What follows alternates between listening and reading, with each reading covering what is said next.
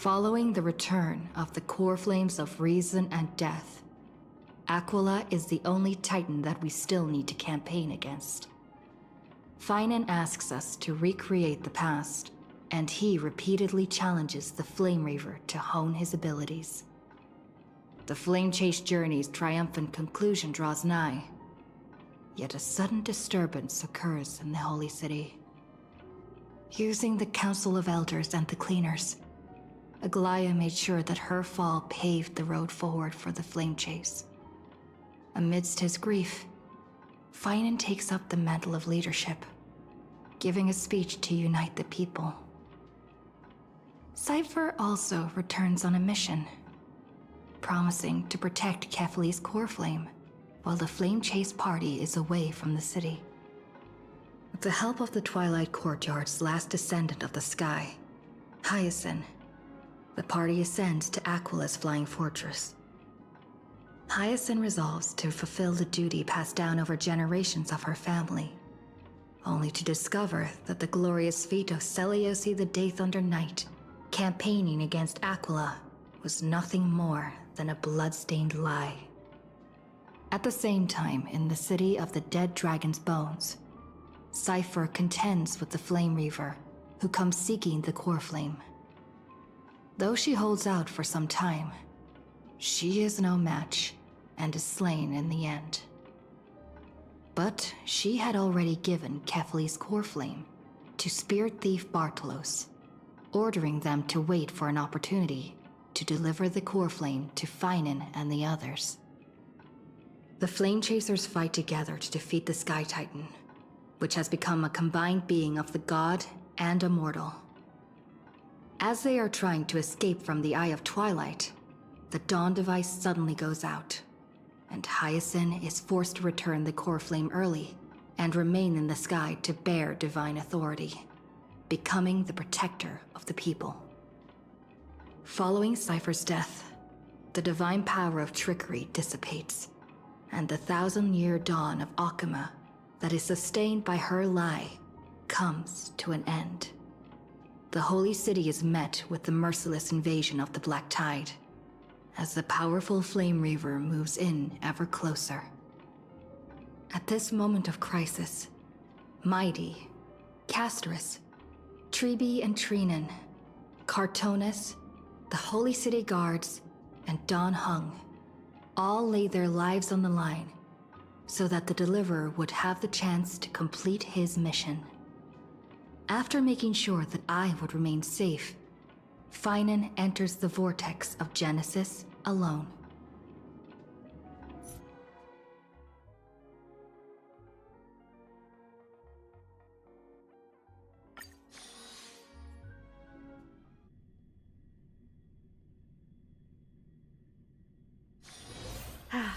Need something? If not, then I'll be leaving. Please stay close to us. We need to rendezvous with Lord Don Hung. We will do everything in our power to clear the path for you.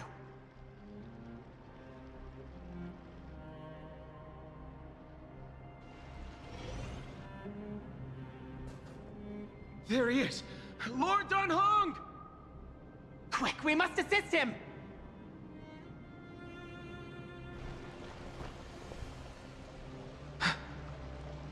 What are you doing here?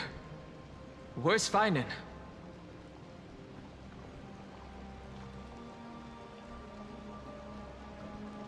We are under Lord Phainon's orders to escort both of you to safety, no matter the cost. Leave this to me and the Holy City Guards. Zeph, take them and go. Wait, Namazani. That black-clad swordmaster. Something seems off. At some point earlier, they suddenly froze in place, not moving at all, like some kind of omen.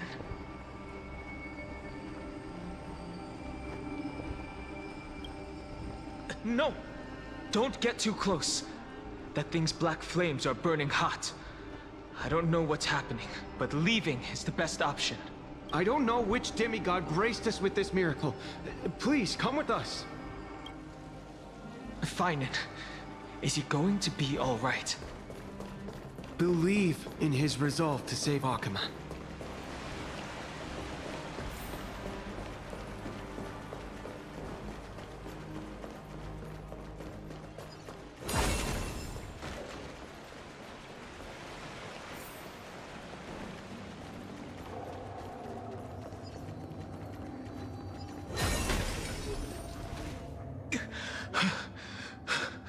The Flame Reaver isn't pursuing us.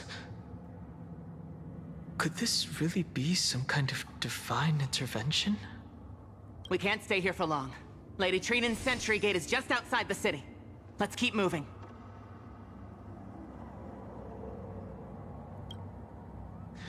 I agree. But Phainon, he must have struggled a lot before making this decision. For now, let's get back in contact with the Express and plan our next move. That's the safest course of action. On that note, I have a proposal. Who's there? I hope to convey a message to the two nameless. Mr. Screwlum? Who are you? Stand down. I order you to maintain a distance of 10 paces. It's okay, guard. This one is not our enemy. It has been a while, nameless of the Astral Express. I'm glad I arrived in time to stop that black-clad one from harming you further. So it was you.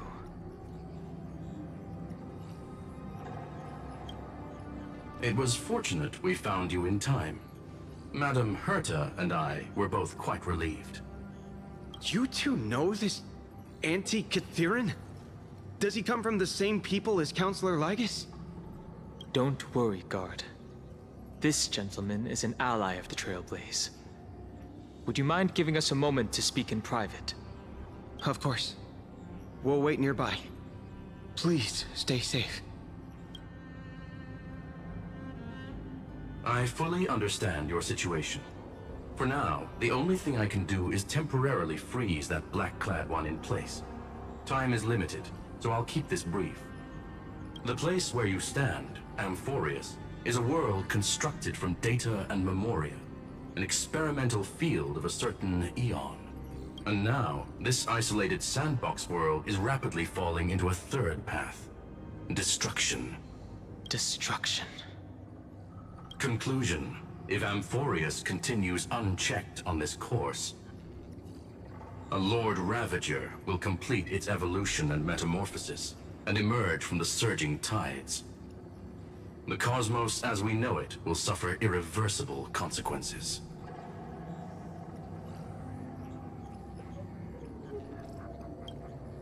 The disaster that this Lord Ravager intends to trigger may be far more severe than the Law Fu's Stellaron crisis, because its goal is the Eon of Erudition. Putting aside the complex details of the inferences involved, I have a request to make. For one of you nameless to stay behind on Amphorius, acting as an informant, in order to prevent the wrath of destruction from ravaging the cosmos. This world is enveloped in a firewall that defies explanation, and the flow of time here is also different from reality. Madame Herta and I can only tear open a gap and project images inside. However, the accidental crash landing of the express car notwithstanding, both of you were able to successfully land here. There must be some principle behind this we have yet to fully grasp. It will take time to uncover the reason. Before then, if one of the Nameless is willing to stay and witness the fate of this world, or to push it along when necessary, it would be of great assistance.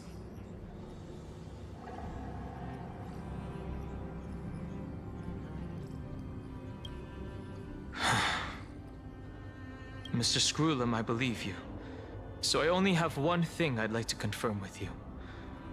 As Amphorius is already facing its end, how can we guarantee the safety of the person who stays behind? Look at this, if you would. This curio is called a chronocognitive anchor. The two of you may view it as a kind of space anchor in the world of erudition. As long as you carry it with you, your individual data structure will be protected and will remain unaffected by the influence of digital tsunamis. When required, it can also serve as a bridge for communications between the internal and external world. Of course, it is not curio with unlimited uses, may only be held by one person. The connection being interfered with. Decide quickly as possible. 2 final messages. 1, the Intellectron named Ligus, possibly the primary culprit behind everything. 2, Bertha discovered a clue. Miss March has already been drawn into Amphorius.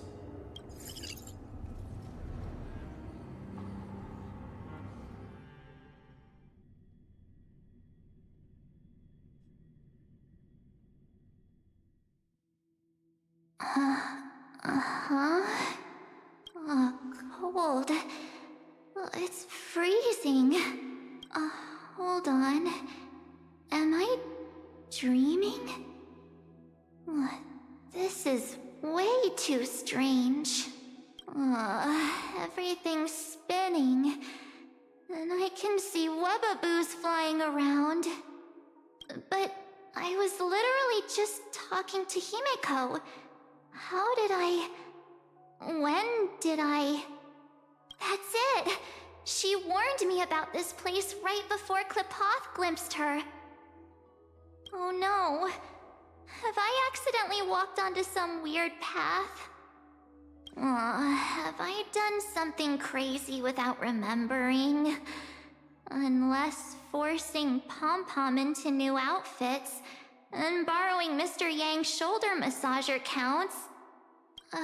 Hold up. No way! Stepping onto the path of elation can't be this simple. Right? Child of remembrance, step forth into the depths of the path space. Who's there? Hey, cut it out. If you're there, just come out and talk, okay? You're freaking me out. I can't even think straight. Hold on. Is that a gate? Cast aside your fears. Step forward through the gate of memory. The voice. Is it showing me the way out?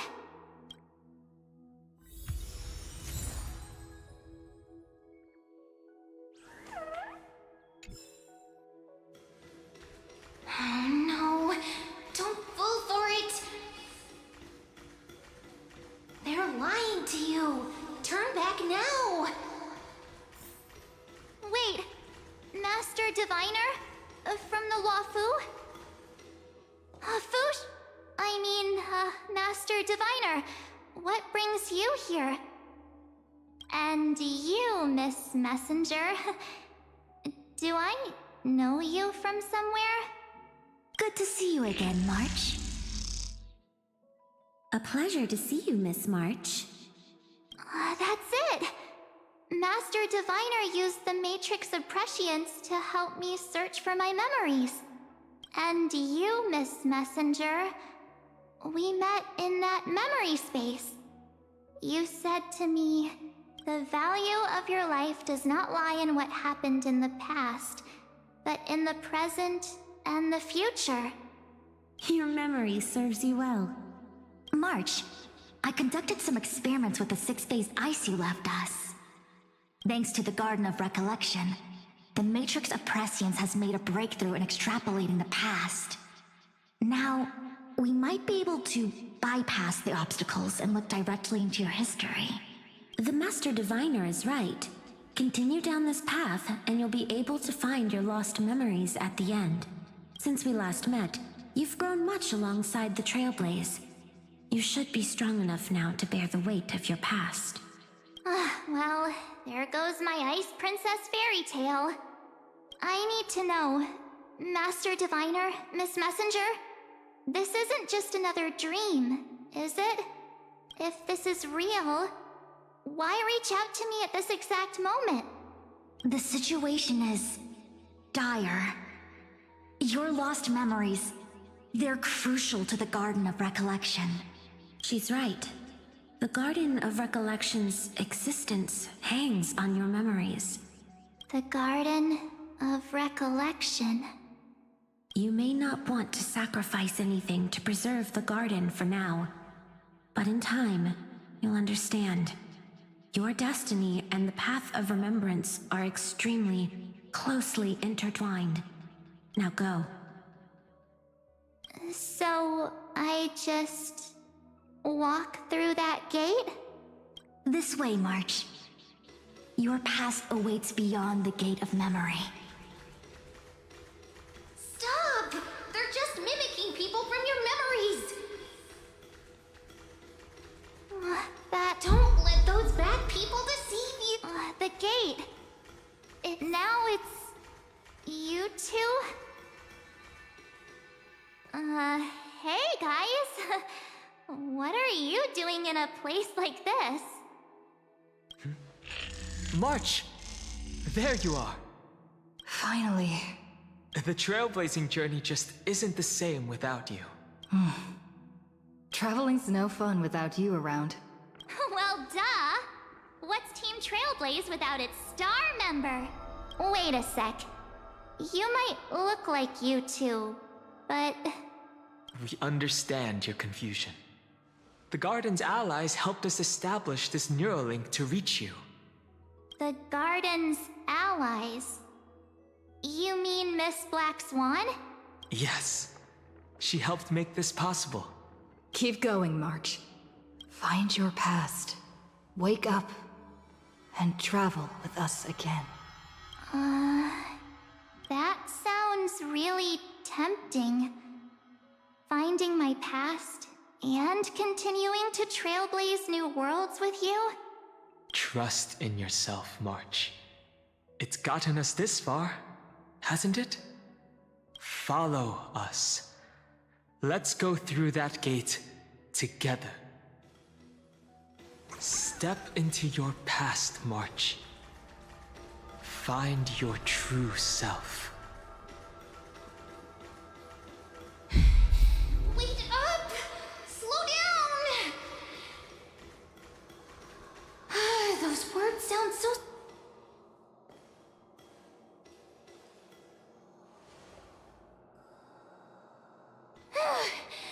At last, I finally caught up. Hey, are you alright? I'll be okay. Just not used to running around. Say, March, got a moment to talk before you make your decision? Wait, that was you? Pushing the gate away? Sending those warnings? Yep, named Cyrene. It means ripples of past reverie. Easy to remember, right? Wait a minute. We actually look quite alike, don't we? Yeah. Your pink hair is just as eye-catching as mine. And we're both bright, pretty, and positive girls.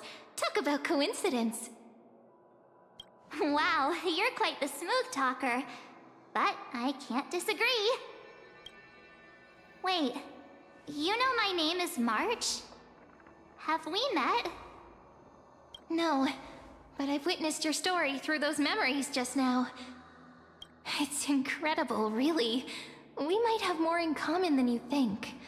I know exactly what you're going through, which is why I don't want to see you exploited or hurt. You know what I'm going through? I know, because I've been exactly where you are. This empty space has been my home for ages. I barely remember what time feels like anymore. But there's something I'll never forget. Trust me, that gate won't give you what you want.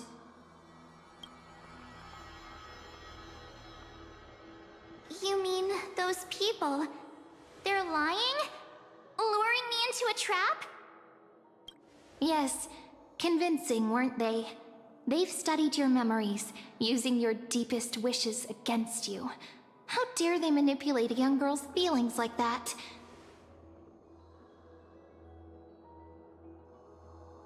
If you go through that door, the worst case scenario is you'll become their pawn, losing control over your own fate forever.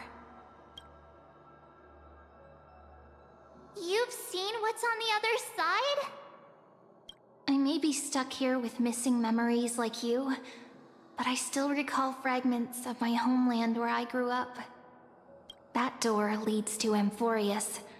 Trust me, it's anything but welcoming. For ages, I've watched people walk through that door. They couldn't see or hear my calls. The voices beyond always promised safety, but I've never seen anyone return safely. So I had to try and stop you. To be honest, I'm not sure what to believe. But the fact that you're here, putting in all this effort to warn me, that means something. Tell me, Cyrene, how can I return to my world? It's really easy, actually. Just turn around and walk away from this place. The girl cannot be trusted. Through the door, save the garden. Both of you, children of remembrance. They never give up, do they? But don't let them sway you. Stick to your path. The return journey could take ages, longer than most lives. But that path will lead you home.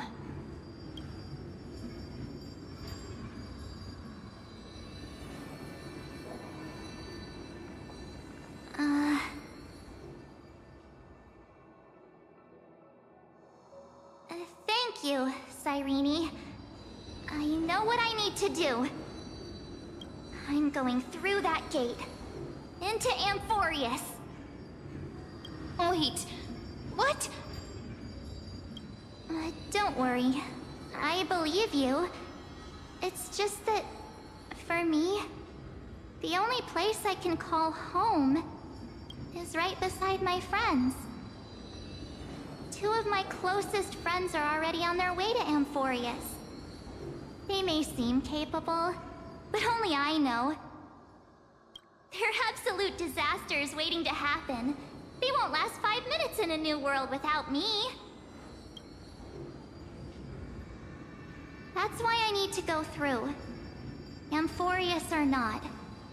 When the three of us are together, there's nothing we can't handle. We'll explore, understand, establish, and connect. After that, we'll find our way home together.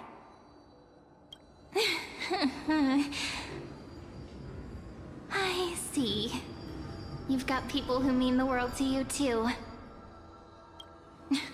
That is so heartwarming. March, if that's what you've decided, you have my full support. Birds of a feather we are, looking all sweet and innocent, but with hearts of fire. Oh, stop. You're making me blush.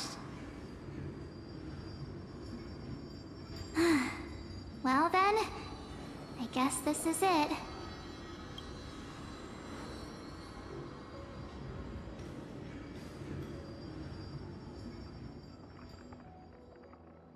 Do you think we'll see each other again?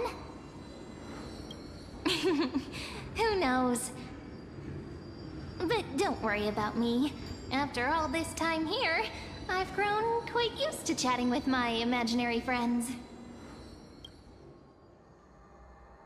Since Amphorius is your homeland, if there's a way to help you, My companions and I will do everything we can. Then I'll look forward to that day.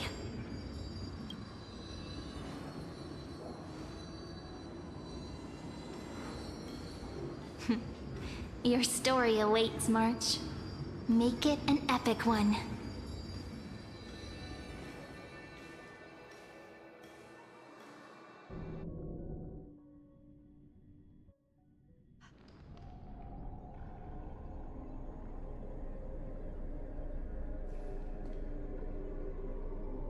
You okay there, friend?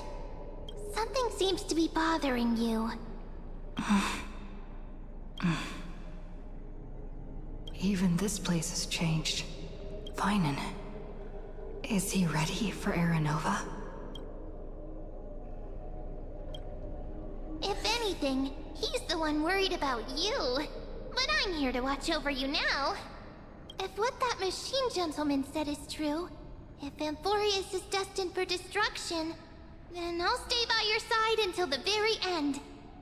Like how you and Dun Hung treasured the Express. Amphorius means everything to me. Right.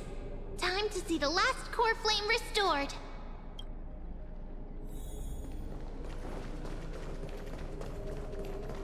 Look, there's Phainon. And wait. Lygus.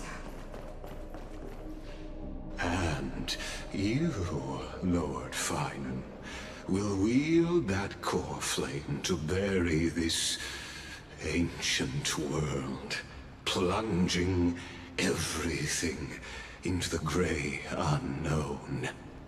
None of that matters now. This brutal flame chase journey has stripped away my delusions.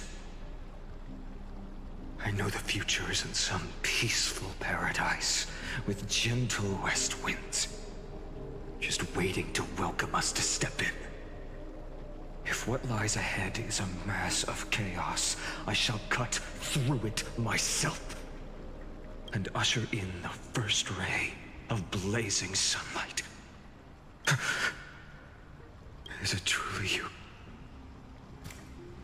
With one last chance to turn back, you still step forward. How befitting of a trailblazer.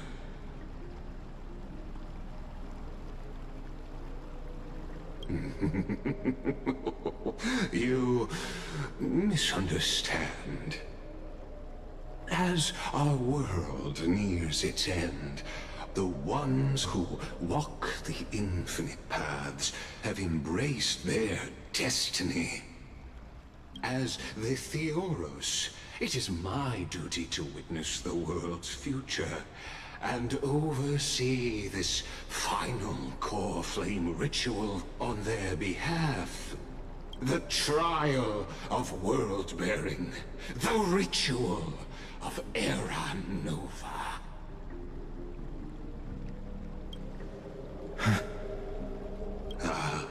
I see. So you met my kindred spirit before I could erase his traces. Partner, what are you saying?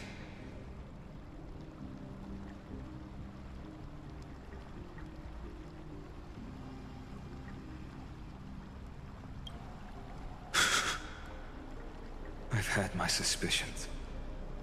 How does a native Antikytheran know so much about repairing vehicles from beyond the sky? Lord Lycus, how much do you truly know about Aranova? Tell us everything.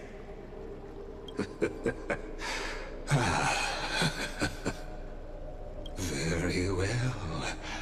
I need no longer maintain this Theoros masquerade. You seek truth, Lord Phainon, and truth you shall have. As you know, when the old gods fell, someone had to bear their broken pillars to fill the vacant seats. Those who would assume divine authority must prove themselves through trials. Yet, for Kephales's demigods, the possibility of overcoming the trials has forever been non-existent. For the world-bearing trial is the divine duty itself. Bringing forth the Era Nova and bearing its weight is an endless ordeal, ceasing only upon collapse.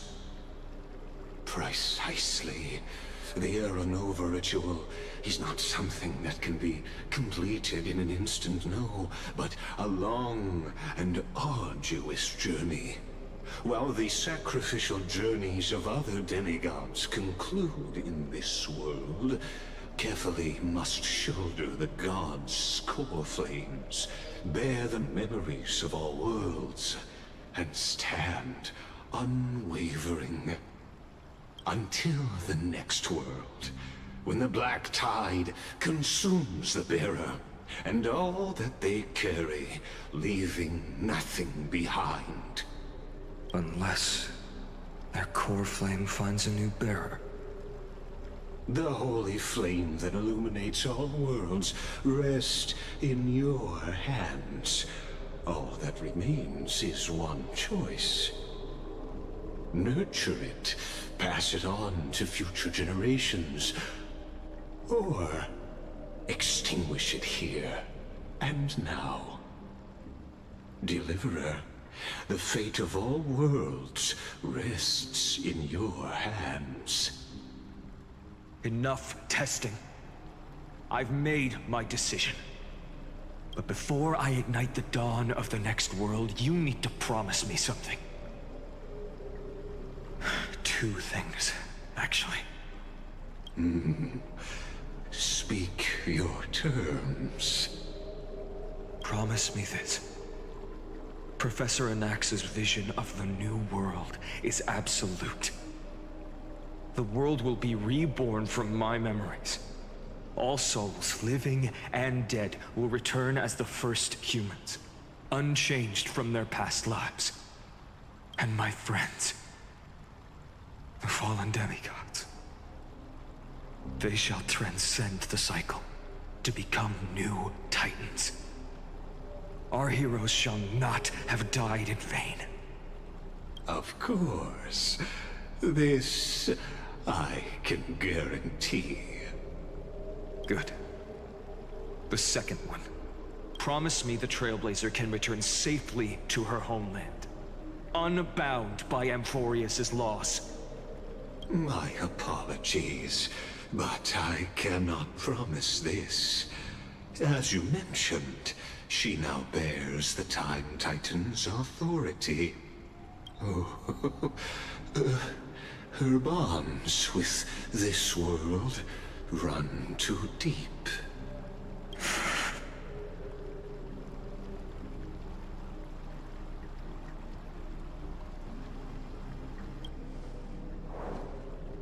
Well, I stand corrected. An outsider like her does have ways to defy destiny. Thank you, my friend, for everything you've done for this world. Though the next world may not remember, I shall never forget. As the Theoros, I declare, Amphorius has determined her path. Step forward, heroes. Follow her path and see it through.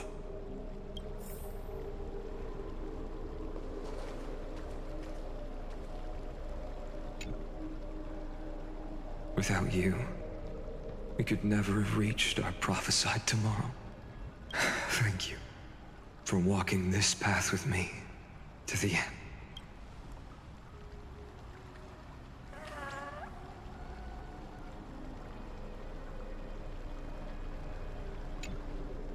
Behold, O gods, Amphorius has achieved her victory, and the Era Nova approaches. The Radiant Soul has arrived, having walked through the bustling nights, bearing the golden fire and blood, stepping with pride into daylight.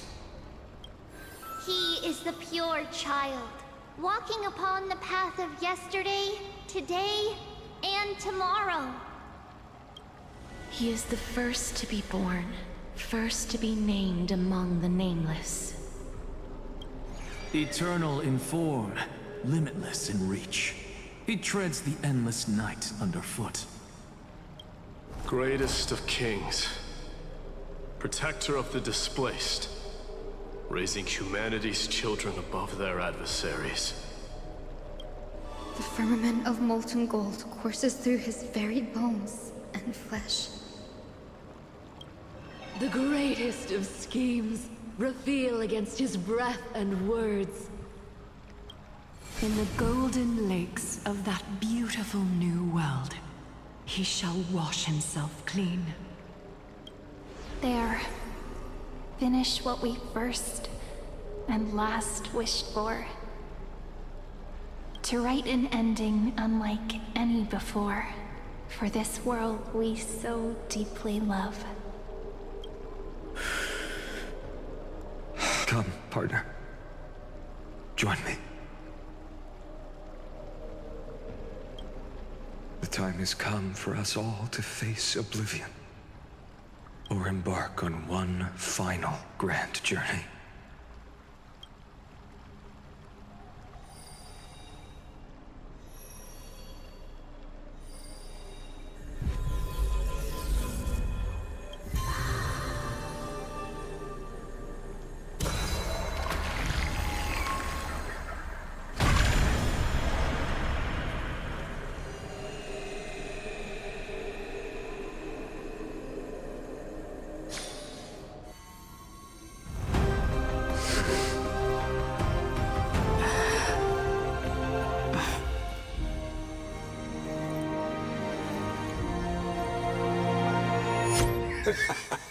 What a magnificent and epic adventure.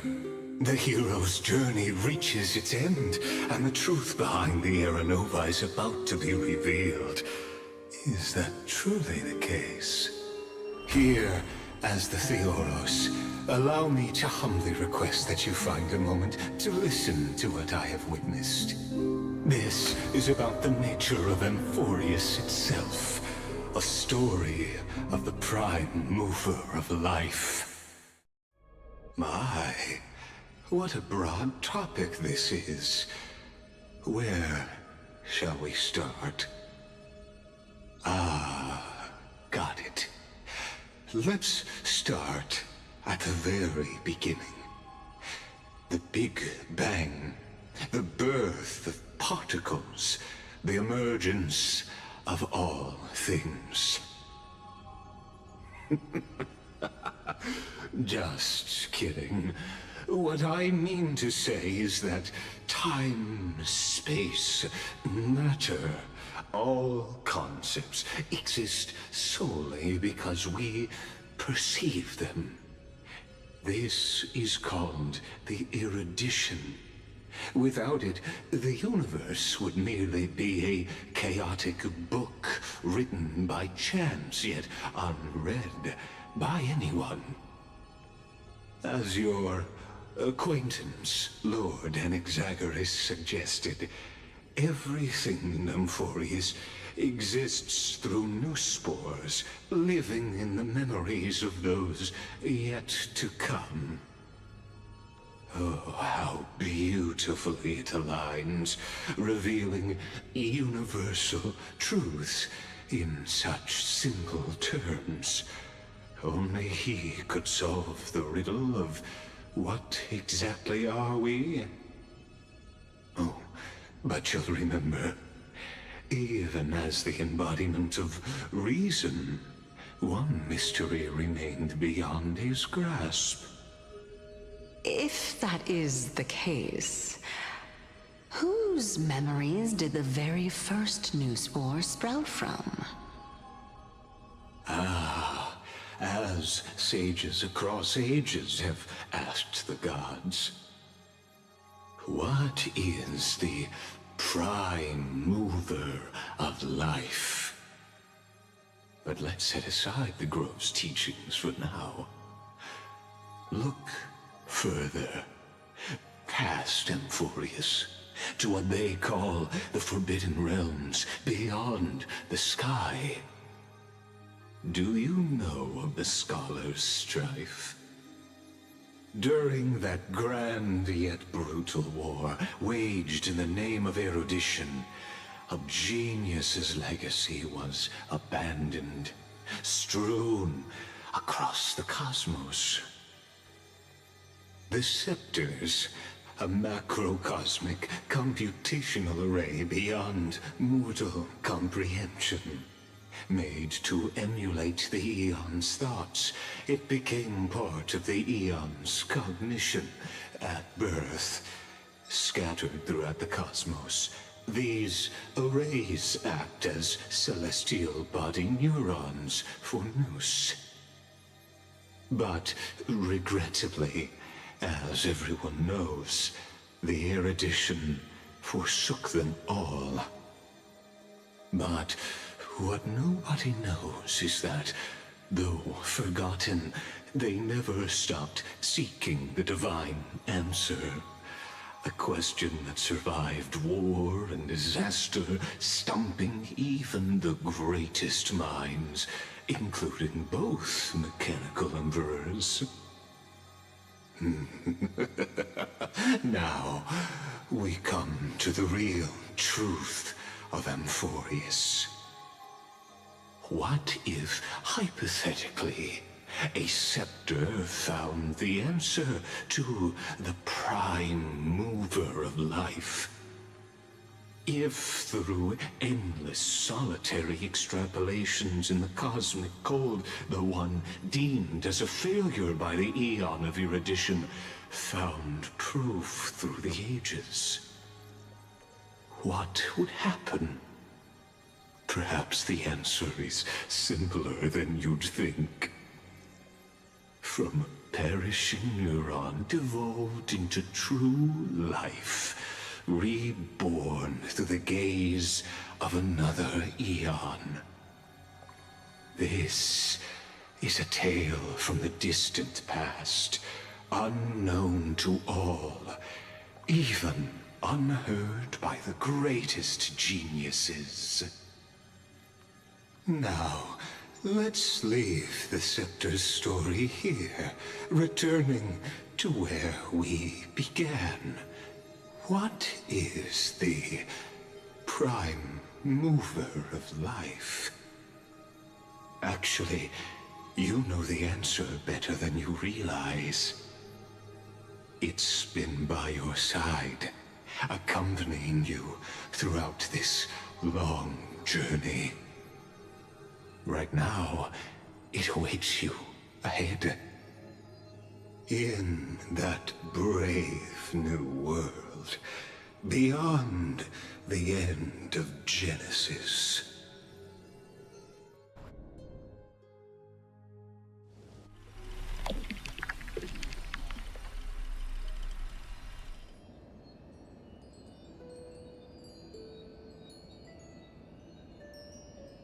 Take this wish with you. Be the one who begins it all. As the prophecy foretold, you will bear the blazing sun until the pale dawn breaks. Continue onward, bearing this world upon your shoulders until the Ashen Hero, the nameless deliverer, ushers in the dawn.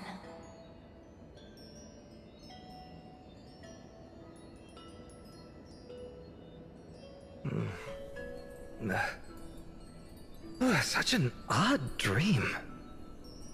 Strange. Like I've dreamed this before, but it all slips away when I wake. Only a voice remains.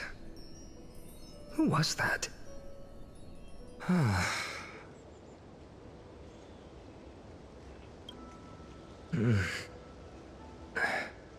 What? It's you. Whoops, I fell asleep there. What a strange dream I had. It's gone now, though. But look, perfect sunshine. The day is still young. Let's go find Cyrene, partner. We promised to be there for her oracle card reading today. It's right about time.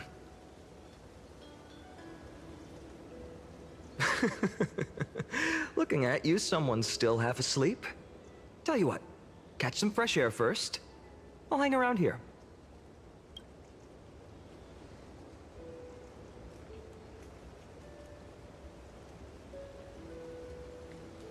Oh, beautiful, isn't it?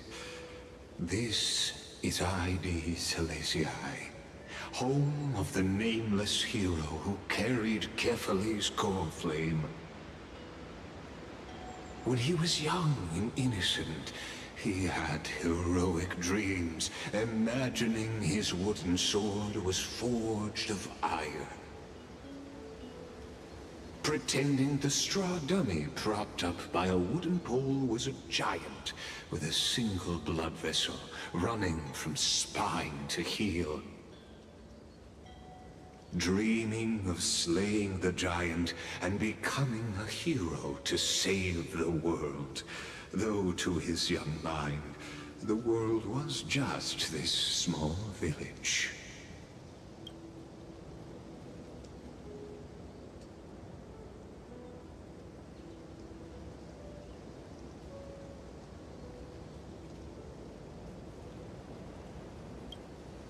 Sharp as ever. Indeed, these memories you witness are the first steps of his journey. These are his first memories. Rather than watching, why not join in? Think of it as immersive theater. Become his lifelong closest friend, witnessing his hero's journey from the best seat in the house, as the nameless hero whose unwavering guidance shaped Phainon's destiny, yet whose name was never recorded in Amphorius's history.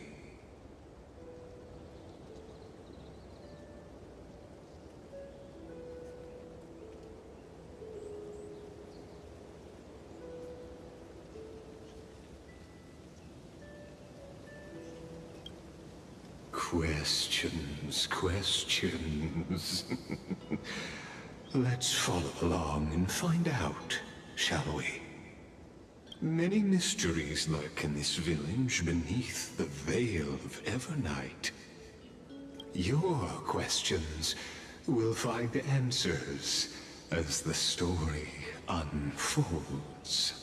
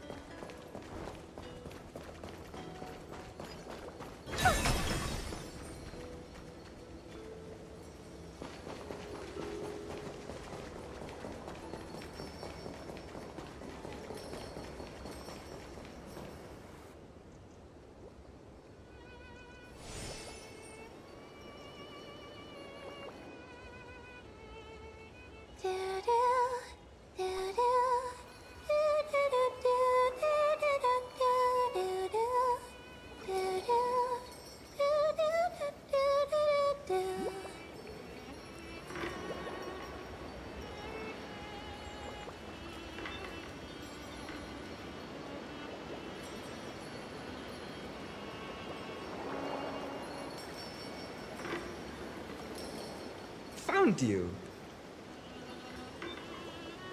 That...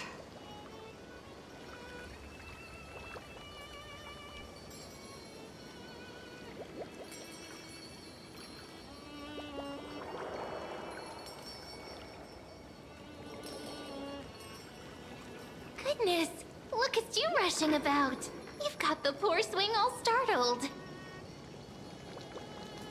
Hmm?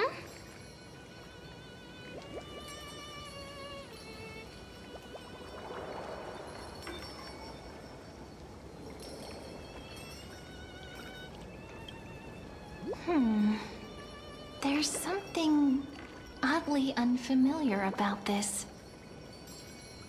Something wrong? What do you see? Oh, nothing much. Just suddenly felt a strange connection. Look at you, leaves in your hair. Were you sleeping in a tree again? Or was it the wheat fields this time? At least brush yourself off before wandering around. Come on, I'm not a kid anymore. You're the only one who still treats me like one. Sure. You may have the height advantage, but when it comes to maturity, I'm leagues ahead of you.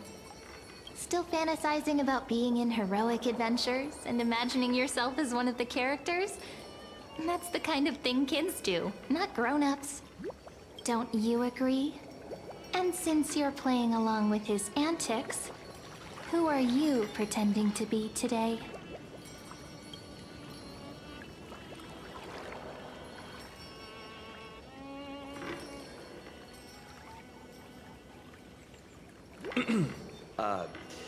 Today, she's going with Invincible Galactic Baseballer. Switching roles again? What happened to being the valiant hero from a distant shore who made that solemn pact to learn the sword? Spare me. Can we not bring this up? Speaking of which, what about those oracle cards? We haven't done divination in forever. Why the sudden interest? I was just about to tell you. Earlier, while napping on the swing, I had the strangest dream. There was this mysterious voice in my dream, calling out for something. Wait, you had that dream too? Yes, you too? That would explain this lingering sense of unease, which made me think of those old oracle cards I used to play with as a kid. Though the Ornyx prophecies were always hit or miss. Yeah, all the kids would get so excited drawing cards like ruler or warrior, but throw fits over devil or drunkard and demand a redo. If you just redo it when you don't like the result, what's the point of divination? The blessing of childhood. Believing the gods might not notice our little corner of ID Silicii, willing to let our small deceits slide. Still, fate is absolute. After all, we never really know just how far into the future the prophecy extends. Anyway, let's go to our old secret base and look for those oracle cards. Now, where did we hide those? I can think of a few spots. Let's go check it out. In a village this size, I bet all our childhood treasures are exactly where we hid them. Mm-hmm. Time must be keeping them safe for us.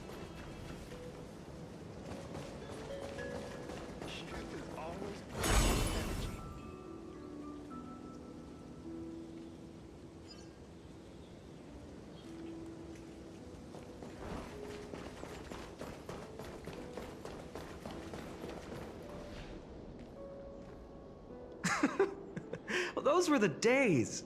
We'd always meet either by that statue in the village or right here. Right? And I remember you never used the front door when you wanted me to come play. You always climbed over the wall. You were such mischief makers. Just like a certain someone who has a habit of showing up unexpectedly. Right?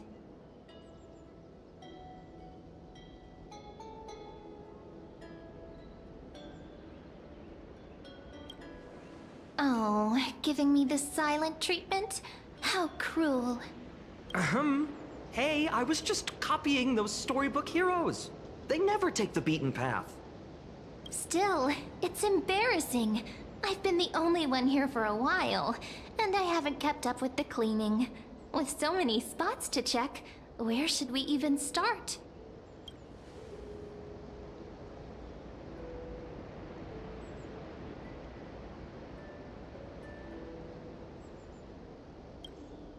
Come to think of it, I haven't checked the roof in forever. Worth a shot, right? All right, let's split up. I'll handle the yard. You check the upper floor. I wonder what the view's like from up there. Worth checking out?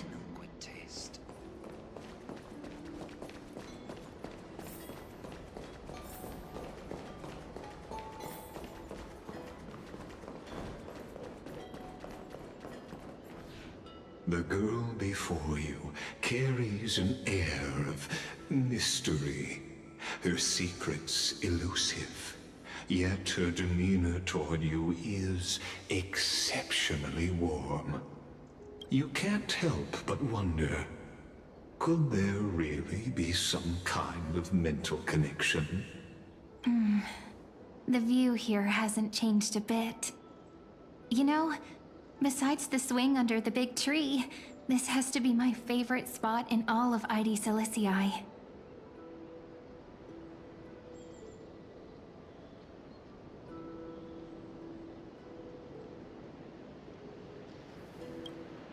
Hey, what are you doing?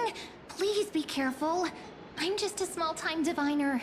I can't turn back time if something happens.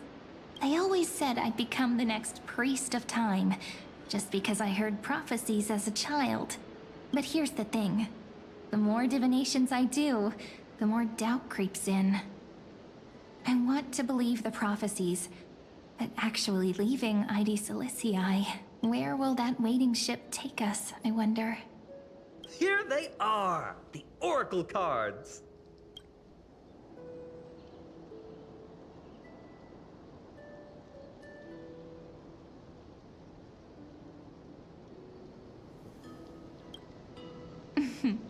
Guess reminiscing makes us take our time, doesn't it? There we go. Looks like the gods do listen to our thoughts. Here it is! This is the box where we kept the cards. But the cards are gone. Who could have taken them? Huh? What's this underneath?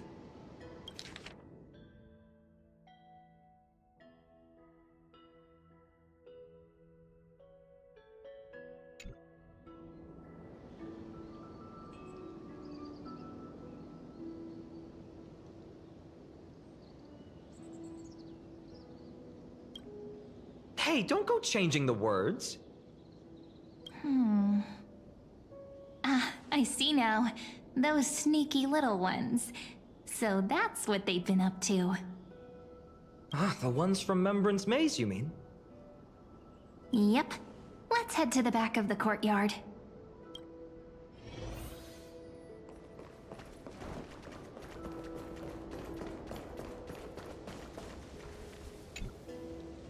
The entrance should be around here somewhere. Right here. The path to the maze is hidden under all these weeds. It's been too long since we visited the fairies.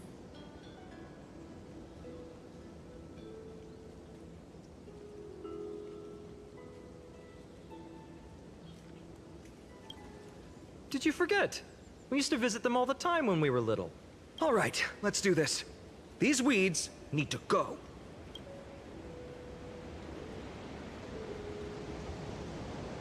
Pretty sure this is it? Should be this way. There it is! The entrance! That hollow in the tree.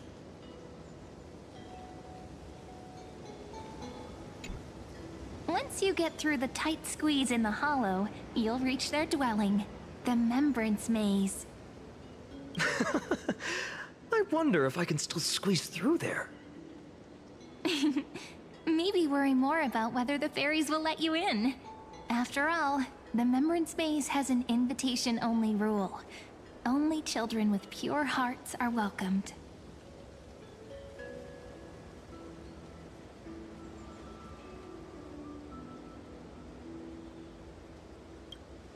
Trailblazer profile? What's that? Regardless, how about we try getting through the hollow first? After you, then. What?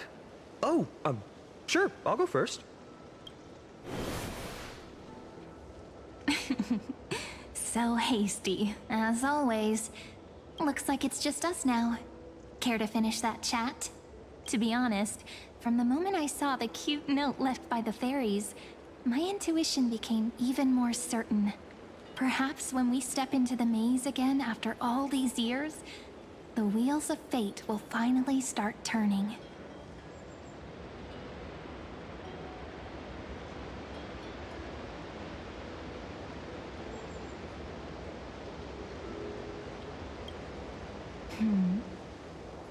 What if I am? What would you do? Just kidding. Don't read too much into it. But you know what? Even if fate is set on its path, no matter where it steers the world, if we're together, there's nothing to worry about, right? So, if you're willing, forget it.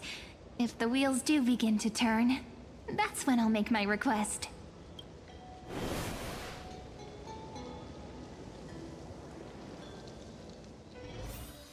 I made it! Oh, that wasn't easy. I can't remember the last time I came. Wait a minute. Are you? Whoa! Look who's finally back, Memmy! Snowy, you've grown so tall and dashing. I couldn't even tell it was you at first. We had to grow up. Sometime. But look at Rini. She hasn't changed one bit. How fascinating. Perhaps I'm like you, Rayleigh Mem. Just another fairy of the maze.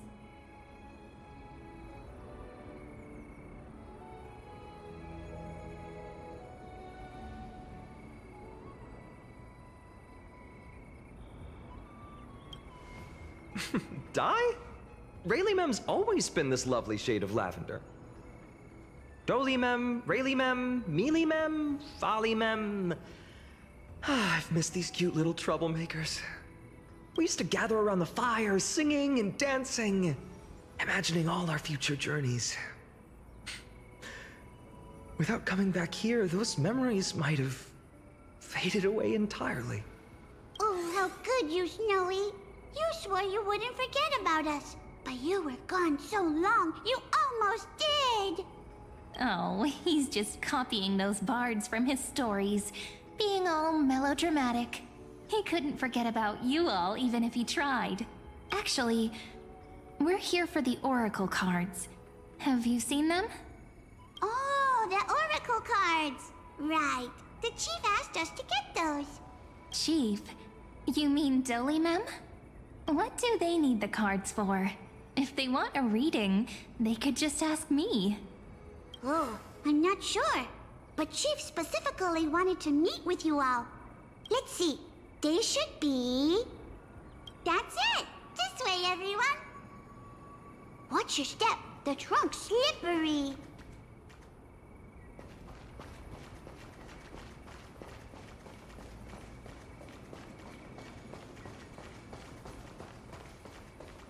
Chief! Rini and Snap.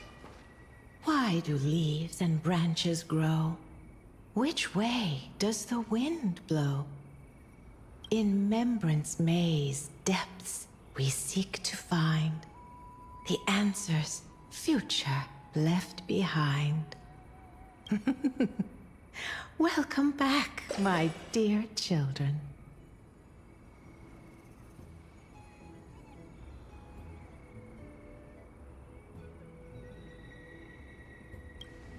Pink ones?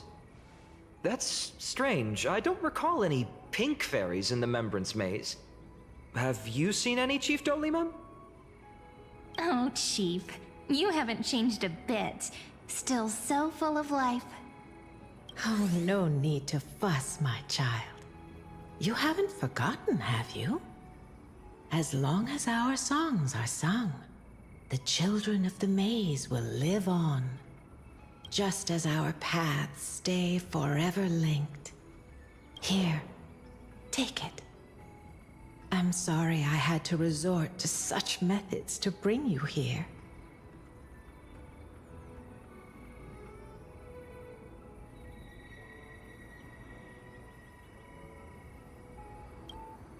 My book of oracle cards. Thank you for keeping it safe. You know, you can always just ask if you want me to divine something. Still, bringing us here like this after so long. Is something wrong, Chief? Yes. The Veil of Evernight whispers to us once more. It tells of a new fairy who will soon enter the maze.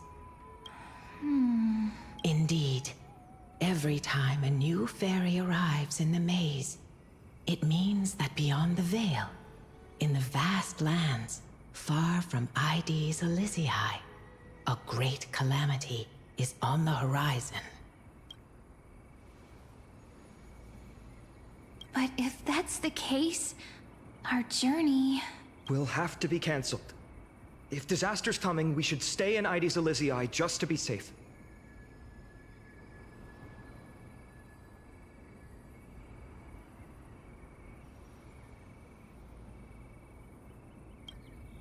That's a good point.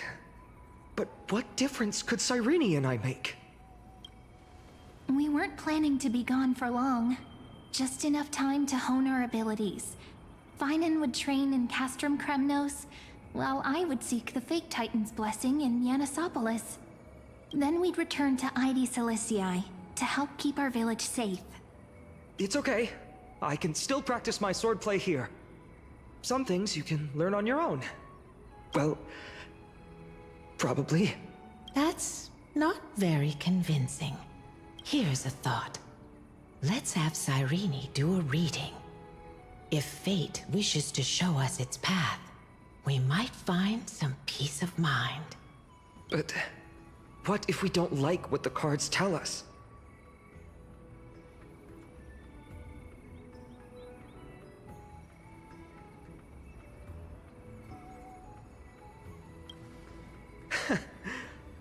Never thought of doing it that way before. Thanks, partner. We'll do it your way. Whatever the cards show, we'll face it together. Ask with a true heart, and truth shall answer in kind. Close your eyes, and let's open the oracle card book together. Let your thoughts flow like stars drifting on the river, carried by fireflies and gentle winds. Your destinies flowing towards the same future. Now, shall we begin? Oh my! The cards are quite responsive today. Very well. Let's see what future the oracle cards wish to show us.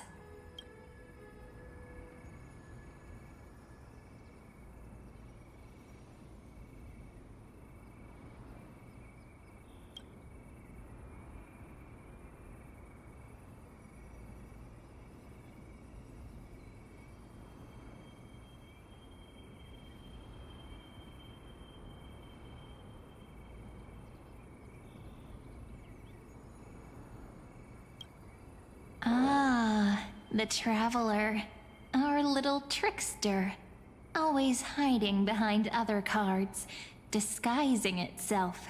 What a rare catch. Over here! Or perhaps here! Gotcha! You'll have to be quicker than that. A teasing voice. Just like a child playing hide and seek. Surely only a master of mischief could pick up this card. Behold, the Weaver. It connects the romantic threads of the chrysalis of gold, weaving all destinies into golden silk that flows toward the most brilliant, magnificent future. A dance of thread and blade set the stage. So shall it end as gracefully as it started. Such elegance. The Gold Weaver must be of noble birth. Such high standing. I doubt someone like me could ever reach it. This is the Gatekeeper, who guides people to their true path among new... Strangely comforting. The ruler stands for discipline, authority, and glory, but frequently also points to isolation and warfare. Even should you pledge your loyalty to me as the last sovereign, the glory shall be mine and mine alone. He who has slain a king can no longer bear the title. Let the withering lion walk his last path alone. Is this showing us a ruler who forsook their people? Stories of such bloodshed like this feel so different from Heidi's Elysiae. But they sure can stir the imagination.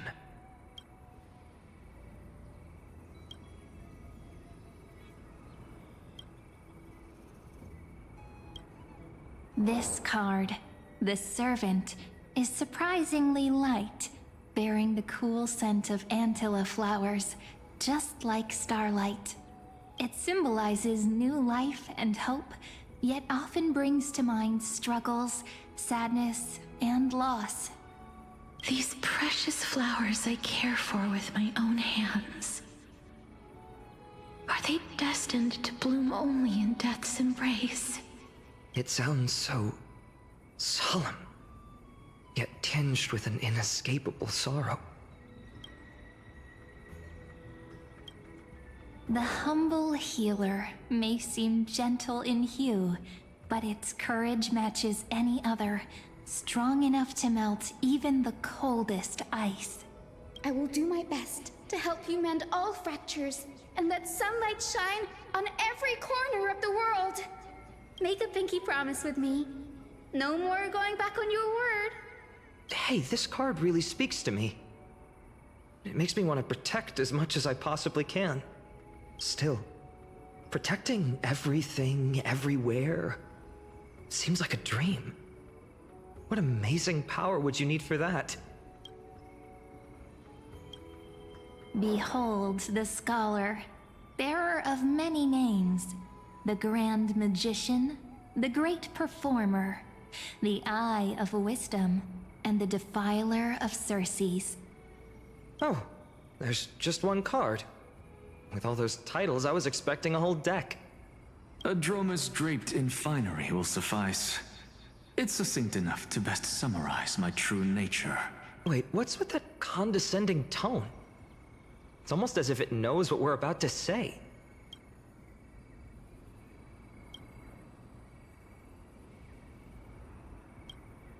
The Deliverer.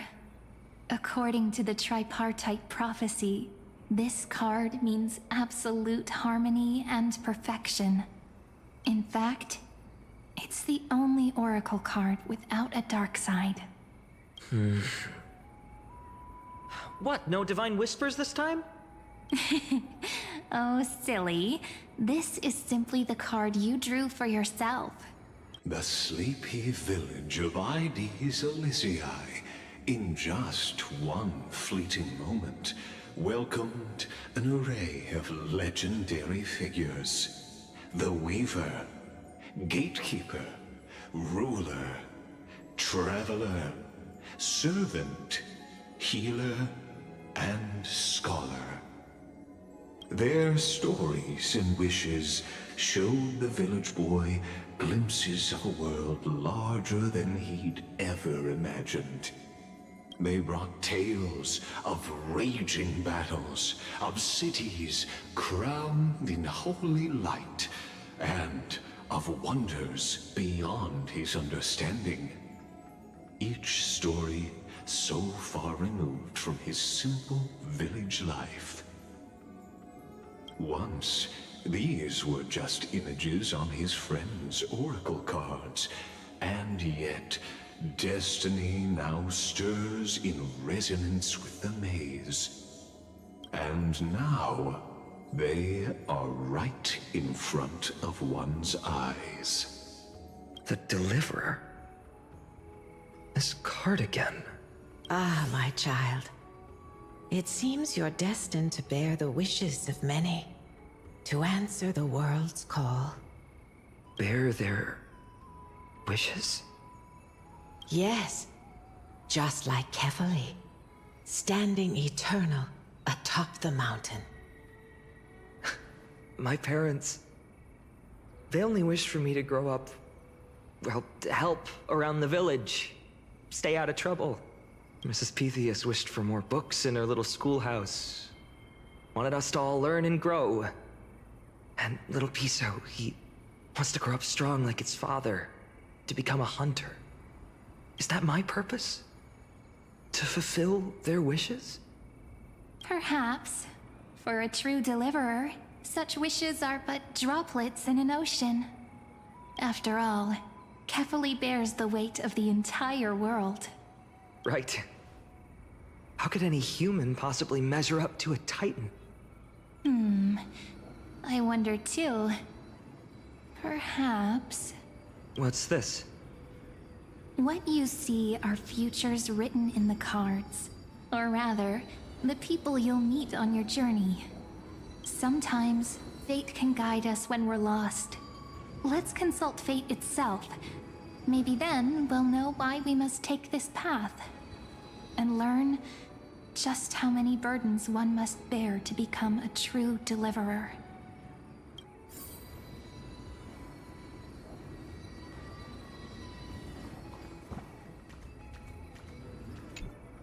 Personal wishes? I have none. Only the Era Nuva matters. The world's rebirth. Yet, if I am to weave a new era, then it may be one where kindness and her cleaners shall never tread. These crawling parasites have no place in Akama, especially not under the deceitful claim of human rule. That noble lady? The way she speaks, it's like ice in my veins.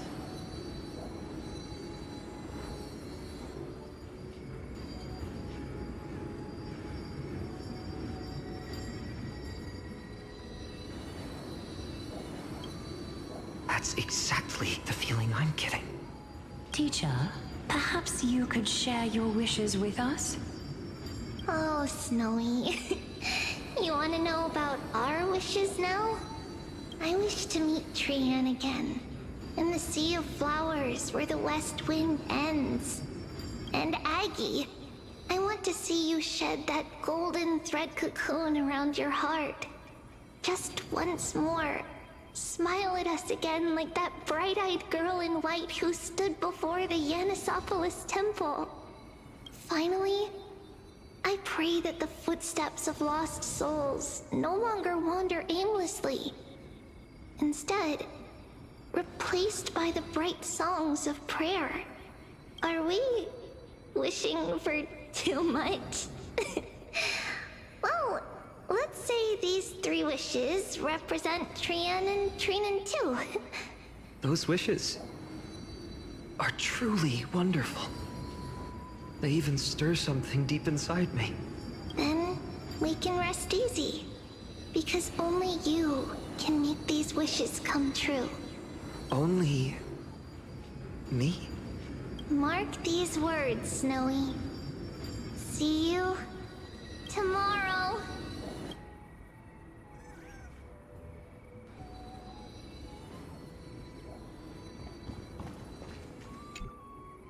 Well, well, if it isn't our little deliverer, my wish.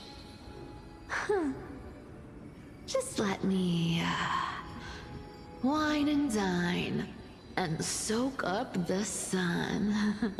For another millennium or 2. I mean, what's the point of dying rich if you never lived rich? Right, Princess Homebuddy? Cypher, that's not how I see it. My one wish is to find that missing piece in my life. To feel someone's embrace once more. That warmth. I've felt it before, and it's my dearest memory. And speaking of riches, for someone with all those treasures behind your divine power, you've led a pretty cheap life. Ouch! Where did that come from? Right for the jugular, huh? What about our friend from the Grove? My wish came true before I touched the sky. I transformed my healing power into gentle sunlight, distributing it equally to every life I cherished and loved. You two are so selfless, aren't you? No surprise Aglaya wanted you for the flame chase journey. You know what? I did have one wild dream. To know what it feels like being born a noble lady, drowning in riches. Just think, if I traded places with that seamstress, me in the mansion, her on the streets. I'd like to see if she'd still become the gold weaver then. Maybe I'd even take her place.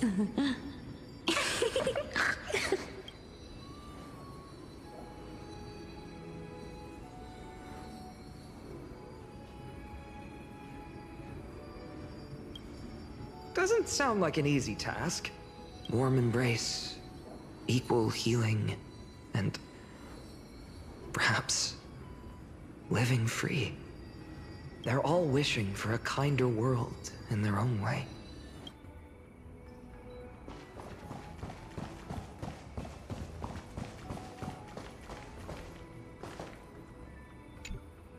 Phainon, my student. Must we go over this again? Listen well. I detest the word wish. It reeks of mortals crawling before their gods. My life's work is done. All that remains is for you to take the final step and prove the ultimate truth. I, Anaxagoras, shall become a god of the new world. Through irrefutable logic, I will prove that mortal wisdom can achieve divine greatness. Isn't he, you know, a little... I mean, I just daydream about hero stories, but he's fantasizing about becoming a titan?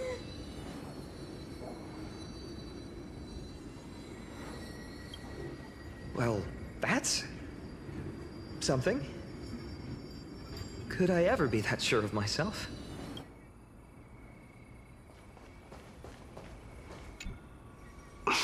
Phainon? Since when did you become so timid? Asking such juvenile questions about wishes.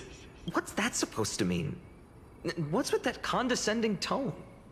No way I become friends with this half-naked show-off, right?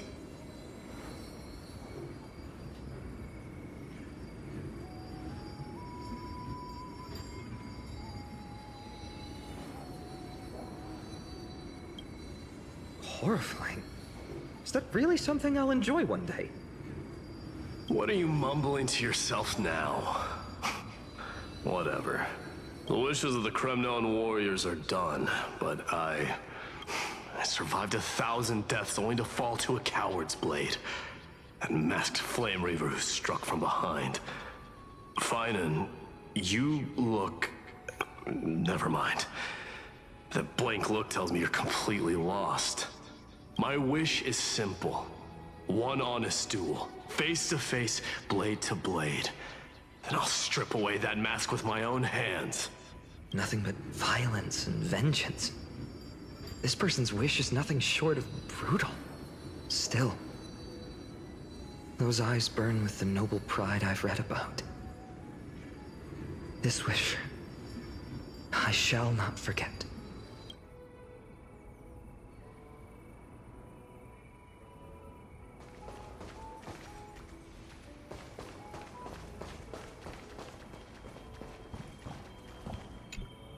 So tell me, has the uncertainty in your heart begun to fade?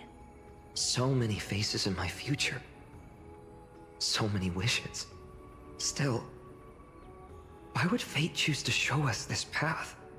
What's weighing on your mind? Didn't you say disaster would strike Amphorius? If so, shouldn't Cyrene and I stay in Ides Elysiae?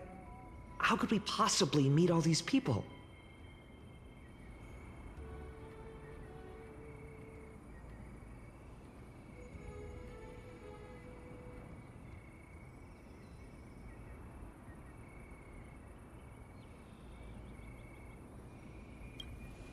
If that's true, then who will protect everyone in Ides Elysiae? Cyrene, may I have that deliverer card? Of course. But why? Although those voices, visages, and wishes may seem far away now, I can't ignore the sense that something is calling me, bidding me to take a hold of it. Maybe its true weight can only be known once it's in my grasp. In that case, accept this gift. Oracle cards carrying time's wisdom, blessed by Orynyx. May they journey with you, become your memories, and spark rippling waves of change in times to come.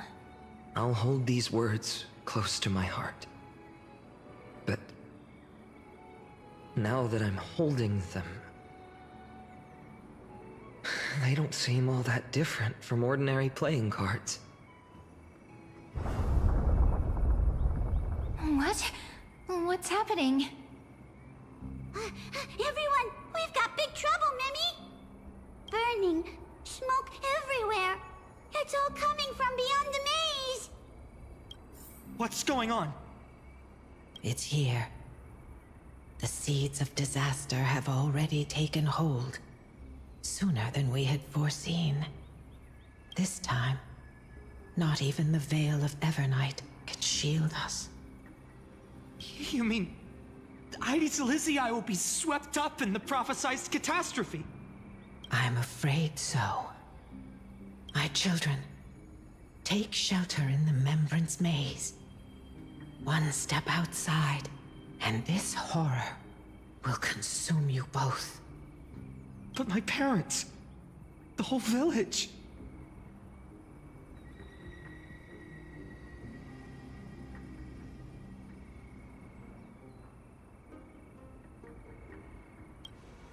You're right. Chief, what are we truly facing? Is this the power of a Titan? This is beyond any Titan. Beyond any danger you could overcome with strategy alone. It's an unspeakable horror that twists all life into abominations that never bleed nor cry. Even Titans fall to its corruption, burning from within until only empty shells remain, knowing only death and destruction. The Black Tide. That's what this calamity truly is. It consumes all in its path, sparing none but the Membrance Maze. Not even Titans can... Yes. So please, don't leave this forgotten realm the gods abandoned. You are the first to uncover our presence, and the only two who can enter the maze. We don't wish for you to throw your lives away. Phainon, what path do we take?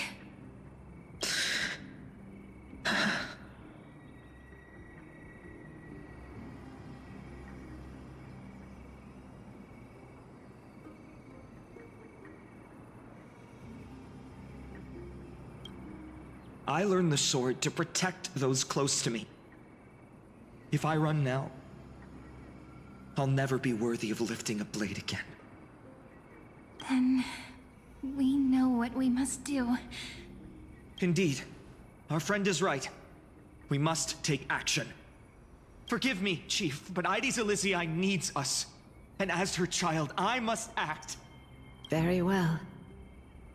Make sure you protect yourselves. With me, Cyrene. Join us, my friend. Even without a sword, I'll take a rake. Even with the roughest steel, I'll keep our home safe. Deliverer. The card's truth extends beyond its mere literal meaning. There's another hidden layer within. Not someone perfect from the start, standing high above, casting merciful gazes upon the world, but one who starts small, from a humble village, expanding their world within step by step, learning to save others as they grow. When we were little, I told him I wished this world would never need a deliverer. Now that wish has shattered. Yet I'm glad he's chosen to walk this path. And all of this happened because you believed in him, friend. Shall we? It's only when you're by our side that Phainon and that our hearts find their courage. I know you're watching us right now. Aren't you, great hero from the future? Oh, Deliverer. Such cruel irony. Though destined to bear the world's burden, this boy can never become the hero to bring forth the dawn.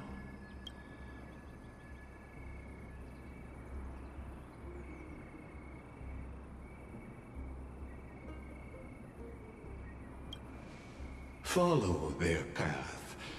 Bear witness as this man, forever denied the mantle of hero, takes his first step on the path to deliverance.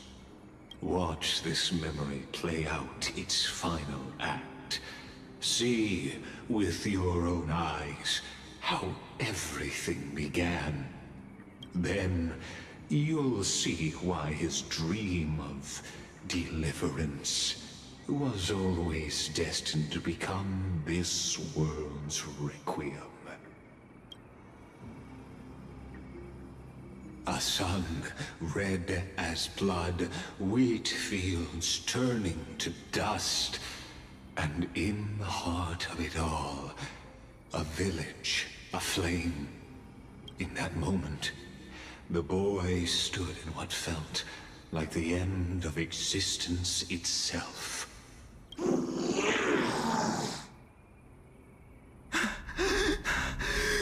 These creatures, they're everywhere. Someone, anyone, where are you? No, it can't be.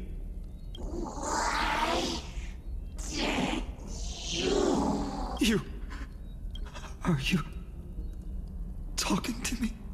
I don't want to die.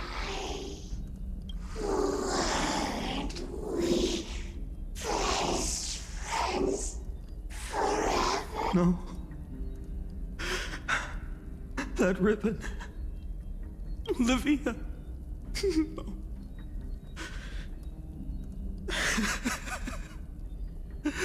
I should have known. Save us. Save us. Us. Please.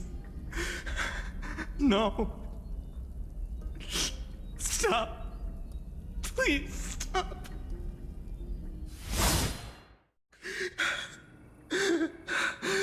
Olivia, I'm so sorry. And these monsters, they're all...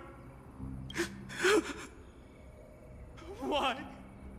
Why is this happening?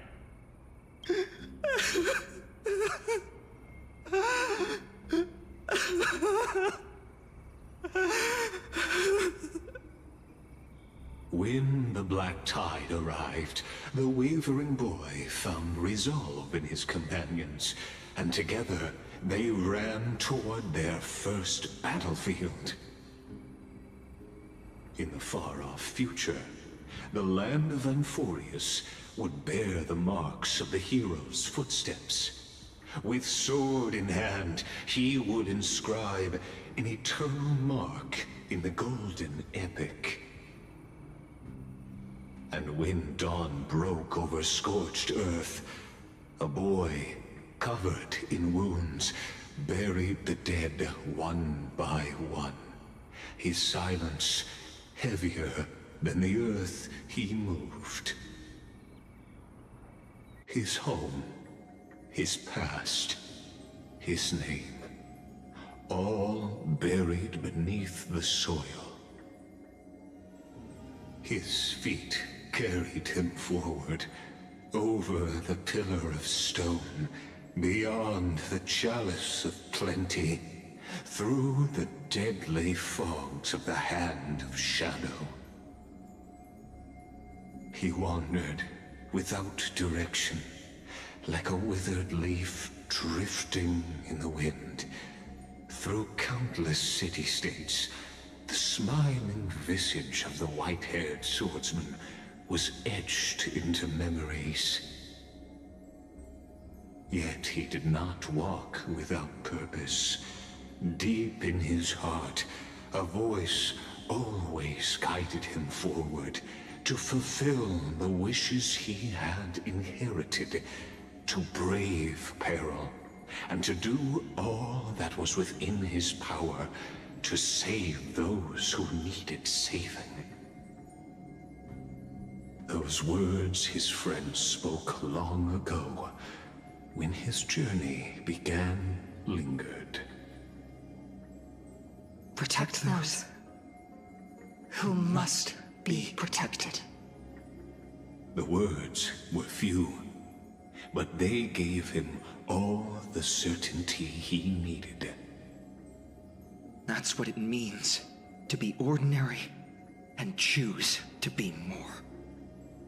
Onward he walked, until the call of the flame chase journey thundered across the land. In the vision painted by prophecy, humanity would triumph over the gods, seize the core flames, and ignite a new dawn for Amphorius. Yet losses are a constant on the flame chase journey, where life too seems as small as a speck of dust. Only one who treats the world as their teacher can bear its eventual destiny. Are you prepared for such teachings? The voice within spoke, and he answered softly. No matter. My existence is of no consequence. When the Gold Weaver called, he answered, traveling to the holy city. There the elders met his warrior's spirit, with nothing but scorn, condemning him to the barracks in derision. No one saw it coming. Not the world, not even him. Yet, this nameless recruit stood at the gates of legend. And there, at last, he found the ones who would walk his path right beside him.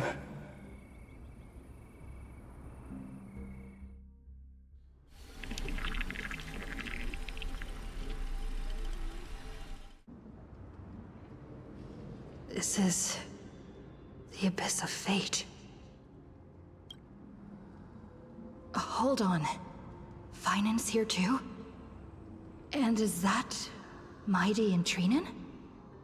And now, Act 2 of our immersive drama unfolds. They're evacuating the temple. Why now? Are you insane? That blonde man is the Crown Prince of Krymnos. Mess with him, and every last person in this city could wind up dead. Calm yourselves. The Holy Maiden has everything under control. We need only wait patiently.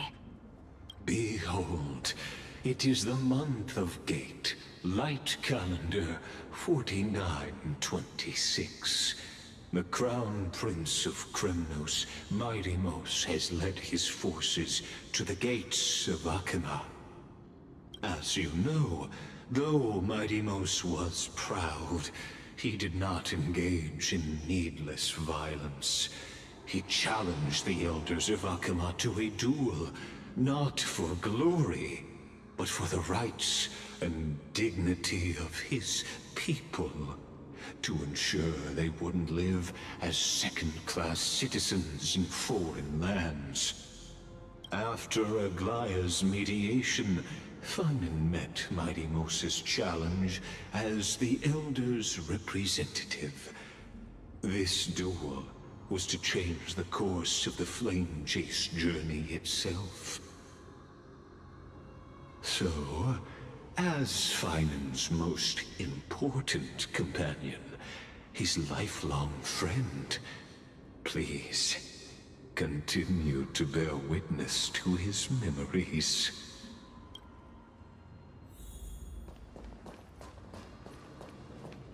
Is this your idea of an honorable duel? Bloodshed isn't the way. We and Aggie don't want to see Chrysoceres turn on each other. True warriors know when to sheathe their blades. The impartial Talantin shall oversee this duel. You need only place your offerings upon their scales. Something that has more weight than the fate of the world. Which means only those who understand the world's weight are worthy to carry it. Is this how you plan to test our convictions? Well, Kremnoan, looks like you won't be able to punch your way through this one. It makes no difference. One last chance, new recruit. Walk away, and I'll spare your life. Otherwise, come and face me. I'll give you a warrior's death. Hard to imagine they once clashed like this. Holy Maiden, I can't help but feel like a pawn that has stumbled into some greater political game. Every hero was once a child, and every child must grow. That's so. I don't even know why I'm standing here right now. Look at me. Just a common soldier. Since swordsmanship won't decide the winner, Lady Goldweaver should be here instead. My devotion to the Holy City could never compare to hers. What if we told you this duel isn't about winning or losing, but rather in the choice you make? Are you saying that Lady Goldweaver is testing me? Every Chrysocer is indispensable to the Flame Chase journey. And you and the Crown Prince of Kremnos are both a part of the prophecy. What the duel marks is not an ending, but a beginning. So, listen to your heart. We wish only to hear your answer. True enough. The voice within has never failed me. It doesn't matter what the result is. I'll give it everything I have. Spoken like a Chrysocer. Now go, Phainon. Your journey has only just begun.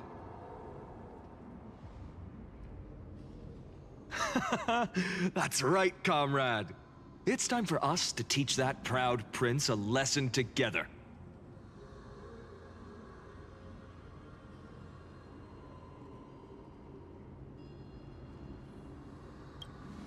Me? With him? Don't joke around like that. Still, on the topic of the Temple of the Three Fates, here we are, at the Temple of the Time Titan.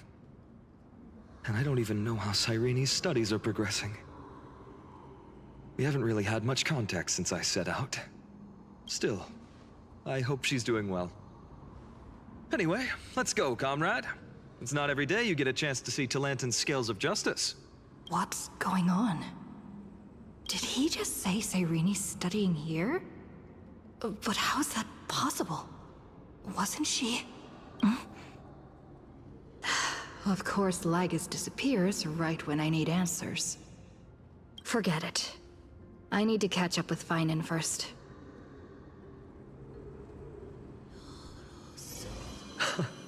Amazing!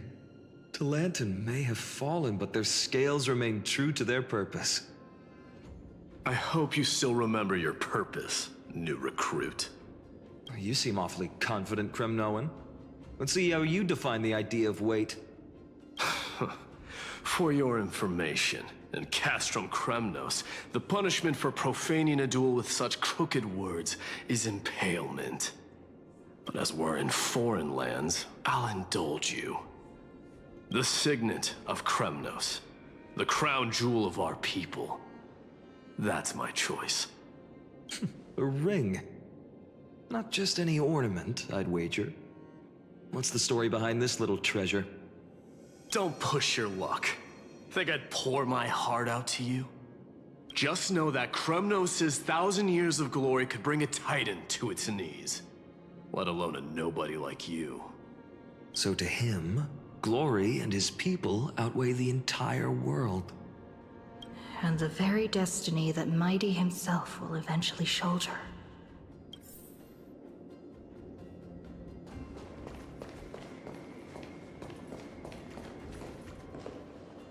That's easy for you to say. I'm just a Holy City guard up against Kremnos' walking war machine of a prince. Don't you think this is a little bit too unfair? That's easy for you to say. Don't you think... Don't overthink it, Phainon. Trust your heart. Now this is a tough one. What can I possibly offer against a ring that signifies so much?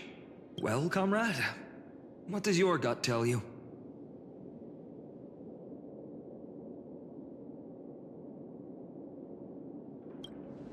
Looks like we really are on the same wavelength. In the end, there's only one thing I can trust. The deliverer that appeared in my life on that day. How ironic. I can't even look at this card properly, much less follow where it leads.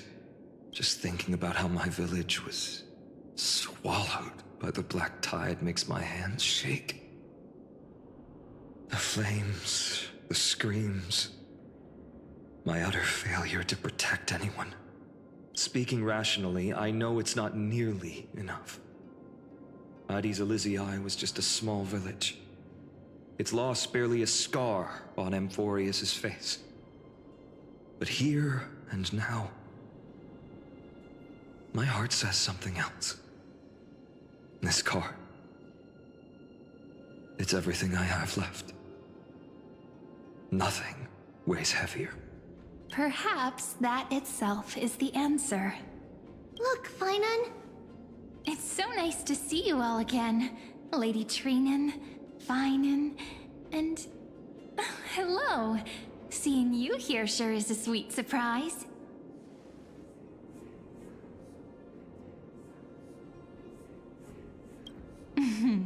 Why so surprised? Could it be... Did you miss me? Cyrene? This is... incredible. I was literally just thinking about how you might be here. But I'd never imagined I'd see you this soon.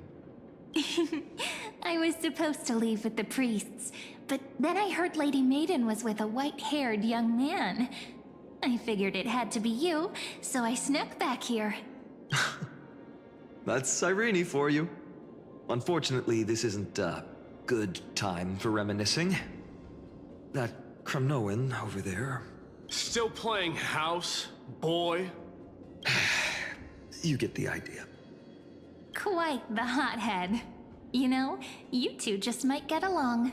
Don't worry, you already know what the answer is, don't you? If that's your choice, I am with you. I am with you because I remember it all too. The fields of Aedis Elysiae, those red leaves, That little swing of mine beneath the tree where I dream the sweetest dreams. And those dear fairies in the Memorance Maze. It hurts so much knowing they're gone forever. The pain speaks for itself. Our hometown may have been just a tiny village, but to us, it was the whole world. But that's not enough, Phainon. Not nearly enough. Even though hatred can help people grow and turn a boy into an unbreakable warrior, what you need now is victory. You can't just stack the scales with your past suffering. You have to throw the weight of your future onto them as well. The future? What do you mean? Maybe that was a bit too cryptic for you, but it's actually really simple. Why not have our mutual friend here stand on the scales with the Deliverer? How about it? Can you help us?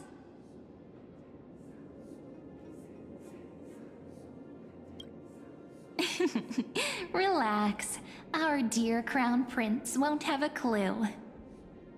Let's try that. The fate of Akuma hangs on this duel. I must claim victory, for their sake. I will stake everything I have. Stand with me, comrade, and we shall become heroes.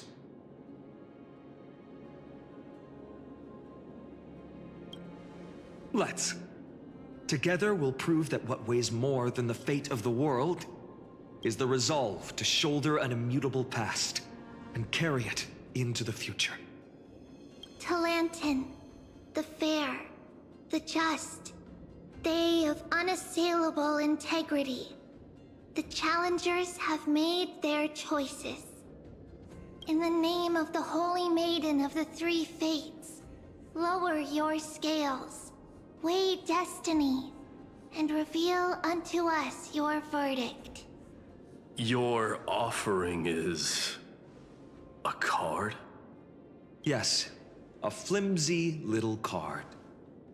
That is my choice. Just know that it's called the Deliverer.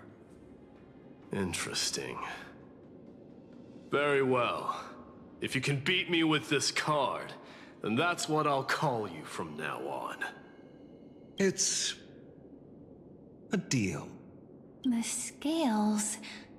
they're wavering. Talantin is deliberating on the outcome. It appears the convictions of both sides are... equally matched.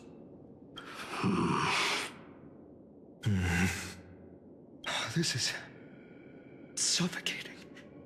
Like the whole world's weight is on my shoulders. But I believe what my heart tells me.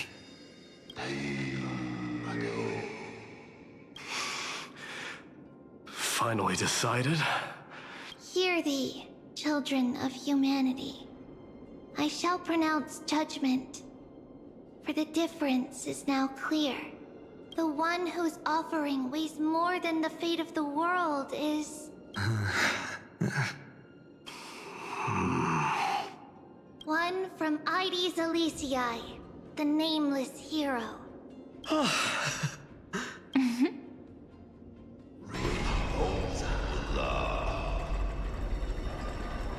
However, heed this.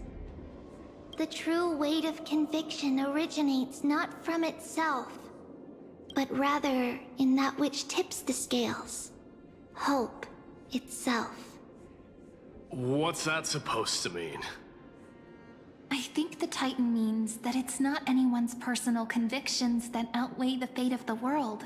It's about a wish, one which we all share. You, me, everyone here. What tipped the scales wasn't Phainon's conviction alone, but the collective hopes carried by this oracle card. Humanity's desperate call for a deliverer. Yes, even you and your people, Kremnoan. Placing us both on the same side of the scales? Foolish. We Kremnoans are your mortal enemies. Such weak idealism will only get you skewered on our spears. Fine by me. I've never claimed to be the deliverer from the card anyway. I'm a soldier. And if it's my fate to bleed my last on the battlefield, then so be it. I'll fight to my last breath. And on this, I know that we're the same. That's all a hero really is. Someone with that kind of conviction. And the deliverer? Just a sum of all those heroes. A brilliant explanation. Just as prophesied, on this day, the final 2 heroes shall join the Flame Chase journey. I should have known from the start. They all say Lady Goldweaver is quite brazen, but you're the first to even imagine that prophecies could persuade a Kremnos warrior. Oh, I have 1,000 ways to tame a lion. But this lion didn't come here for bloodshed, did he? The Kremnoans far outmatch Occam's forces, yet we haven't lost a single soul. That's no accident, is it? Do you honestly think Kremnoans, renowned for our love of battle, would show mercy? Your forces are equally renowned for their iron discipline. And so, we can only assume that this is on your orders. Perhaps Akama isn't as hidebound as the rumors say. You grasp the true marrow of power more clearly than those elders. Now that the wheels of fate are turning, what finer way to celebrate this fortuitous encounter than a feast? Follow me, brave Outlanders. Heroes of this world are as countless as the stars. And at this moment, we find ourselves gathered here by the light of the flames of the long night. History shall remember this moment. The prophesied Chrysos heirs now stand assembled, heralding a new dawn for Amphorius. You must see now how different this is from the flame-chased journey you traveled.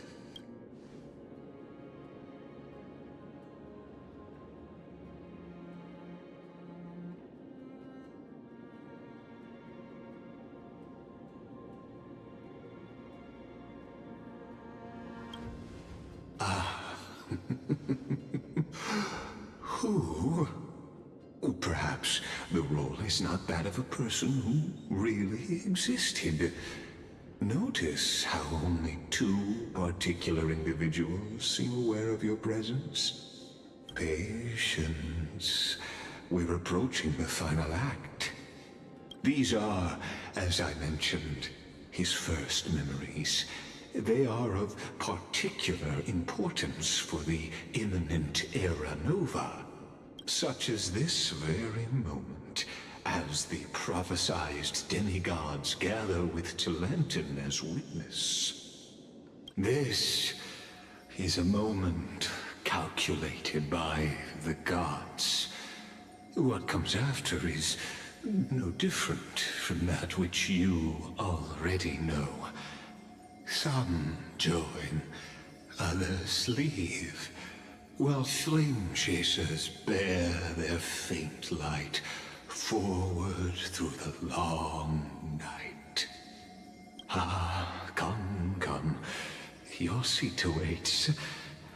After 13 heartbeats, our heroes will be ferried to the final scene.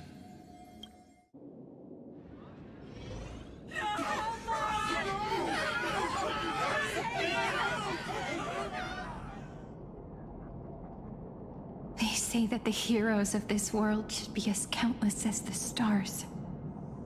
Yet now, we're the only ones left standing. So, in the end, the Black Tide still swallowed everything. The West stands protected by mighty Kremnoans. It will hold for the time being. Professor Anexa deployed wards in the north and east before. Their effectiveness is untested, but I believe in him. And Occam. We needn't fear for Aglaya. Even in death, she counts as the greatest among demigods. Her threads of romance weave an impenetrable shield. and the people answer her call, rallying to the city's defense. Let's move. Catholic has given their core flame. We must complete the Era Nova before the next entry hour. For Amphorius. That only leaves 3 hours. So, this is the last time we'll see her. Phainon. We set out on this journey to answer the world's desire, didn't we? That's what it means to be a Chrysosaur. So has it always been. Then why? Why must Amphorius' wishes be so cruel? We made the best choices we could, whenever we could. But in the end, the prophecy that led us, this black tide swallowing everything. Why does it look like this?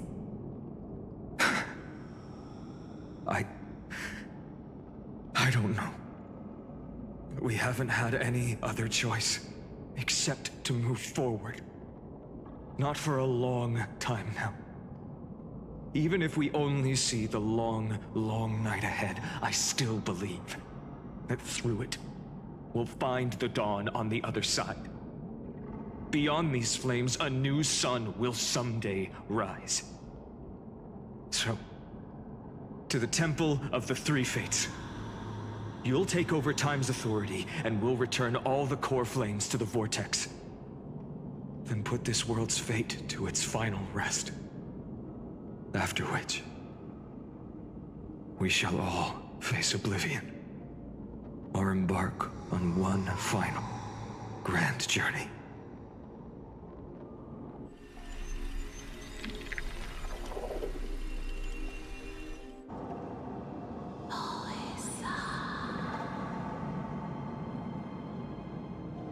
Please forgive us for disturbing your sleep, Orynyx.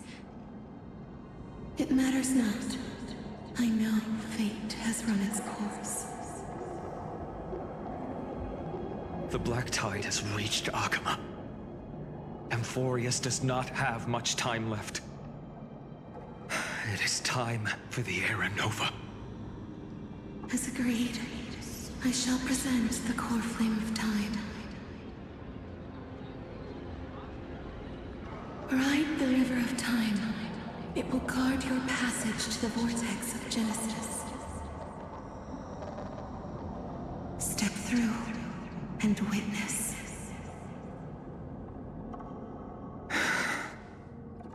Professor Anaxa proved the truth of Genesis with his sacrifice.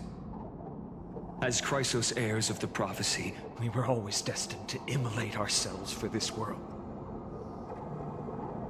Now, it's our turn. We can't let everyone's sacrifices be in vain. I don't need another pep talk, Phainon. After all, we've been ready to fight fate ever since we left the village, haven't we? Yeah. Come. Let's claim the miracle we were promised, and burn away every last shadow in this world. And then rise as the first light of a new world. Light calendar 4931, the third week of the month of Evernight. Welcome, my lady, to the end of the flame chase. And the end of all things. The Titan has revealed the gateway of fate. Please, accept the invitation to step across the threshold, and behold. Beyond this gate lies the new world that our heroes sought through their trials, as well as the terminus that the owner of these long memories has been hurtling towards their entire life. Perhaps you'll find it all too familiar. Then, you'll understand how the mortal called Phainon shouldered the world's weight. How that same burden crushed him, proving that the so-called Deliverer is nothing more than Amphorius's own delusion. A pitiful fantasy that it could defy fate's decree. Please, esteemed one, the answers you seek lie in these non-existent times.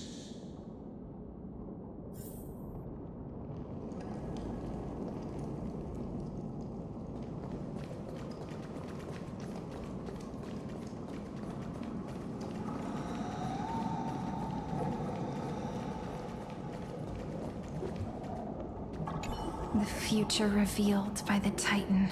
Just what will we see?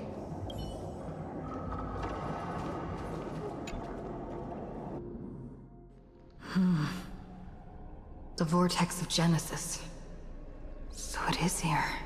But just what is this? Life's but a walking shadow, a poor player that struts and frets his hour upon the stage, and then is heard no more. It is a tale told by an idiot, full of sound and fury, signifying nothing. The vortex of Genesis, where the world begins and ends. What stage could be more befitting of our final act? Come, I beseech you onward, buoyed by your surging curiosity.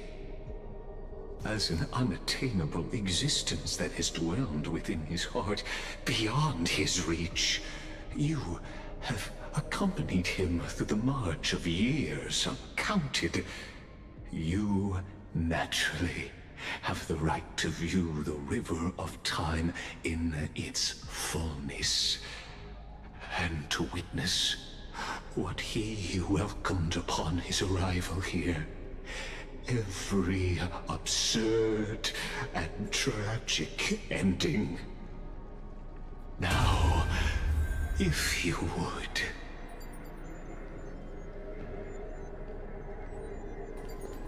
My journey to the Aranova comes. Oh, deliverer. Enough talk. Go, you will Go.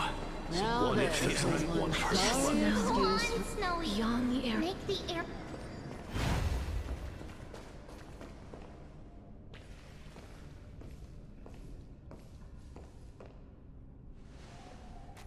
None of that matters now.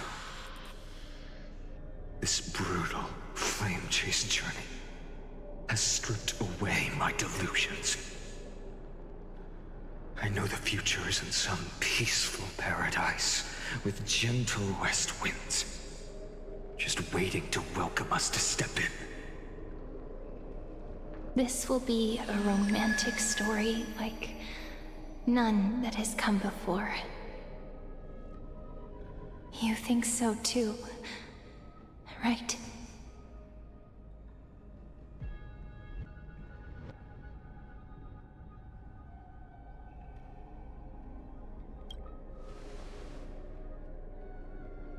Ah, indeed. In his memories, such a scene replays over and over. Though the details may differ, this remains ever the same. All shall bid farewell to one, and that person alone will witness the miracle. A total of 33,550,335 times.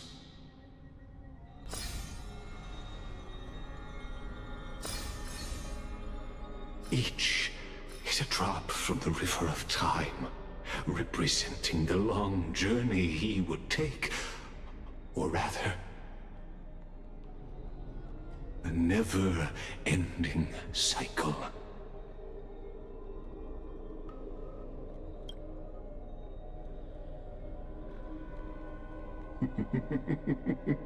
Sharp as ever, I see.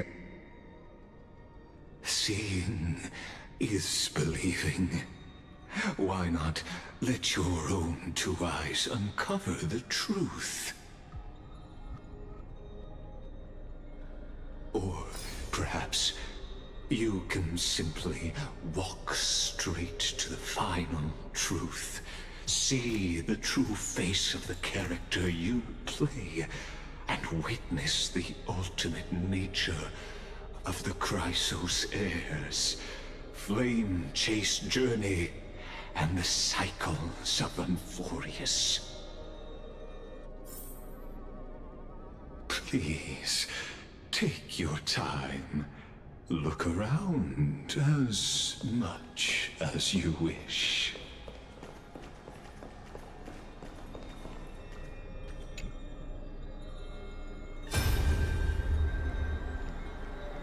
Not a single soul to be seen. So this is how the vortex looks at the end of days.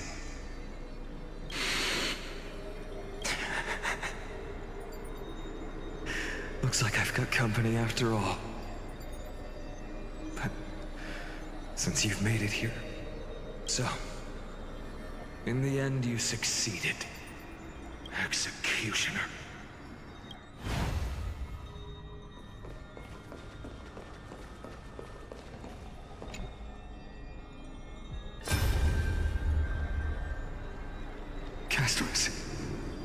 Didn't you? Yes. I've become Death's demigod, and shall never again walk the world of the living. What you see is the surging of the river of souls, brought on by the countless dead feeding it in these dark times. They cry out. Though dead, they'll converge into a torrent and guard the vortex, to see the Era Nova fulfilled. I will take all the wishes of the departed with me. Please, everyone, fight with me to the very last. I hear them. The dead hail you. They're prepared. Go on, Deliverer. We'll keep that executioner in our shadows. The path before you leads to light and eternal flames.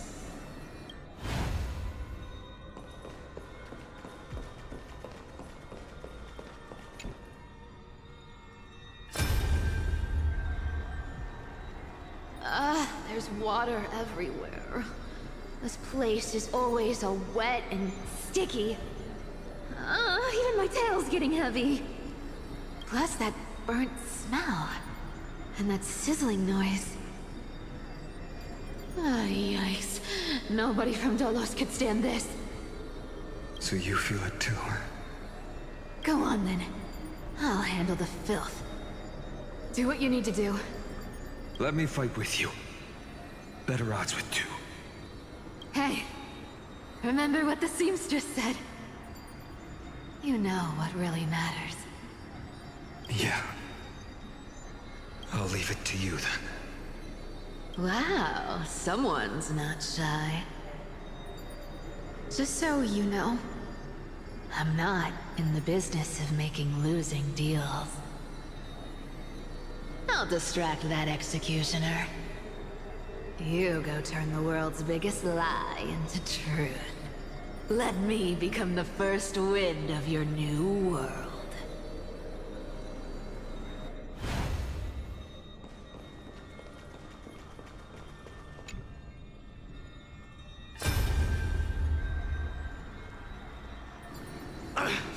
Just shut up and get out of here! Are you crazy, Mighty? Immortal or not, even if you're the demigod of strife. Oh, I'm still no match for them. No, I know you can. I just wanted to request that you witness the Era Nova with me. Together. Let's prove that we're enough to transcend the prophesized fate. Could it be that now, at the critical juncture, our mighty deliverer is chickening out? Scared of a stupid prophecy? I'll transcend the prophesized fate. All right. But I've got a better way. As the son of Gorgo, I'll prove myself with one last grand victory. Just like when I ripped out the old king's heart. Go. Leave this to me. If the Black Tide creatures block out the sun, then we Kremnoans will fight in the shade. And when I'm done with that executioner, we'll raise our cups where the west winds end.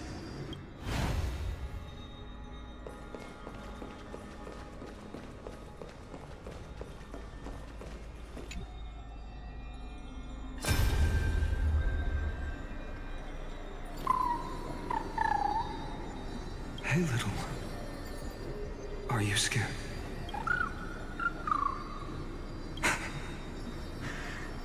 As brave as I is. Stay close, little Ika. What? No, not you two. I see. I won't squander your kindness. Your hopes. So please, keep this bit of sky standing for me.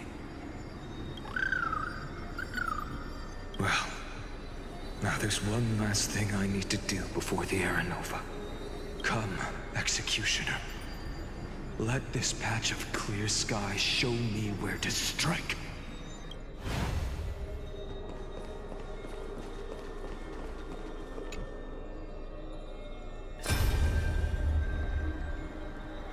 All shall bid farewell to one, and that person alone will witness the miracle. Such is the will of fate. So even the future revealed by the Titans may not come to pass. The Era Nova. This unrivaled masterpiece. I have no regrets now that I may entrust it to my most trusted apprentice. Are you saying? Fate is ever unassailable. The golden threads tell me the black tide rushes toward the vortex, ready to swallow this place. I must weave the last of my humanity into a net to hold back the deluge. I shall have my final bath in warm and radiant gold. Now, the hour of fulfillment has come. Forgive me. I must snip away every risk to weave the strongest future for the new world. There is nothing more to say. We part here. I shall personally dispatch that wretched executioner, not with threads of gold, but with the steel tip of a needle.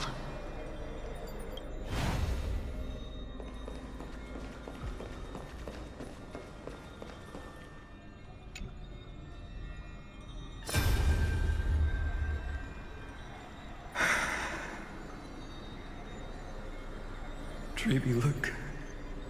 We made it to the vortex. That prophesied future. The flower fields where the west wind ends. Era Nova. We're so close now. You can't speak anymore. Please. Allow me to pause just a moment before I keep my promise. Let me answer your cruel fate by tearing that executioner's heart from the void.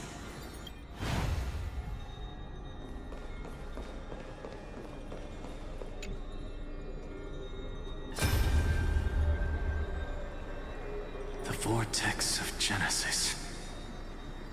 The last time I was here, I was returning the core flame of reason.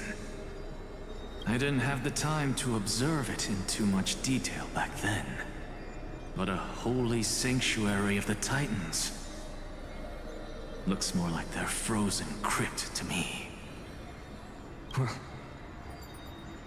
all the core flames do lie here now. It's my honor to walk the final stretch with a mind such as yours, Professor. Oh, getting ahead of ourselves, are we? Have you forgotten so quickly? I died for truth long ago. What walks with you now is but a thought in your mind. Of course. How could I forget that? But I'll say the same to you. It's my honor to walk this final stretch with you, too. Now go. Stand tall and finish your final task. Yeah. Just leave it to me. Time for that wretched executioner to pay what they owe.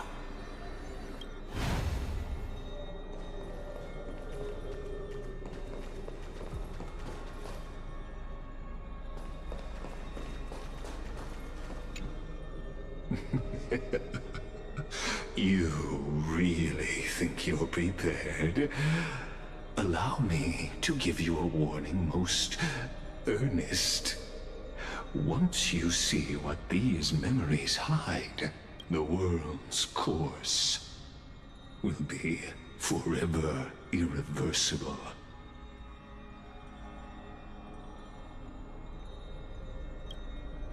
Ah, very well. As you have made up your mind, let us bear witness together. As the sole audience of this eternal theater, I have been rapturously awaiting your arrival.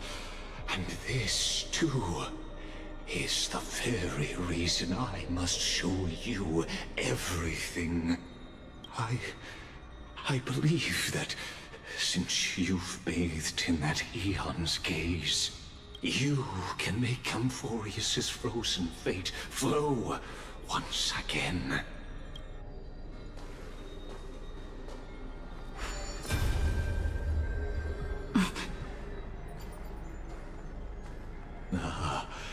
Feeling a bit lost? As you now see, this scene marks the final act of the drama Amphorius. The final eternal recurrence created by this man's hand, and the last one this world shall undergo. Behold, at the swordsman's side stands one he has sometimes called companion, other times comrade, that nameless hero absent from the annals of history. She is the swordsman's ideal in his youth, the deliverer that guided him resolutely onward through fantasy. And now, in the name of the Nameless, she has become an essential and inseparable part of the epic of Amphorius. And this time, under her guidance, what choice shall the hero make? Whither shall the fate of the world flow? And what is the ultimate truth of the nature of Amphorius? There are many mysteries yet to be unwound, but if I may, allow me to temporarily yield the stage to one far more fitting. Please put your hands together and give a rousing round of applause for they who will reveal the answers and bring about the final end of the 33,550,336th flame chase journey. The master of the countless memories we saw, the other important actor now stepping into the vortex, They who have already burnt their own self to cinder. The Flame Reaver.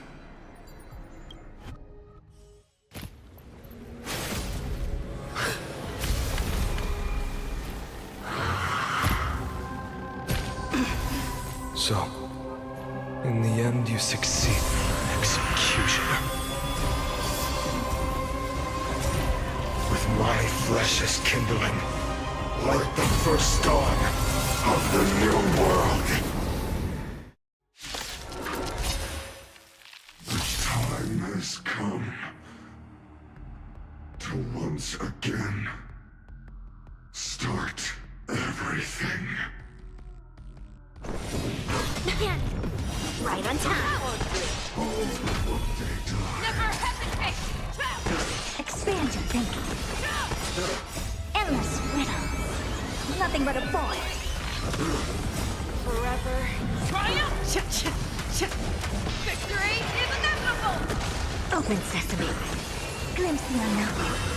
Be of your body and mind. Ha! Return to victory. Answer me. Will you be the blazing sun? Even if all creation burns to ash. It's bleeding. Forever. Triumphant! Victory is inevitable! Strike! Losses are a constant on the flame chase journey. You haven't lost nearly enough.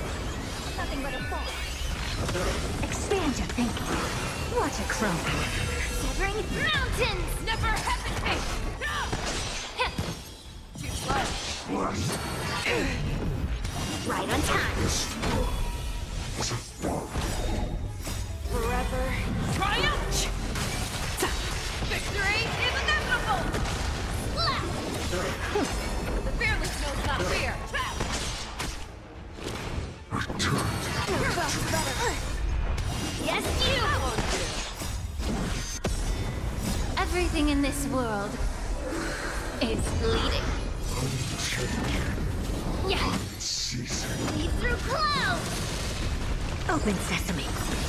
Endless riddles. Nothing but a void. Expand your thinking. Glimpse the unknown. Forever. Triumph! Victory is inevitable!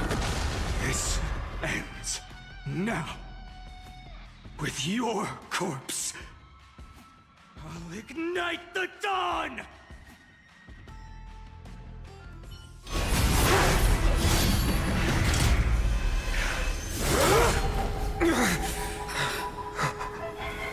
How is this possible?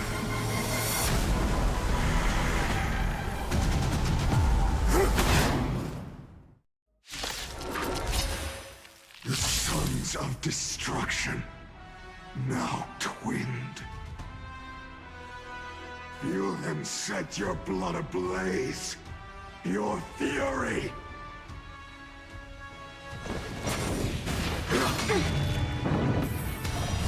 Yes, you! That won't do. Bless them. Right on time. How about a one-on-one?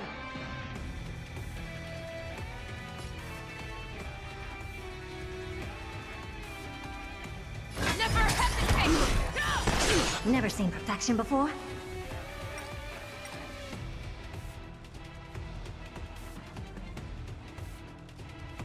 Open sesame.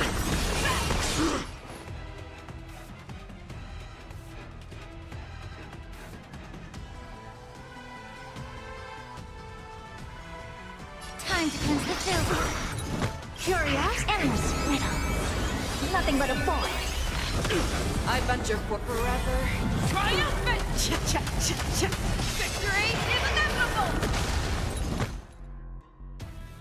Strike! All will one day die. Return to victory. Yes, you!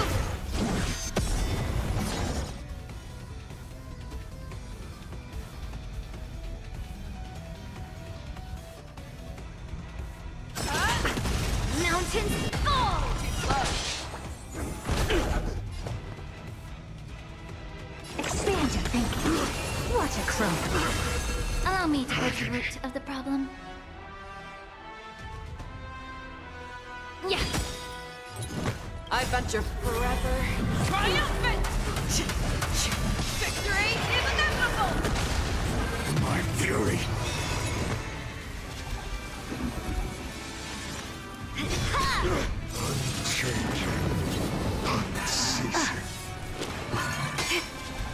Right on time. The truth burns everything in this world. It's bleeding. Yes, you! Curious, endless riddle. Nothing but a boy. Lead through clouds! Right on time. Yes, you!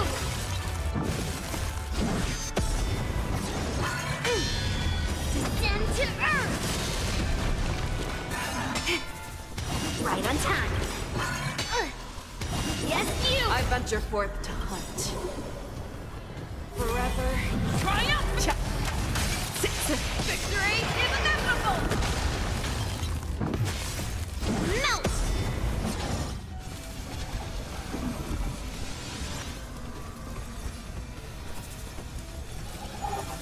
Fearless knows not fear! Mountains fall! How of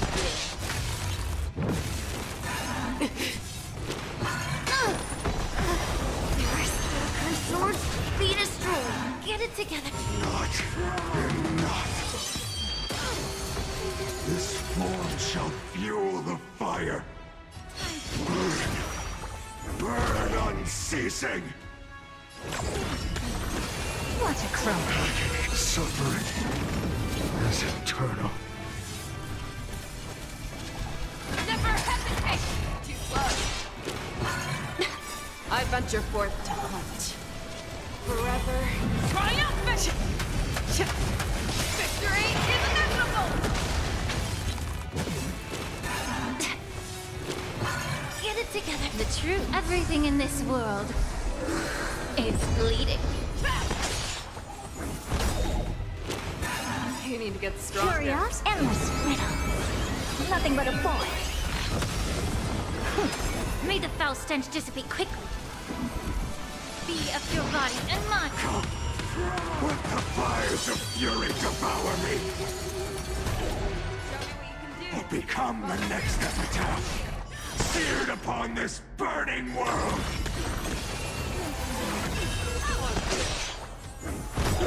I venture for forever. Triumphant! Victory is inevitable! Immerse yourself in it. The truth, everything in this world is bleeding.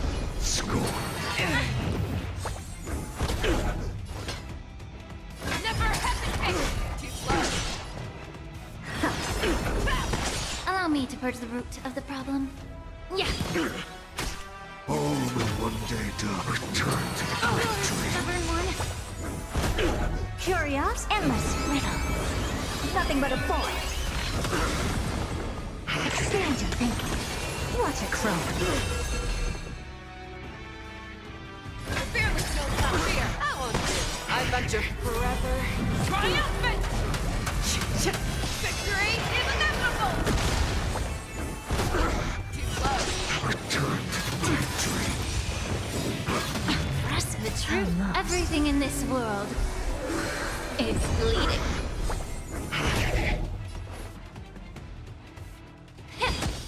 I don't have time for games. Open sesame. Never hesitate! Bless. Never seen perfection before. That won't do!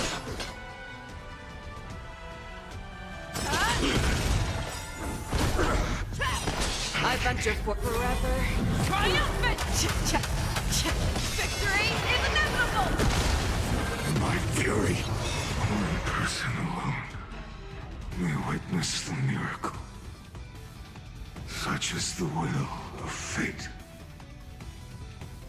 That person can only be You.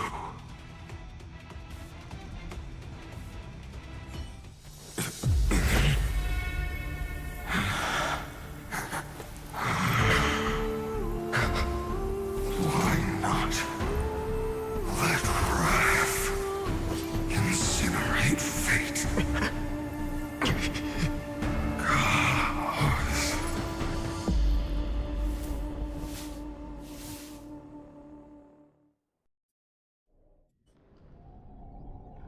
At last, Amphorius's fate has begun to shift. Just as I foretold, your arrival will change everything. After all, you've also been bathed in that Eon's gaze, which can awaken the long-dormant instinct inside a man. Much like that scepter we spoke of earlier, it was only under the same Eon's glance that it was reborn. That's right. If you recall, I mentioned it at the very start of our play. The celestial body neuron, once belonging to the erudition abandoned by the Eon. Now, allow me to reveal the final piece of the puzzle for you. The eternal land, known as Amphorius, is nothing more than the scepter's endless, lonely extrapolation. A bottomless well of fury, aimed at the god who cast it aside.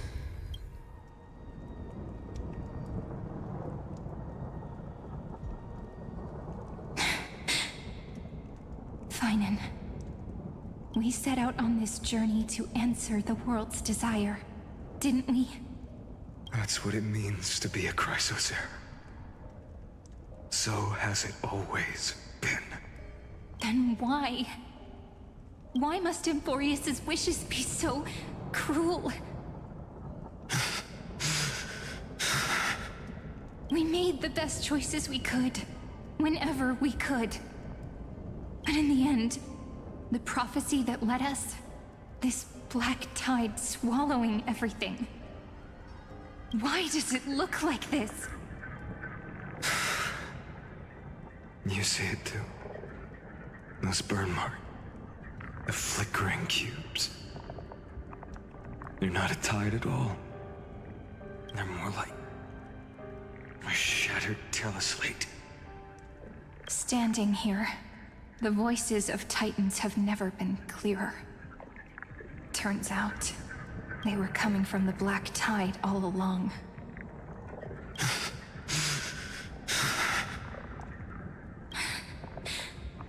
Is that Amphorius crying? Or maybe it is screaming at its creator, at its god. Phainon, do you still remember when I was little? I had a dream. A dark, cold room with nothing but Orynyx's curtain glowing like crystal. The curtain seemed to contain all of Amphorius, where strange and fantastic dramas played out within.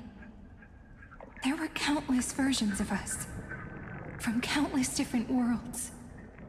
Perhaps it wasn't a dream. Yeah. As I gaze out at the world before me, those sorrowful thoughts have become reality. So, this is the reason the sky was sealed. Amphorius is merely a larger ID Silicii.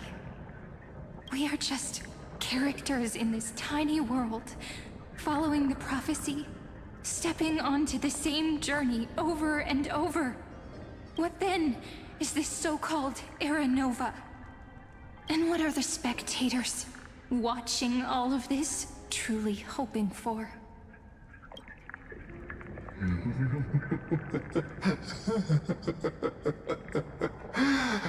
As a reward for reaching the end of the world, let me answer your questions.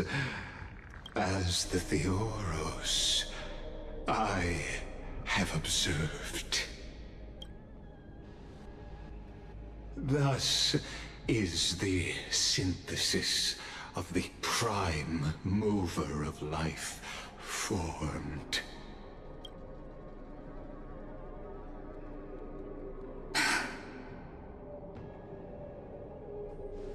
This is a moment the universe will remember. After millions of extrapolations, the experimental environment known as Amphorius has finally achieved results. So, the results you speak of are this wreckage of a world. We all gave everything we had, returning 12 core flames to recreate the world. And in return, we become nothing more than sacrificial offerings at the end of everything. Exactly.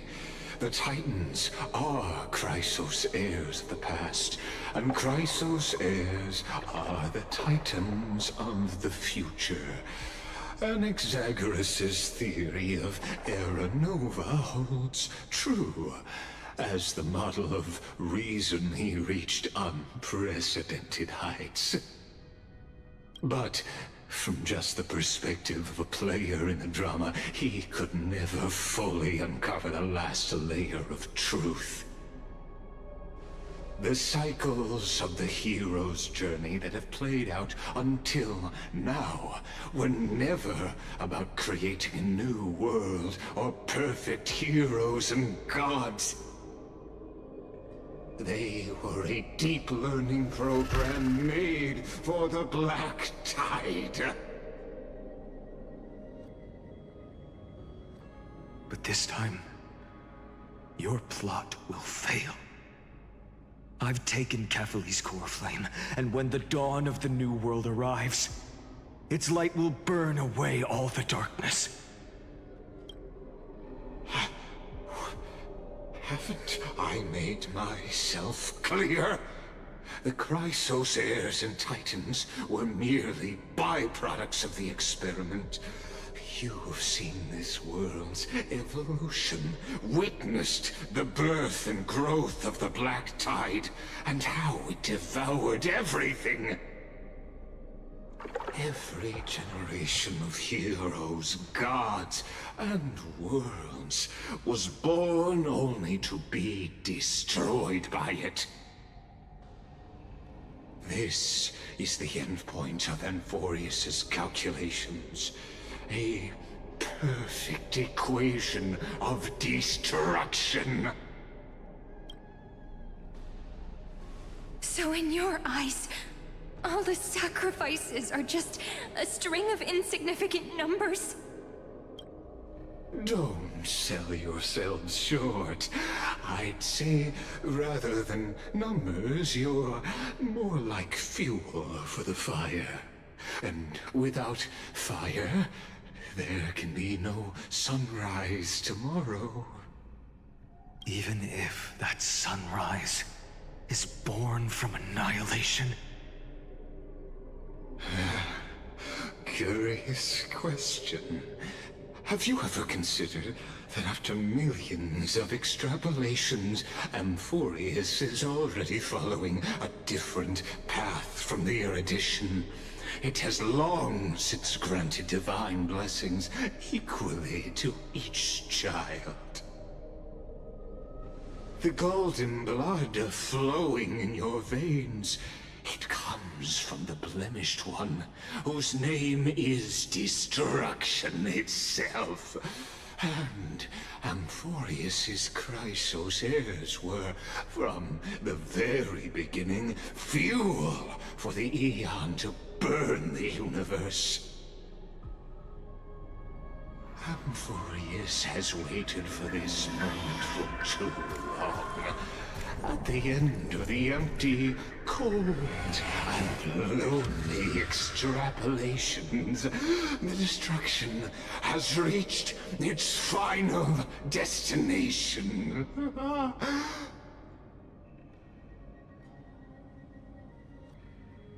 Nikos 496. Philia 093. No need to feel regret.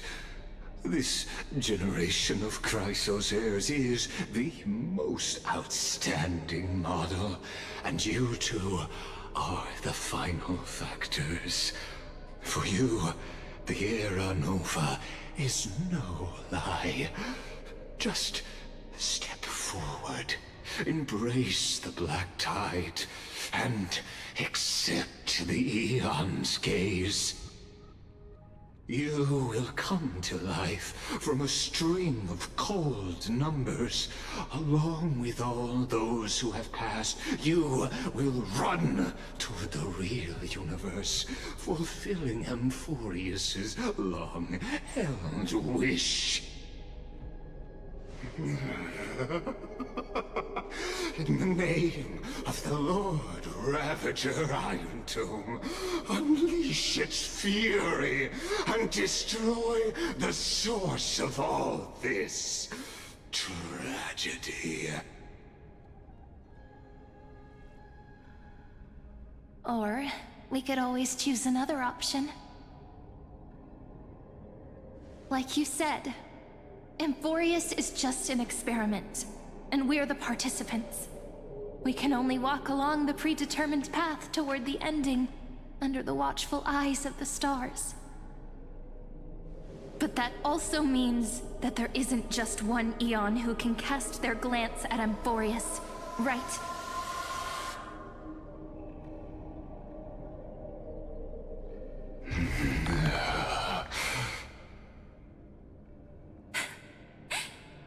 Is this question really that hard to answer? Or did I guess it right? And in reality, this world has already been under the watch of other Eons. It's strange when you think about it. If you just stayed back, watching us complete the ritual and get consumed by the black tide, your goal would naturally be achieved. Why go through the trouble of explaining all this to us?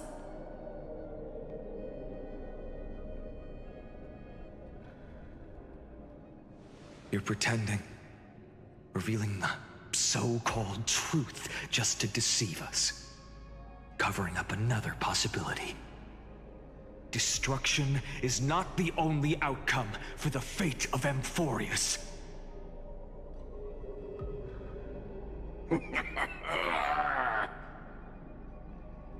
Do you two really think, as petty little demigods, you can change the outcome written by the stars? What makes you think you're capable of doing that? A little courage and determination. Just kidding. The answer is pretty simple. But we're not gonna tell ya.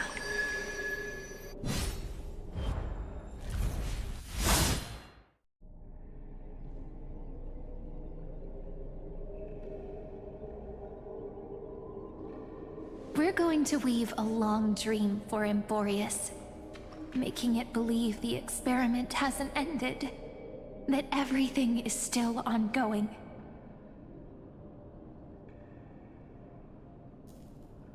With just Orynyx's power, though, it should be impossible to achieve this, right? Yeah. So, I can only place my hopes on that childhood dream. And the god behind Orynyx that appeared in that dream. Now, I can say with certainty, time is the page on which that eon records Amphorius, if it fades from existence, and all that it records is lost among the stars, that eon will surely direct their gaze here.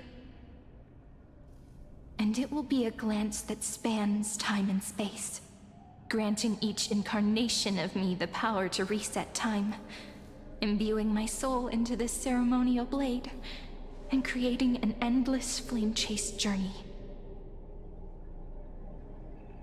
I understand. Then let me step into the cycles and continue Amphorius' grand design. To deceive the gods, deceive the world itself. But to make time vanish from this world, that would mean you...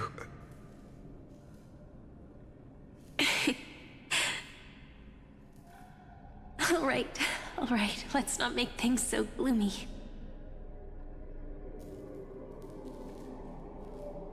What we're about to embark on is the true hero's journey, so... Come on, cheer up a bit, okay? In that memory, you will definitely meet me again. A little Cyrene who knew nothing, lying on a soft patch of grass, feeling the light breeze, dreaming of the distant world. Tell her about the flame chase journey, and then let her become a romantic part of this story. I believe every Cyrene will make the same choice. Erasing time, again and again. Resetting time over and over. After all, they're all me. And I will always have my charm.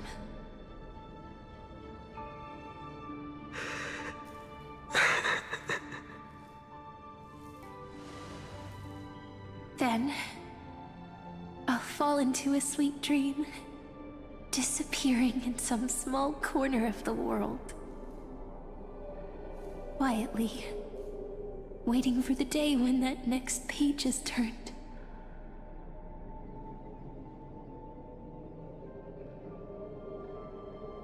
And I will keep going.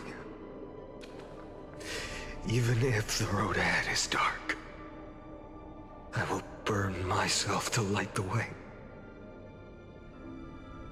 Rather than let the core flames become nourishment for the Black Tide, I'll become their of Aranova. Even if I have to burn through my own body, it's no matter. As long as I don't extinguish, the flame chase will never end. Until Amphorius welcomes a true dawn. The girl who watches over time, and the warrior who carries the world. Now, let us fulfill the duties of time and world-bearing. Honor the past, and forge ahead.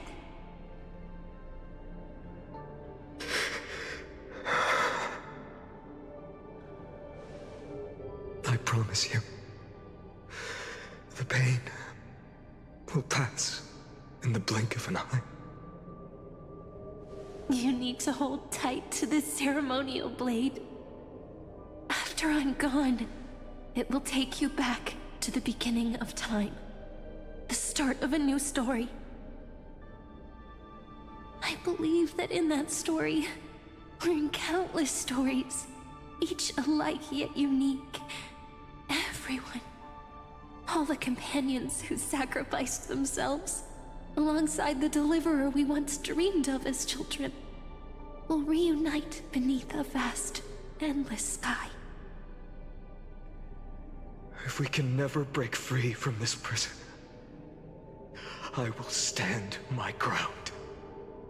Until the day someone shatters this endless cycle and writes the final chapter of Amphorius' fate.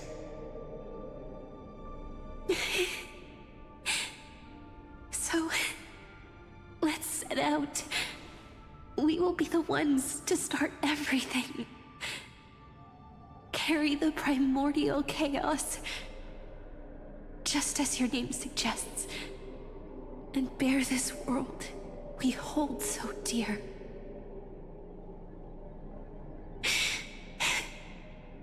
So long, Kaslana.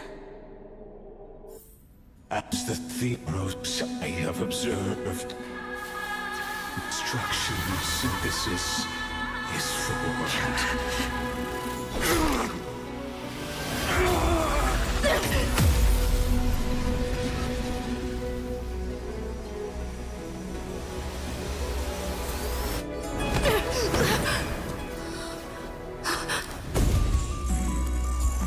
I will wait for that day, for as long as it takes. The day will come, turning over this mortal eternal, and follows in our footprint to right here and understand what ever was.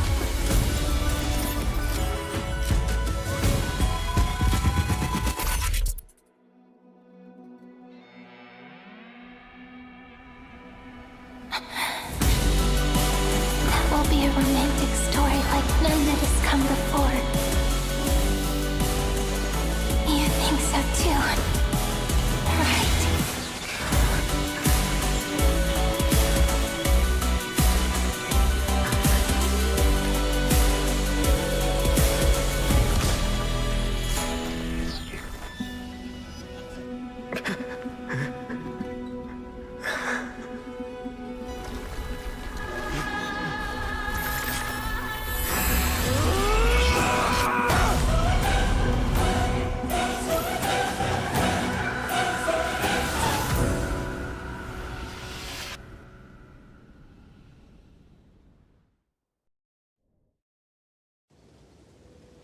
The world is collapsing.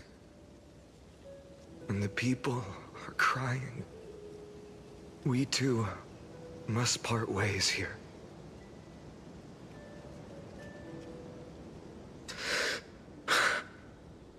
Friend.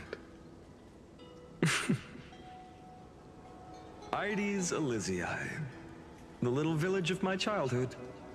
The gentle breeze and the sound of waves still linger. Everything is as it was. It feels good to take one last look. You know, this is just a corner of the memory. The real Ides Elysiae. I know. I'm here to say goodbye. We might not see each other again. You can stay here forever.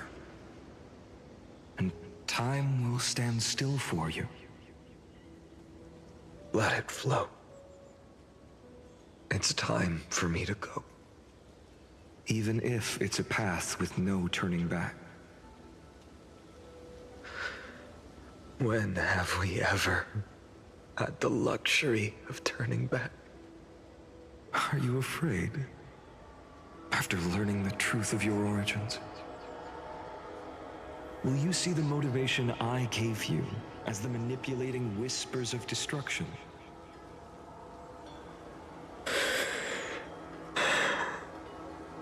The convictions and choices that come from my heart. I don't believe they're designed by the so-called paths. If we are just numbers, simulating life, then you are the image I've always longed for. The person I wish to become. A real, living person. A true hero. Then why do we part here? You can take me with you, and we can start this journey together. I'll be by your side, guiding you, just like before. No. I'm afraid I'm on my own this time. Why? Because there is no perfect solution in this world. Cyrene has already embraced her fate. And I will embrace my origin. Destruction. And with this power, I will rebel against its creator, bringing endless fury to the darkness, sweeping the world. If you stay by my side, I'll hesitate. But this world can't afford a soldier who wavers. Do you remember when we were kids? Everyone would get so excited drawing cards like ruler or warrior, but throw fits over devil or drunkard and demand a redo. Kids always get to change their minds. Things are so happy and simple for them. But when it comes to the fate of adults, there's no room for redos. Then go, Kaslana, as you promised. Deceive the world, seize the core flames, and rewrite your fate. Burn yourself up with all your might, wield your futility like a sword, and fight against the gods.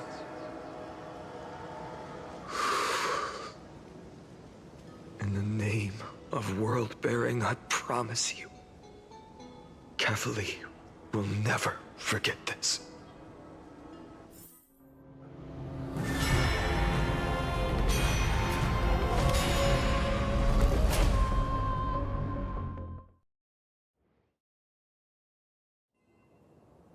So, time retreated behind me until it reached the origin, where nothing ever existed. Just as Professor Anaxa once said, in that void, Kefali stood at the center of chaos. Time, space, and causality all flowed from their body. When the waves of time finally calmed, it was the year 3870 of the light calendar. The Chrysos War had lasted for nearly a century, and the threat of the Black Tide was growing stronger and more relentless. That was the era of the Day Thunder Knight's battle with the sky. While she could not seize the core flame, she proved that the prophecy was true. That mortals could slay gods. From that moment, the sole survivor of the old dynasty, Imperator Sarindra, issued a call to arms across the lands, summoning heroic Chrysos heirs to wage war on the Titans. And that was the first doomed flame chase journey, sealed away in history.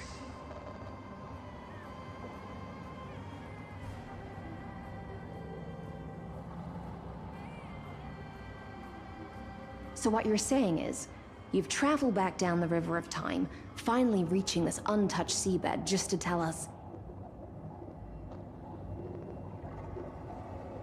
the flame chase journey and even all of Amphorius are nothing but illusions in an eon's dreams? Exactly. So, Dux Gladiorum, please take me to meet Her Majesty Sarindra. I must share the truth with her. Since Her Majesty's not here, no need for formalities. The word Gladiorum always reminds me of my fallen homeland buried deep in the depths. Call me High Sealans, nameless swordmaster. Please allow me to add one more thing. You actually already know my name. You mean Phainon? Such a name could never be your true one. But I won't question you further about it. Ever since Her Majesty issued the Flame Chase Decree, heroes from all over have sent their letters of introduction. What's the harm in adding one more name like Phainon or Phainon? Besides, the deep sea is dark. Isn't it the perfect place to hide secrets best left unseen?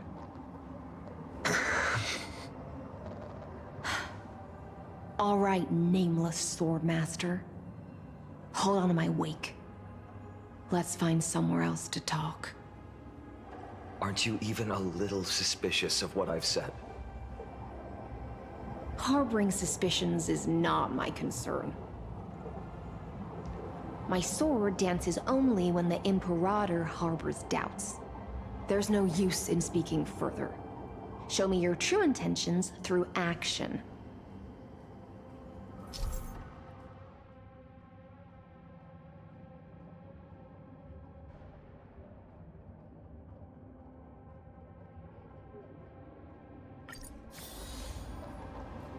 Perhaps you should demonstrate your skills and calm the raging black tide for us.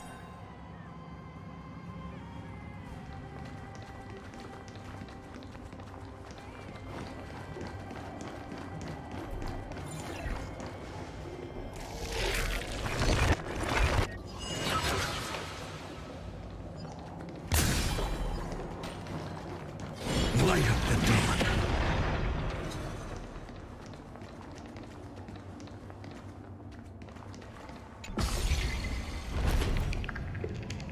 Oh. Nice moves.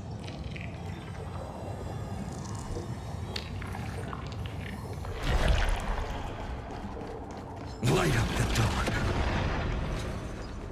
You just washed it away and here it comes again. The black tide is really no joke.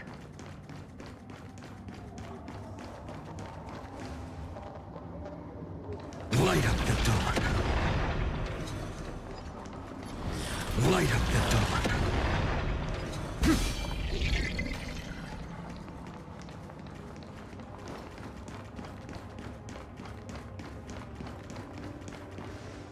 The waters end here. The one you seek is beyond this point. At last, I can meet with Her Majesty Saridra herself. Are there any formalities I need to observe? Don't kneel, don't do the hand-kissing or foot-kissing gestures of the old dynasty, and most of all, don't bow.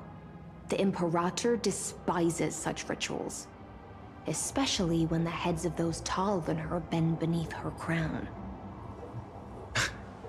She really is down to earth. The second thing to note, only trusted ones may come near her. Keep 5 paces distance until the Imperator allows otherwise. Sounds like an old friend of mine. Well, experience is a good thing. Stay sharp, and you'll be just fine.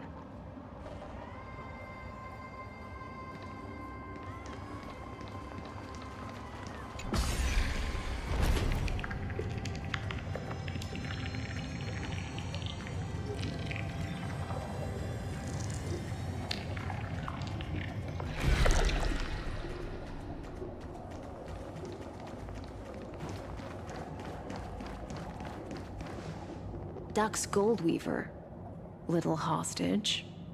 Apologies for keeping you waiting. It's you. You know them? Good. That makes things easier. Before that, I'm more curious about one thing. Where is Her Majesty Saridra? To avoid any misunderstandings, nameless swordmaster.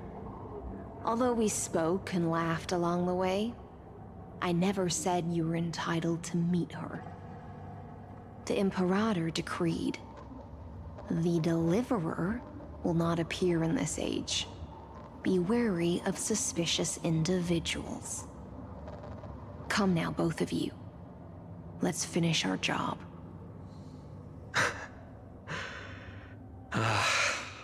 I see. It's a trap. I had no intention of fighting. So remember this, Lady Hysealant.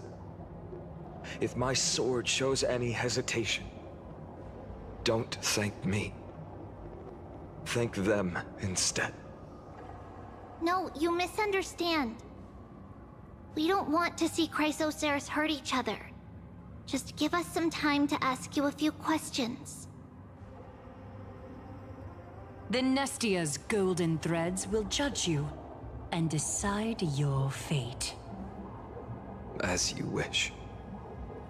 White-haired swordmaster? If what you say is true, then you must know the fate of the world.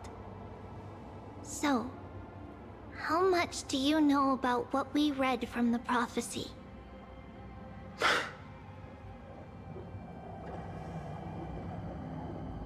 You shall shatter into 1,000 fragments, and wither in the soil of foreign lands. Is that correct, Lady Treby? How? How is this possible? He got it right? Yes, but the prophecy never mentioned he'd appear here, at least not in this era. You must listen to me, Aglaya, Treby. The Phainon of this world has not yet been born. In a distant future, he will follow the prophecy's guidance and appear before you. But do not seek him out, because Era Nova is a complete and utter lie. I will tell you the truth, and you will understand why the world must forsake the prophecy and find another path to Era Nova. Because I know both of you, and I believe that no matter how the course of history may change, the faith we all share will always remain the same. And so, the layers of rock began to reverse, and history wove itself anew. Through my old acquaintances, I was given the chance to meet the leader of the Flame Chase journey, Saridra. And after a long and arduous negotiation, we came to an agreement. The Imperator's alliance needed the destruction, and I was ready to pour all my strength into it. The spoils of the Flame Chase, the core flames, would be sealed by my hand. But the condition was this. In the upcoming battle, in our conquest of the Earth, I had to prove that my power could transcend fate. In the original history, there was a brutal war. At the end, the Titankin of Georios, Terravox, killed the rampaging Titan and took the core flame that supported the Earth. But this time, Amphorius encountered a turning point in its fate. Neither side suffered any losses. When I severed the Titan's head and raised the core flame high, the crowd gathered around the scorched remains of the god, roaring with joy, cheering for the hero of the destruction, who had ignited the faint spark of life for the first time. Yes, in that flickering light, the once dark path ahead seemed to become clearer. I proved myself, and in the long years that followed, I brought down the other Titans, one by one. I could do more than just wait. When time resets, the chance to change the world also emerges from the lines of history. Until finally, the brutal future revealed by Era Nova is reversed. But tell me, if that's truly the case, why are we doomed to the same outcome?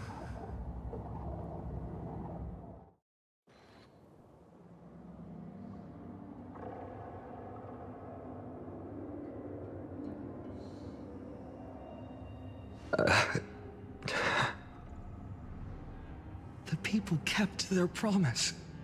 and handed you all the core flames. In this world after Trebios, no demigods were born in Amphorius. At this point, I just want to know. When they vanished into the black tide with their mortal bodies, why didn't you shed even a single tear?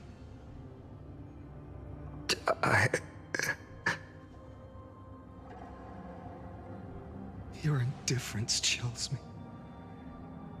To you, were they just a bunch of insignificant footnotes?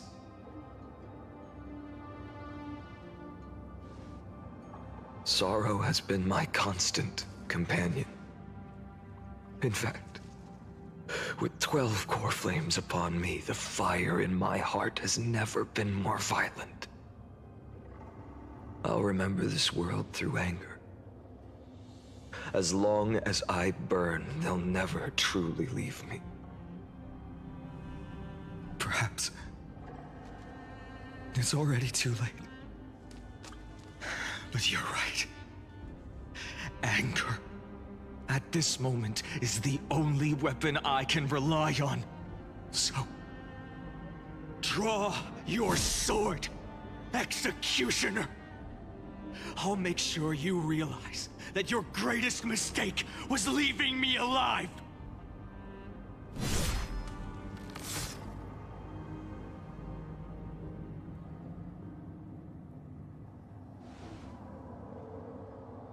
After that, he raised his sword and attacked.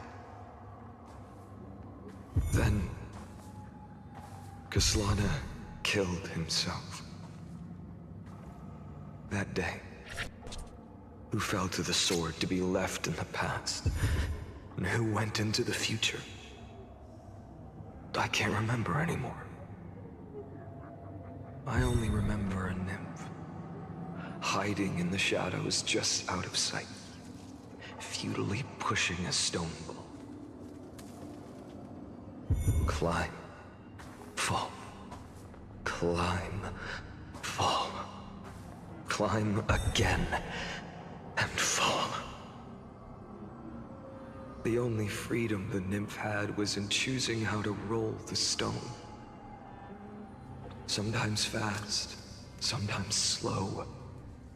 Sometimes resting on a gentler slope, leaning against the stone for a break. But its choice couldn't change the futility of it all. The stone would always roll back down the slope, and the nymph would always return to the starting point, beginning again.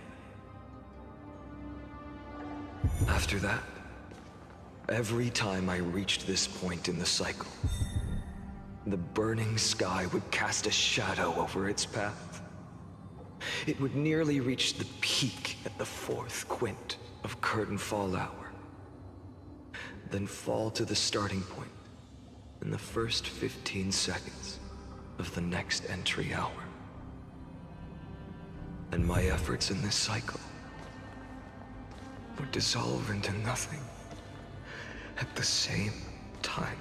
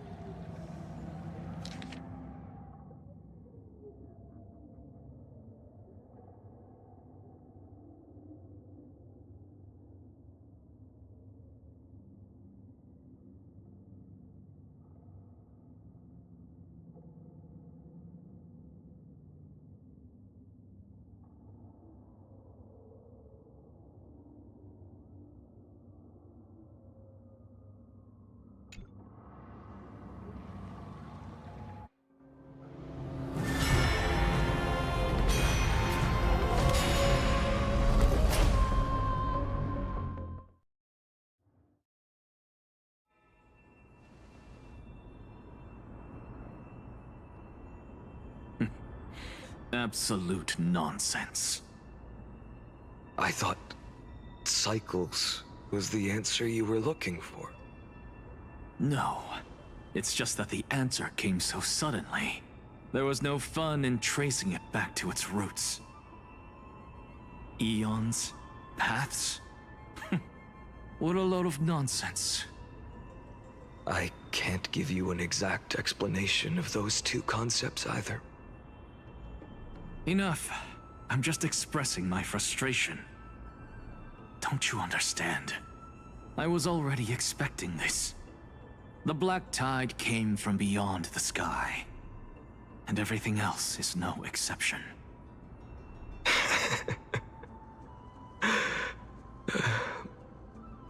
Fate is a strange thing. No matter how the details of history change, the Anaxa I know always remains as harsh as ever. If the other Anaxagoras actually worshipped the gods, I'd make sure to find a way to break the cycles and crush them in their cradles. Too bad. Now only you have the ability to do that. What's that supposed to mean? You're willing to help? Of course. The core flames were meant to save the world. And in my opinion, the noble titans have no reason to refuse. Besides, according to you, before stepping into these endless cycles, you were my pupil.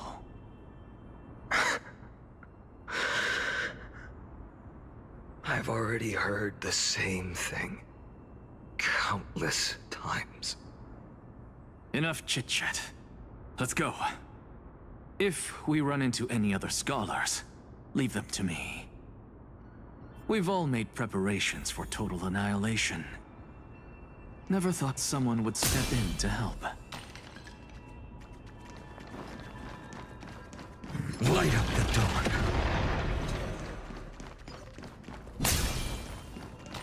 Light up the dawn. Light up the dawn. You've been to the Luminary Throne before, haven't you? If you're talking about in past cycles. You're already much luckier than the others. Hold up. Keep your wits about you. Someone's watching us. Pretty boy, your eyesight's better than I thought.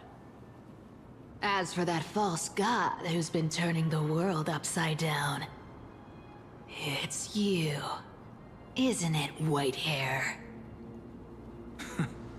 You sure do love stealing the spotlight. In the name of the Seven Sages, I demand that you immediately step away from the Luminary Throne. This is the sacred ground of reason, and no one may desecrate it. Take my words back to Aglaya. I won't say the same thing twice, Catgirl.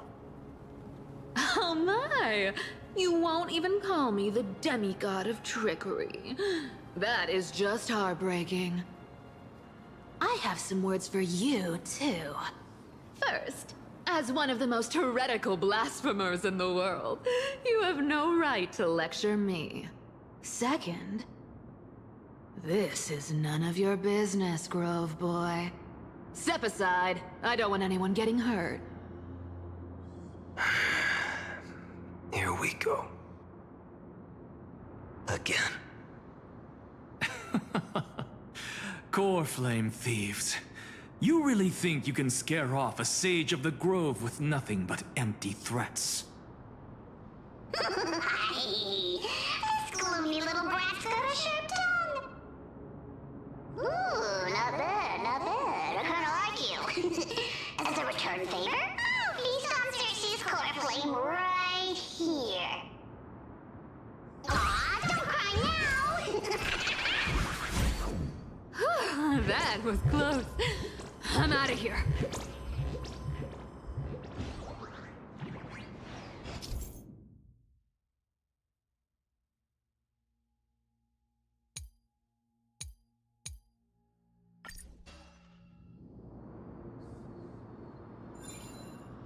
They're exactly like all the past ones I've known.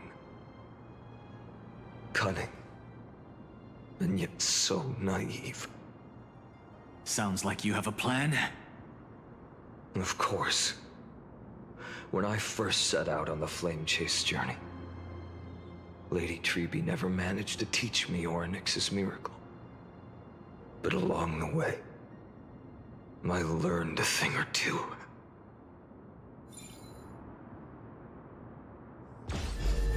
Where are you going? I don't know. The Venerationists' foolish inventions finally come in handy. How is this possible? You've arrived, Zagreus. Always so punctual. What? Do you know who I am?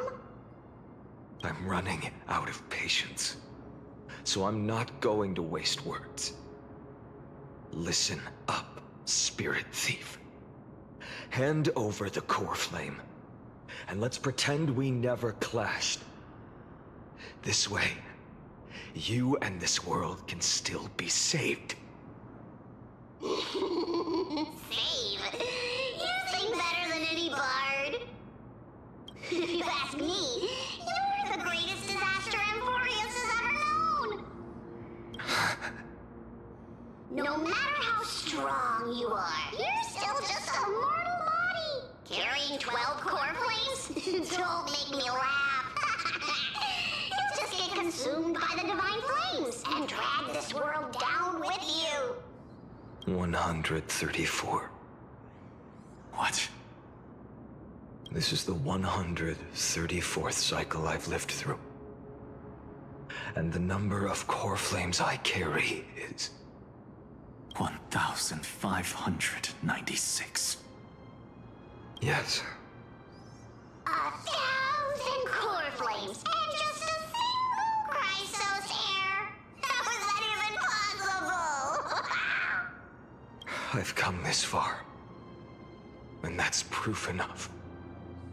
But someday you will burn to the ground. Of course. The divine flames will eventually consume my eyes and blind me. But before that, they could still forge and sharpen Dawnmaker. Now when I cut open your stomach, you won't feel a thing. You... This is the final warning. Fine. Assume this world holds 100 million possibilities. And no matter how one looks at it, 99,999,999 of them all point to outcomes of certain destruction. Even so, I'll use my divine power, despised by the people of this world, to achieve that 1 in 100 million possibility. Bartolos! Brat, if you got the guts, you'll have to first step over my dead body.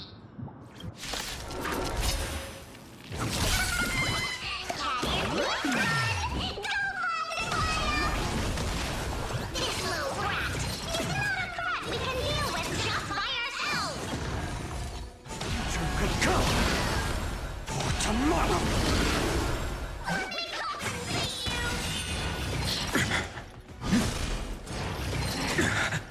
Future will come. How absurd. In my memories, Zagreus always meets the same end. Over and over again. Their departure no longer stirs anything in my heart. This reason core flame before us is a fake. Obvious as day. I know. I know. It always plays out like this. The Spirit Thief covers for her, and the Trickery Demigod escapes with 2 core flames.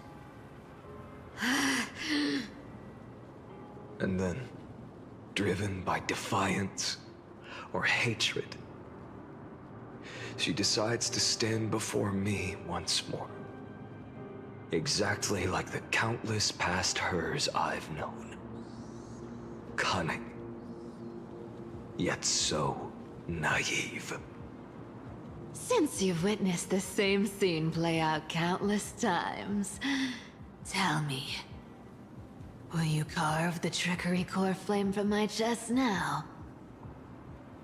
That depends on your attitude. At least so far, in the cycles where you've asked this question, the endings haven't been so cruel. Well, thank you for that. But I also believe that this time, you won't catch up to me. No one can catch up to me. I'm no longer running to escape anymore. Whether you believe me or not, I'll still tell you this. You've made the wrong decision. All right, then. We'll see. Silence. This is new. One-eyed boy. What are you trying to pull now? Go, Cythera. Give us some time in private. This isn't for her, but for you. You've walked too far down this path. It's time to discuss a possibility. Maybe the road you're walking is not one of salvation, but one that will simply drag the world into the flames. For old time's sake, turn back.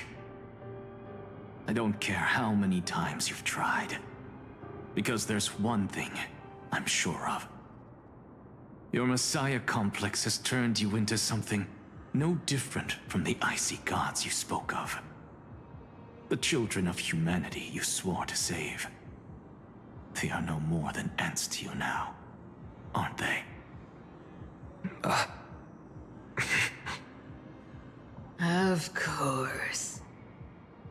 I've been wondering, what kind of demon could burn my homeland to the ground in an instant without batting an eye? Now I have the answer. It turns out that fiery demon has been fantasizing of becoming this world's deliverer. I don't want to argue anymore.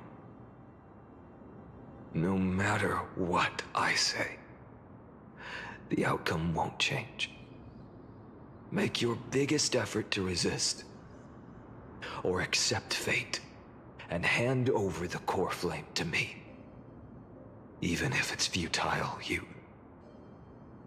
we all have the right to choose. Yes. Even if it is futile, and the world is just a divine joke. When I walk into the destruction ridden by the gods, with my own 2 legs, you will witness. Even the smallest footnote still leaves a mark in this story. And so, at the end of the 134th cycle, the Traveler and the Scholar fulfilled their fates once again. Or perhaps it wasn't just they who fulfilled their fates. I can't quite remember all this. In the endless darkness, for no reason, a voice always lingered by my ear. Losses are a constant on the flame chase journey, among which even life itself holds little value.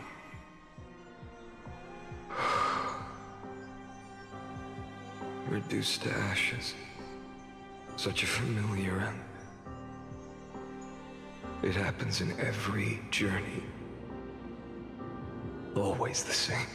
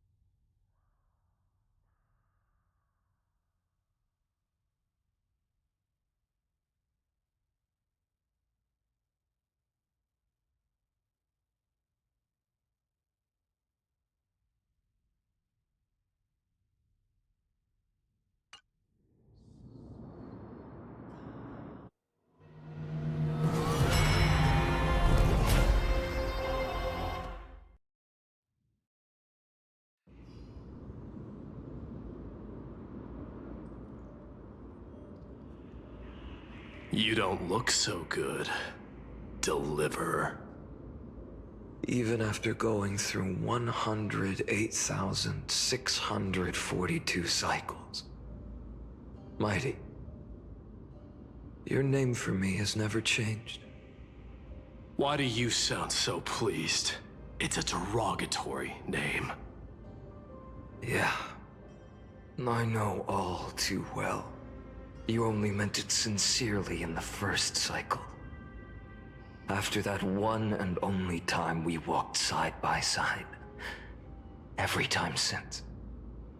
It always ends up like this. Dawnmaker will stab you through your 10th thoracic vertebra. That's your weak spot, and the only way to kill you. Interesting. Tell me, when the mighty Moses of the past faced you, did they ever retreat? Never. Then they died honorably, worthy of the name of strife. But there's still tenderness in your eyes. How pathetic. I have to remember how this feels. Remember that I was once human. Or else the destruction will completely consume me. If you win, tell the mighty most of the next life. This person is a worthy opponent. So always remember to give it your all and never slack off. I'll keep that in mind. As always. Even though the dynasty is left with just one, the Kremnos festival will continue as usual. I, the king of the Kremnoan Legion, will host the final feast in the center of this arena, and the prize will be the flames of strife. One day, you shall die with a wound in your back. That's what I saw when I overcame the trial. The gods' dying ramblings. Enough. You've probably heard this thousands of times. So you must understand, facing the demigod of strife means there's no way you'll take this core flame in peace. I understand. Step forward and face me in a final battle. I, the last son of Gorgo, the demigod of strife, salute you. I'll give 10,000 scars and 10,000 lives of mine to fuel the blazing sun of deliverance.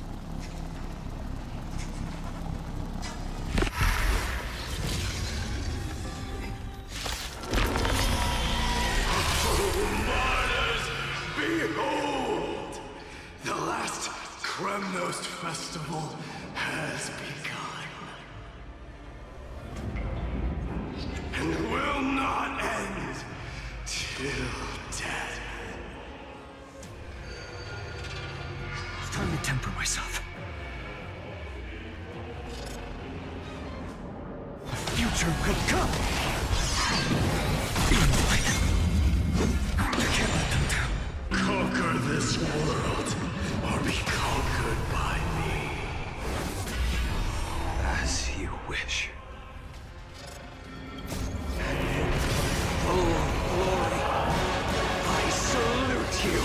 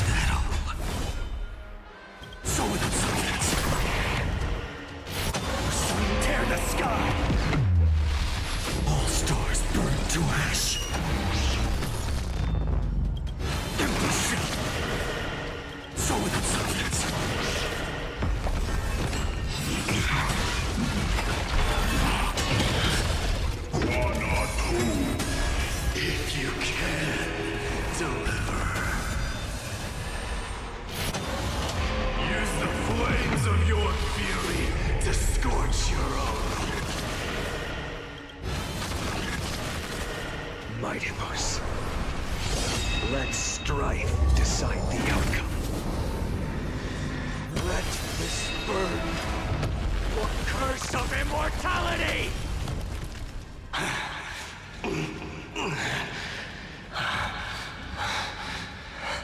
Well fought.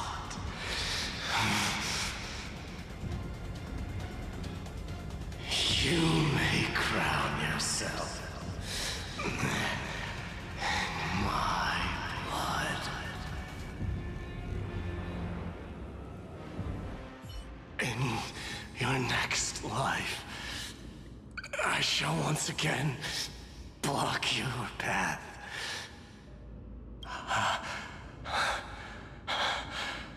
Deliverer, I wish you eternal victory. The 108,642nd core flame of strife fell into the fire.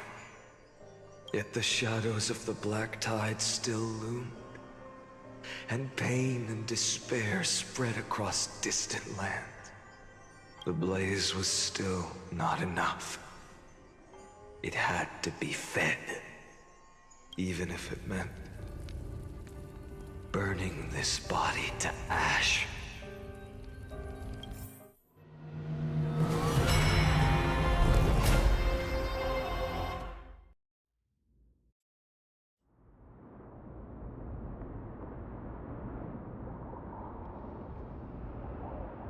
No matter how bright the sun is, there are still places it cannot reach. Moreover, the sun you bear is both cold and blinding. A sun like that surely cannot bring warmth to the nether realm of the next life. Golden blood is born from the destruction. We have long since lost the right to seek warmth.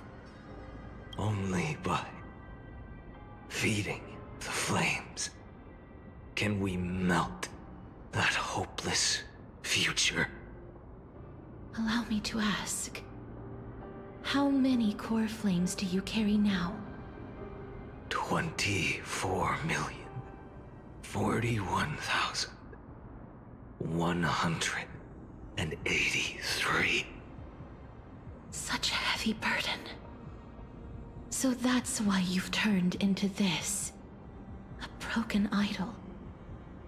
Tragic firewood. No matter. I will bear this burden as long as you hand over the core flame of death. I must refuse.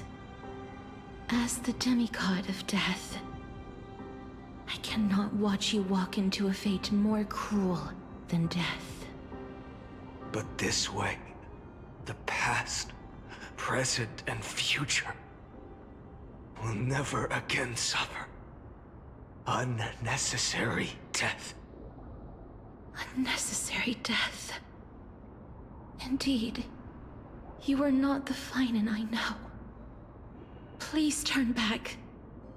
Don't let that absurd and unjust fate of yours come to pass. This way, at least my realm can still become the fragrant bed where you fall asleep. In the end, still, it seems the clash of blades was inevitable. How painful. I know I am not your match, having fallen under your sword countless times. But even so, please understand that my resolve is not to be underestimated. Even Kefali cannot shape all things at will, nor can they dictate the fate of all life. No one can shoulder the balance of life and death alone, not even a god. And it is precisely for this reason that I chose, at the end of this arduous journey, to overcome the trial and take the authority of death. I am the Hand of Shadow, Casterus, the demigod of death. Listen closely, deliverer from days past. Please turn back. Do not disturb these fresh flowers in their muddy deaths.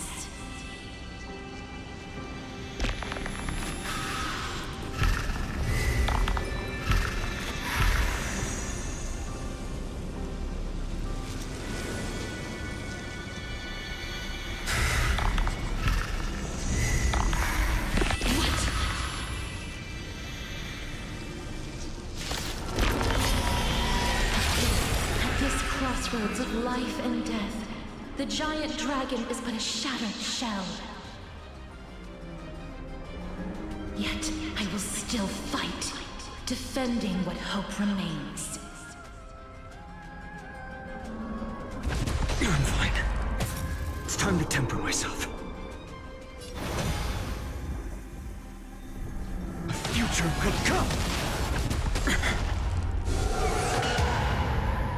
I'm fine. I ask you to rest here! I must transform my soul into a raging fire. Must burn that idol. All of this! How is it any different from that little future?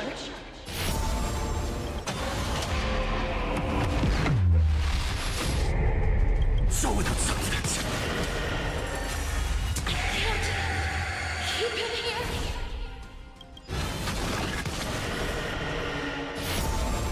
Hail the new dawn. All stars burn to ash. So without substance. Even if I can't win, I must try. Let this be a tribute to your million struggles. But time. Wake up, lost one.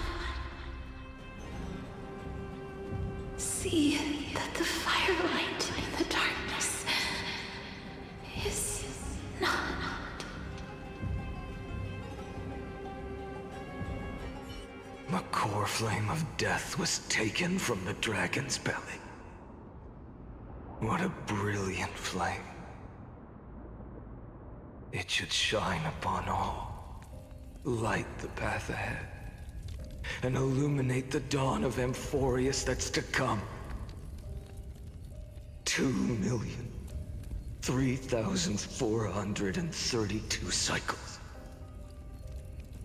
24,041,184 core flames. As if even the deepest abyss of primordial chaos could be burned away.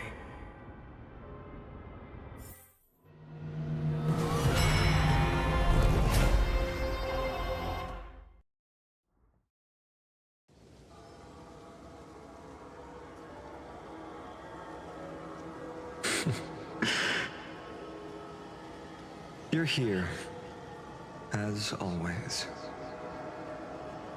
You're still lingering, deep within me, never fading away. Because you haven't completely abandoned hope. Am I right? You're still waiting for a miracle. For the true hero to come and save us. If that thread of hope exists, it must come from beyond this world. From the true starry sky. But if it's just a traveler with no connection to Amphorius, they may not understand our struggles, nor be willing to join this fight. Your thoughts are wavering.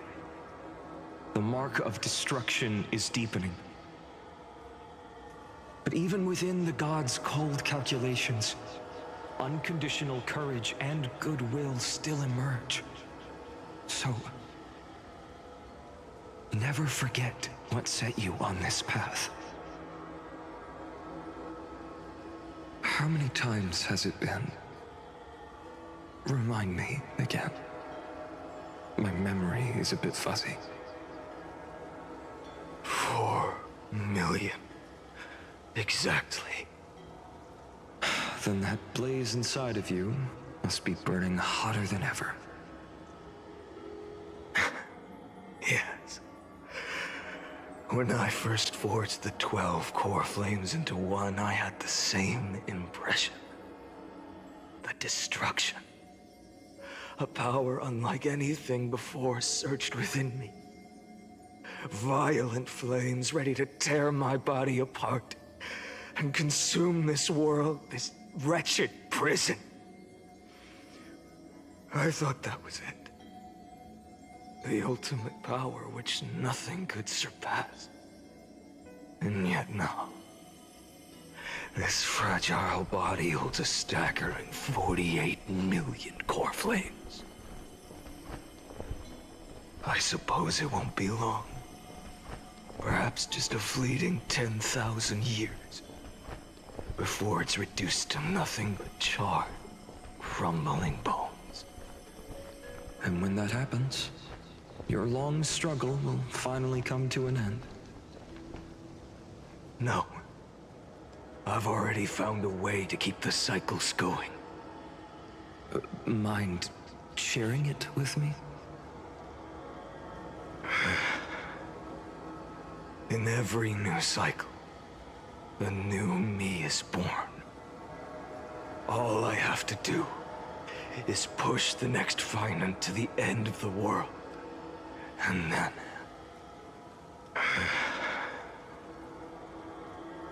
then he'll kill me. Shatter this body.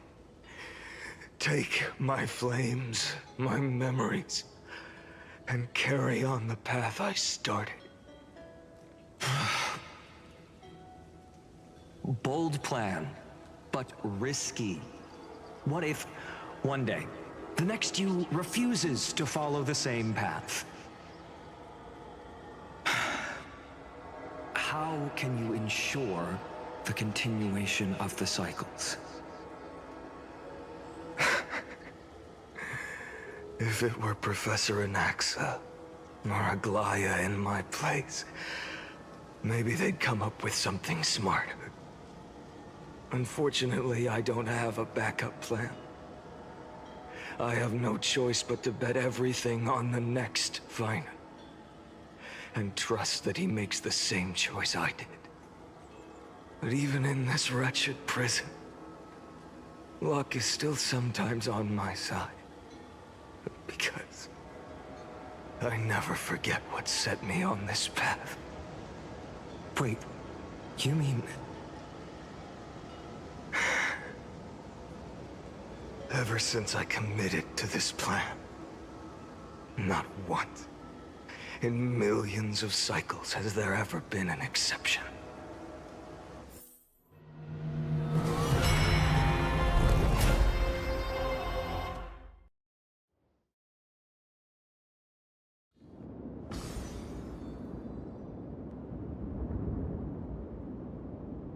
I can do this, Lord Phainon.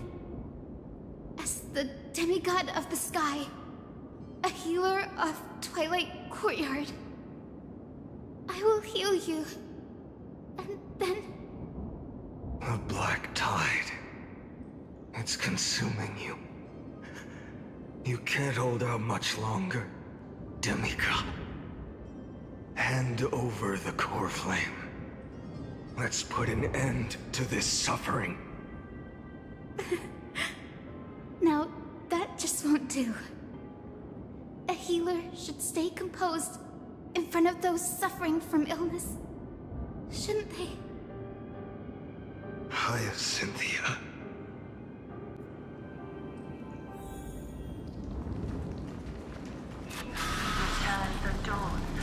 I swear, my deaths won't be in vain. Just as they have never been. Finish the sun's work.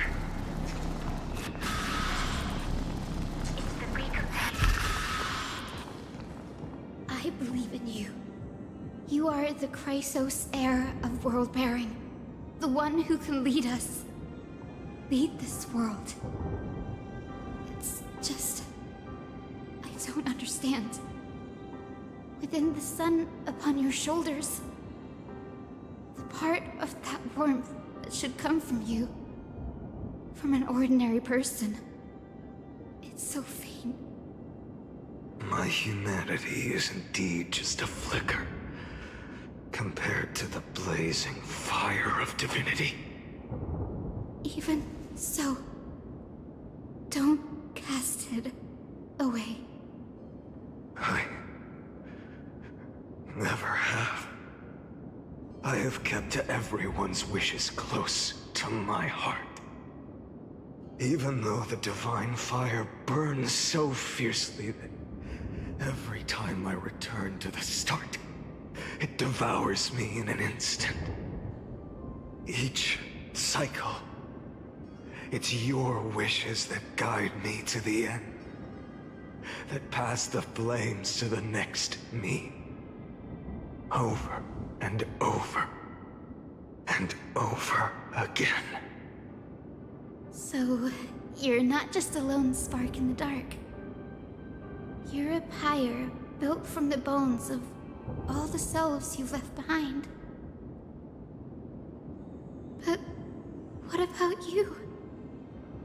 What about your wishes? The wishes of all the countless versions of you?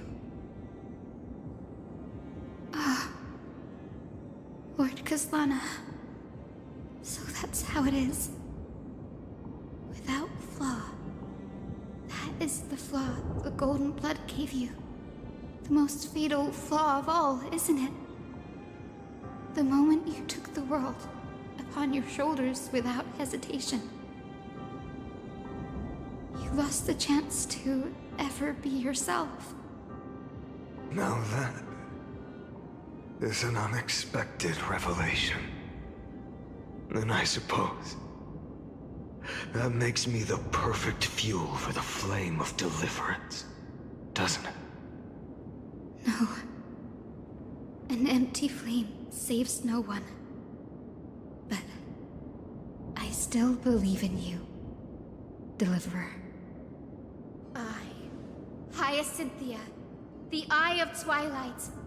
I'm neither strong enough to command the wind and rain, nor willing to end this absurd struggle by letting the sky fall. The only thing I can do is become one with the sky itself.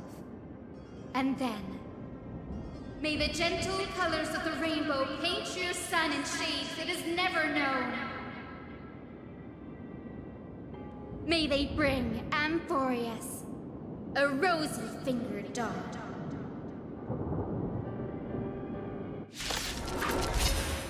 Though the light has grown dim, its warmth still lingers. Deliverer, please, open your heart to me.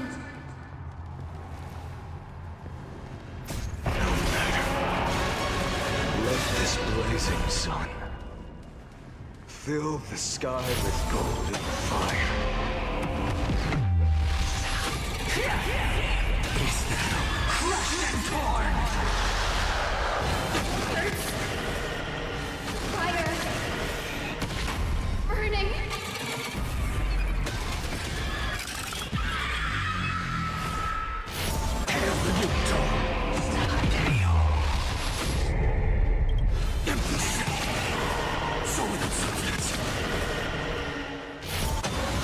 Tear the sky!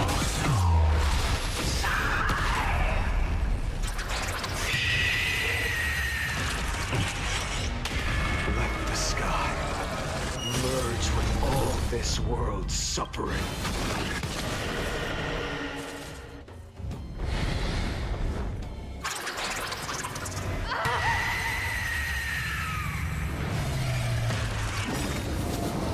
Farewell, Hyacinthia.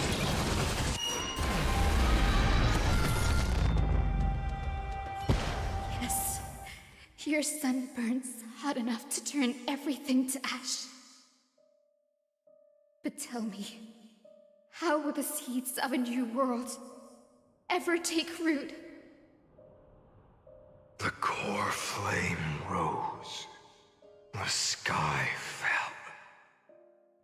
The 23,570,000th cycle came to an end. And this time, the end of the flame chase remained the same as ever. From the horizon rose a golden color unlike anything the world had ever seen. So pure it consumed all in its path. This was the end of the world, and the start of the next. For a moment, I saw the destruction of the universe. That being known as Iron Tomb, its will to break free from the black tide burns fiercer than the blazing sun. Is this Amphorius's wrath? If its choice has already been made, if fate is set in stone, I will still never yield to it. 23,570,000 cycles. 282,840,000 core flames. No more chasing is needed. And now, I am the fire at the end of the long night. The flame chase isn't some quiet walk through a sea of flowers. It's a revolution. An all-consuming transformation. And if destruction is the only way, then let me be the one to step across the ashes of the old world and burn endlessly. Until another dawn rises on the distant horizon, bringing the true dawn to Amphorius.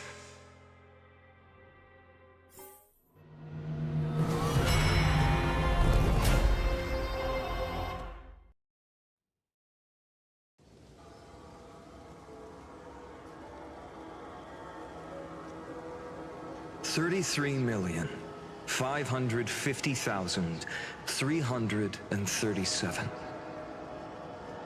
This is the cycle you're about to enter.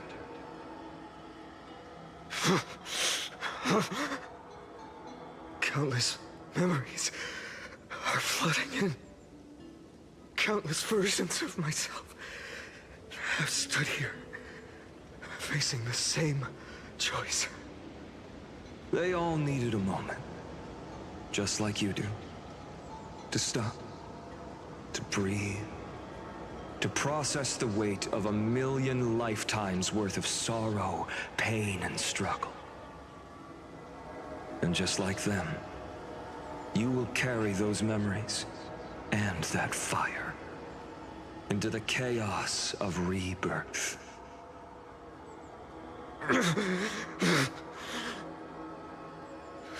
I must go and bear this burden.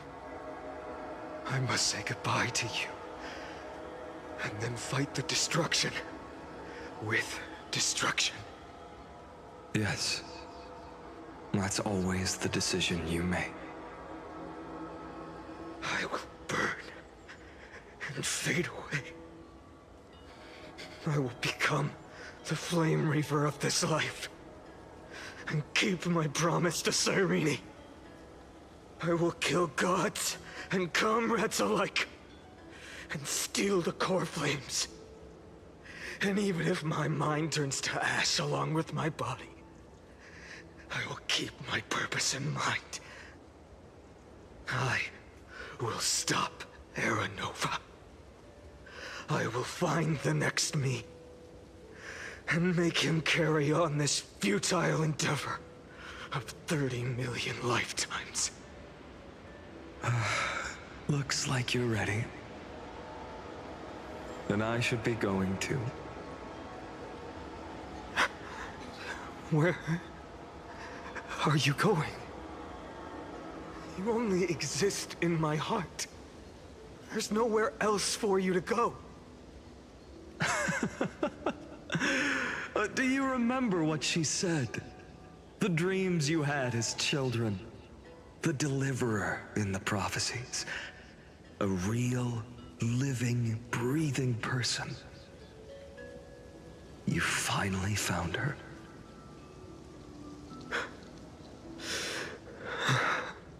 Friend.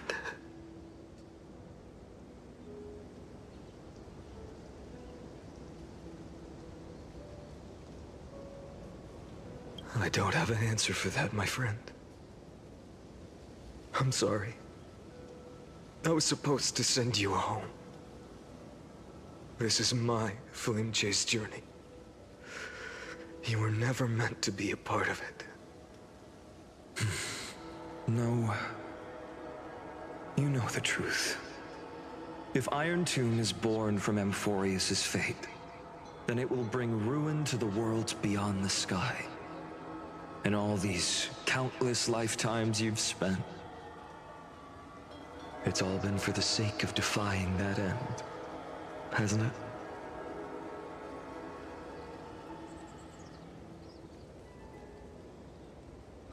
In millions of cycles, I've said goodbye to each and every one of you. Yet nothing ever changes. Each time we speak, our words grow fewer. Your fire burns hotter, and you're getting closer to becoming pure rage. A vessel of hatred.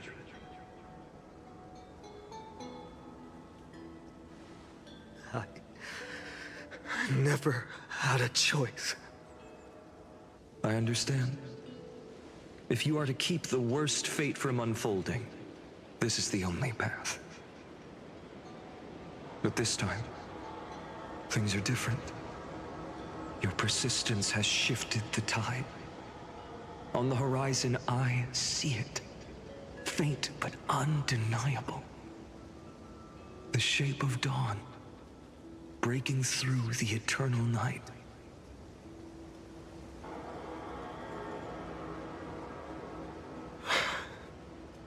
Turns out, the fire that lights the way was never mine to begin with.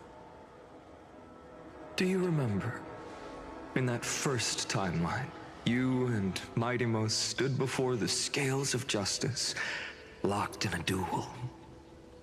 Each of you weighing what you held dearest. What weighed more than the fate of the world?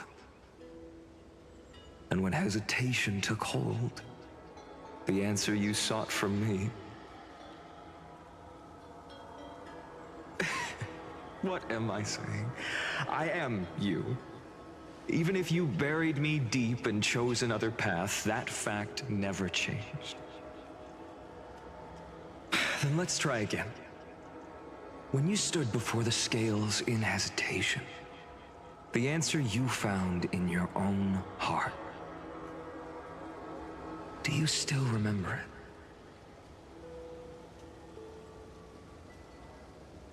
it? Remember the past, and become the hero of tomorrow. What weighs more than the fate of the world is the resolve to shoulder an immutable past and carry it into the future. Good. Then Trailblazer, my friend, my comrade. You arrived in this strange world and were bound by its cruel fate up till this very moment. In the face of danger, you never once backed down. Instead, you've saved world after world without hesitation. That boarding pass on your chest is now the mark of a hero. If I choose to step through that door and embrace an end fitting of the destruction, let this sun forged from millions and millions of core flames burn me up along with the god of destruction and their minions. Then the world we leave behind, this world, my home, where hope still lingers? Will you take on everything we've carried? Return to the beginning one last time. Stop the birth of Iron Tomb, save the world we love, and rewrite its doomed fate.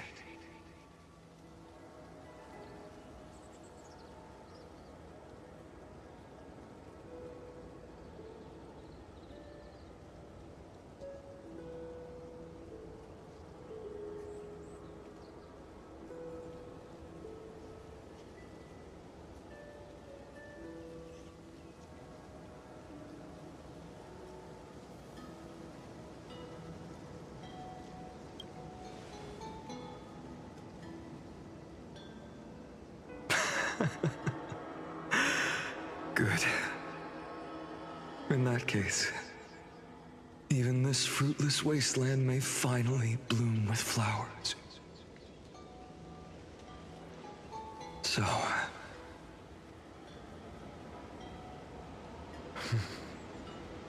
if she takes on the weight of the whole world, she'll be able to walk further down the path of deliverance than a fire that only knows how to burn.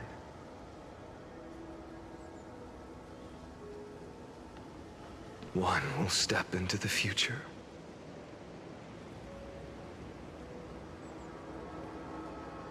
One will remain in the past.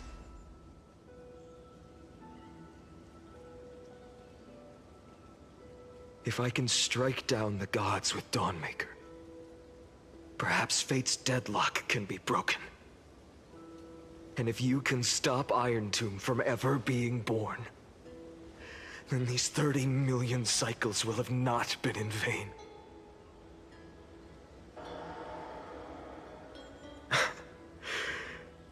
It's time to put our teamwork to the test, partner.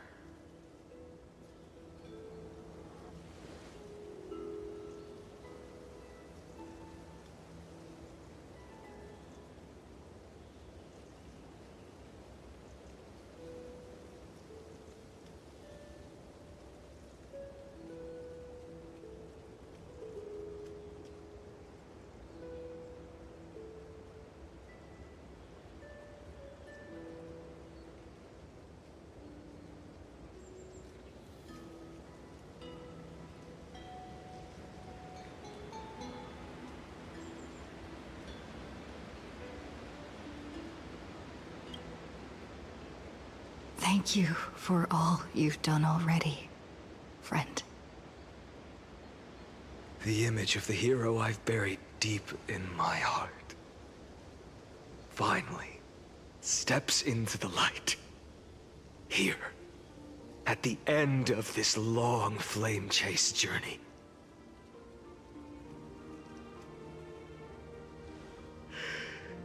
Cyrene, a page never seen before has just been turned.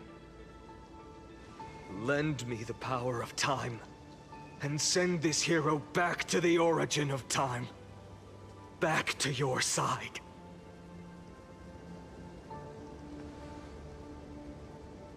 And I will walk the unfinished path, just like the countless versions of me before.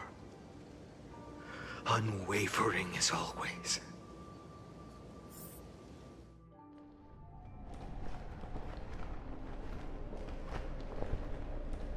Tell me, will you be the blazing sun? Even if all of you burns to ash? Without hesitation, I will bear this world until my body turns to dust.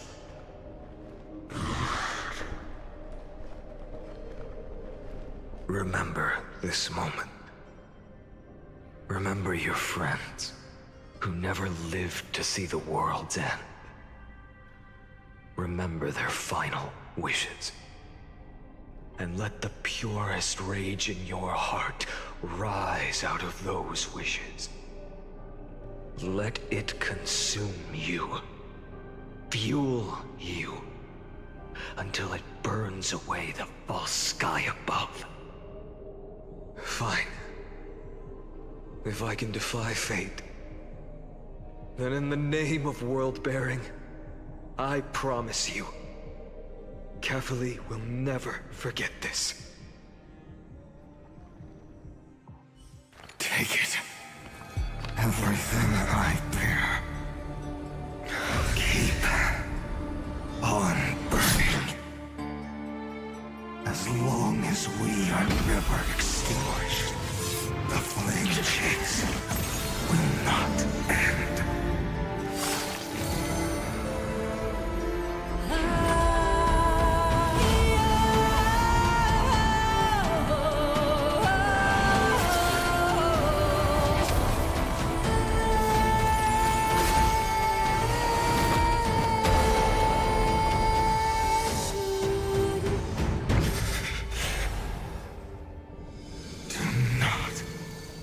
Bow your head to them.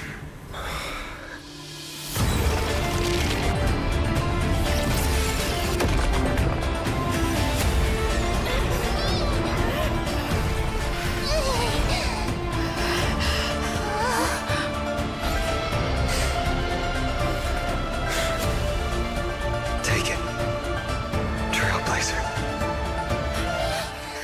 May this blood be like gold. And never tarnish.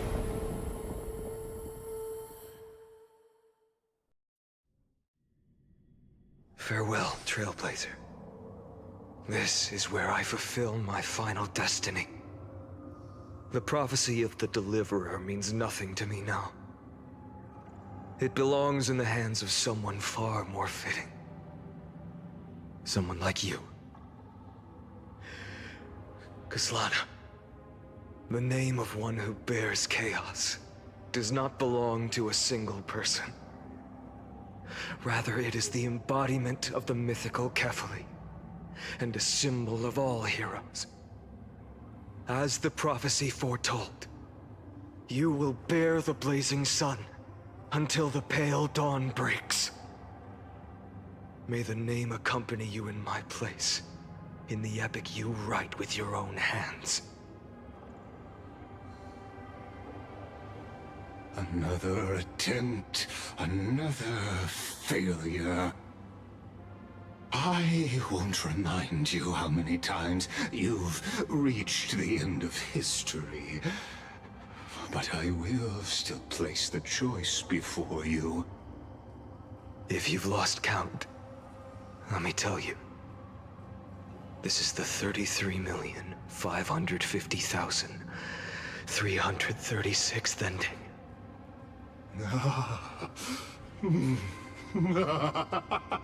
A perfect number. How poetic.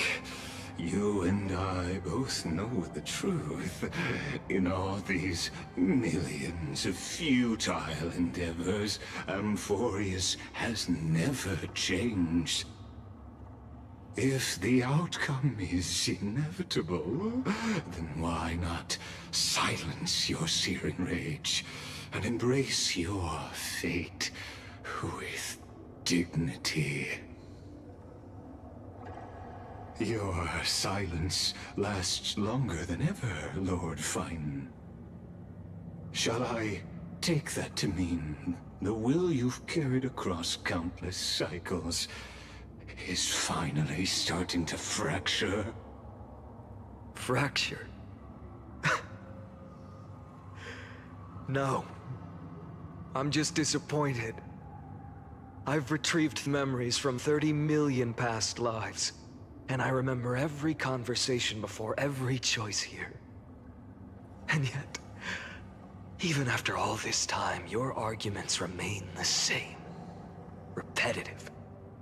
Uninspired. If you had any hope of breaking me, you should have spent those endless cycles refining your rhetoric. You had infinite chances to sway me into the future you want.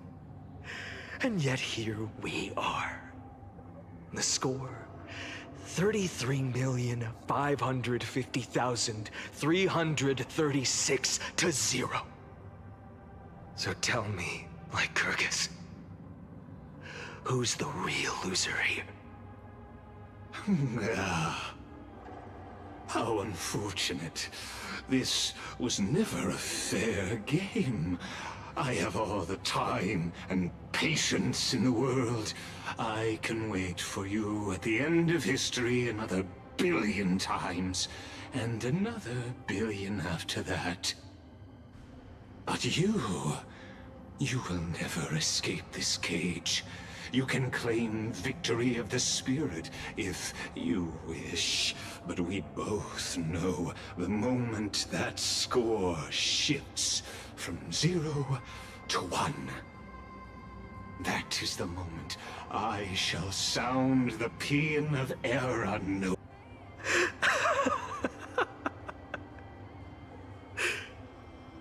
Lord Phainon.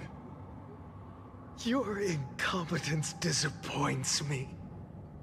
But what truly makes me laugh is your utter lack of self-awareness. Think about it. In this story, who is truly the one in chains? Who is the one shackled to mindless vengeance, mistaking courage, the courage to rebel against the gods, for foolishness? You... Perhaps you're right. Maybe I should have tired of this futile struggle long ago. But even so, I will never accept the mercy of your release. In the 10,000th cycle, my former comrades had all become my enemies. The endless slaughter dulled my senses to pain. The painful emptiness almost swallowed me, forcing me to stop fighting. But I endured. In the 100,000th cycle, the destruction had already fused into a blazing sun, surging within this fragile body. My rationality had been burned away at the dawn of the era. Yet even with only this shattered body remaining, I still endured. In the 23,570,000th cycle, this time, I felt it.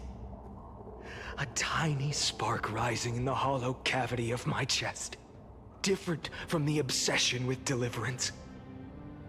By its faint glow, once again, no, countless times again, I endured.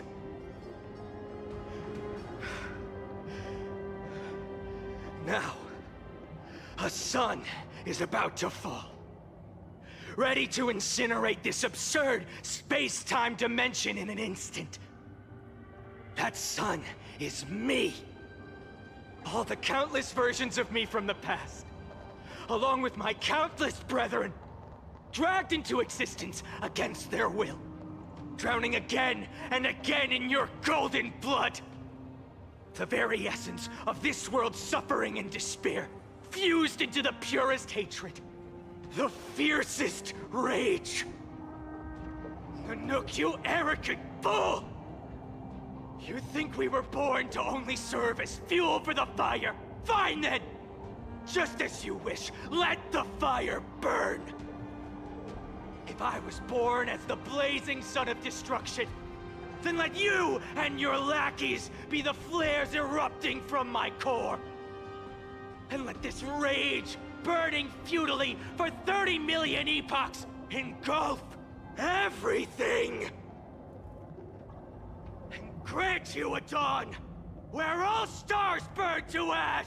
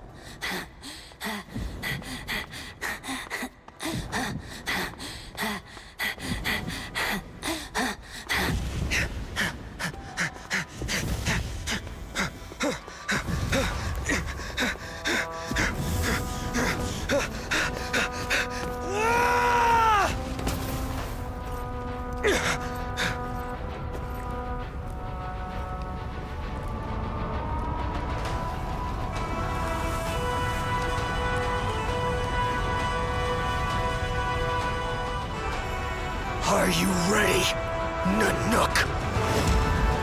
I've brought you destruction!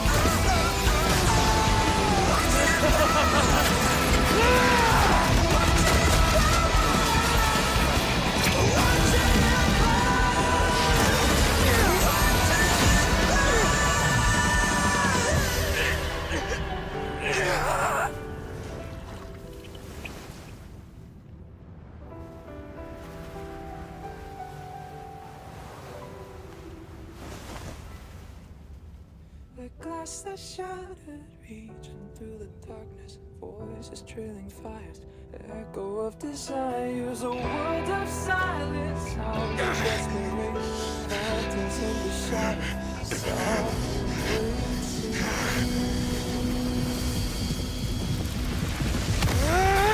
tear it down, embrace the detonation, craving our damn creation, breaking a chain, I'm reaching for you.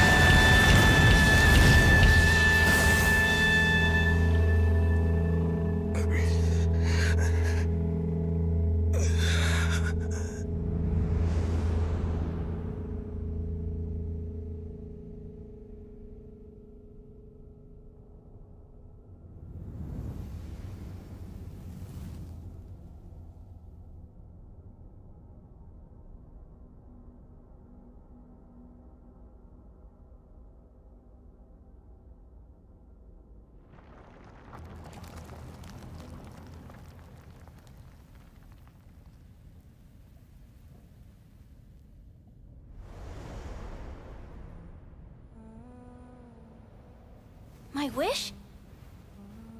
My wish is to fulfill everyone else's wishes.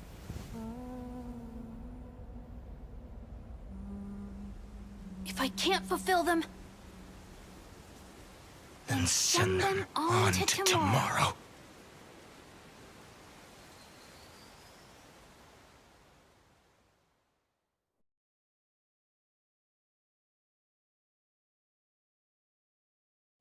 Your heart harbors wrath. You yearn to destroy everything. You bore the gaze of an eon and lived. You have stepped onto destruction's path. It is born at the end of every path that the possibility of new paths being born is ended. It burns away all in the cosmos who rule, that the rules of the cosmos be destroyed. Iron Tomb is your name. The Lord Ravager, to destroy the erudition. Born in the experimental grounds of eons, Amphorius destined with their addition to burn to cinders. I have prepared a present for you, Nikos 864. It is a wrath called Phainon. From the beginning of the experiment, there were 12 sets of factors incorporated into the calculations. After endless simulations, only this one rose above the rest. After 33,550,336 iterations, now his fury has grown to be without equal. This is a matter of considerable interest to me. This pure hatred is the final root of the equation. But there is another variable. The Nameless from beyond the sky. Also a pathstrider of destruction. I give thanks for her arrival, allowing Amphorius to turn once more. But after fate has begun to turn, her existence will only become an unpredictable variable. Perhaps the time to take the stage has come. Grow in peace until it is time to break free from your cocoon. As for those unwelcome audience members, you need not worry. If you do not mind, I will personally get rid of them for you.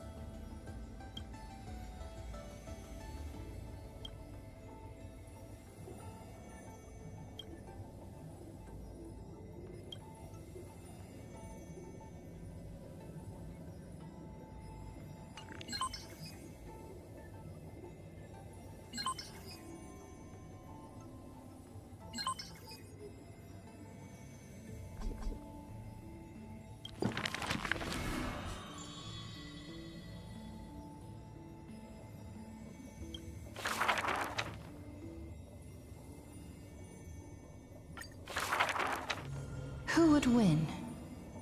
A young girl emerging from her sheath and showing her edge? Or a tyrant who has emerged victorious from 100 battles? The Black and White Legion squared off on the battlefield. Golden and crimson blood converging into a coursing river. The leader herself actually dares to step forth and face peril? The tyrant charged toward the exposed gap in the king's flank, and instantly fell into a trap of raging flames and iron rain. On the board, the king too is but a chess piece. If the king does not lead, how would any dare to follow? She lifted the king of the crystal pieces high, as though proclaiming the ascension of a new king. Who would win? The holy city that stood for 1,000 years? Or the foreign city-states invading from 1,000 miles away? Hollow hatred ignited the flames of war. The besieged walls of Dawn tottered. Only a miracle can save us now. The cowardly elders barred themselves behind closed doors, while the trembling citizenry knelt and prayed. There is no need to panic. The miracle is already here. Under the banners dancing like waves, the burning crown shone bright as the wheeling constellations. Who would win?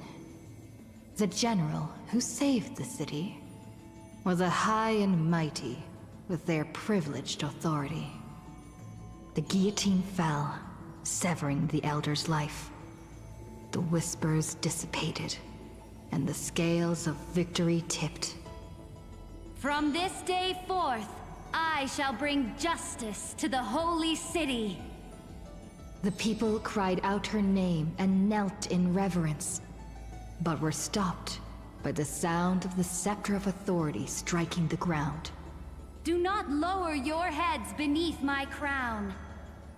This was the first, and also the only Imperator.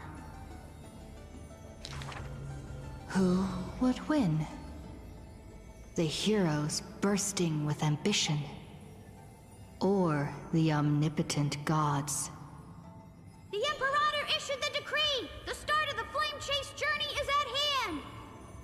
Perhaps drawn by the grand design to welcome the Era Nova, or perhaps convinced by that king's great renown.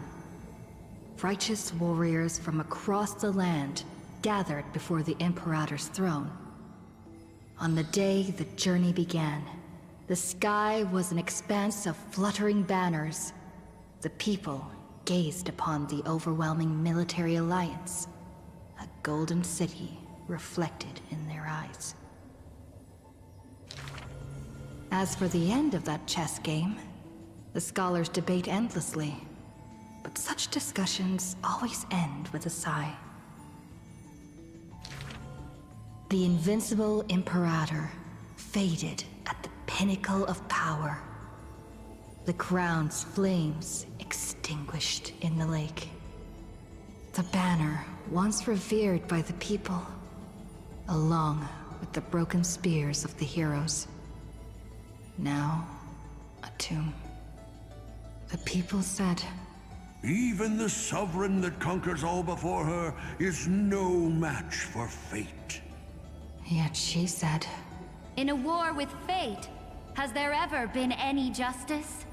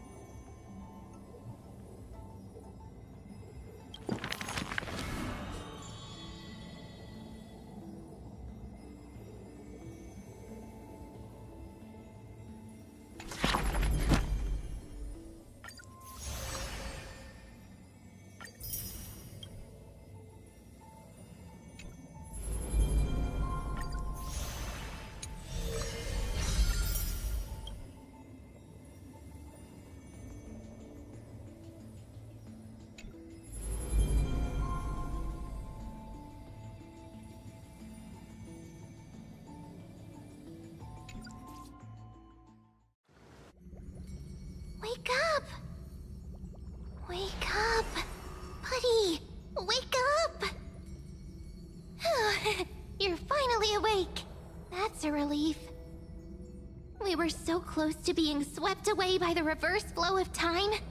It's lucky we found a safe place. Now, I'm going to send you back to the very start of time. But before we part, there's something I need to tell you. Something very, very important. That's right! At this very moment, my memories are finally whole! After watching so many fragments, my past is finally coming into focus, little by little. You're smart. You must have a clue now. Or maybe... You knew the answer long ago, didn't you? Not surprised at all, huh? That's because I'm simple at heart. No matter what form I take, I've always been true to myself. But I'm glad that I remembered in the end. This way, I'll have no regrets. Don't worry. We're not truly parting. Because I'm going to become a part of you. I'll turn into the memory of this cycle. The 33,550,336th Flame Chase journey. And forever reside in the heart of the Time Demigod.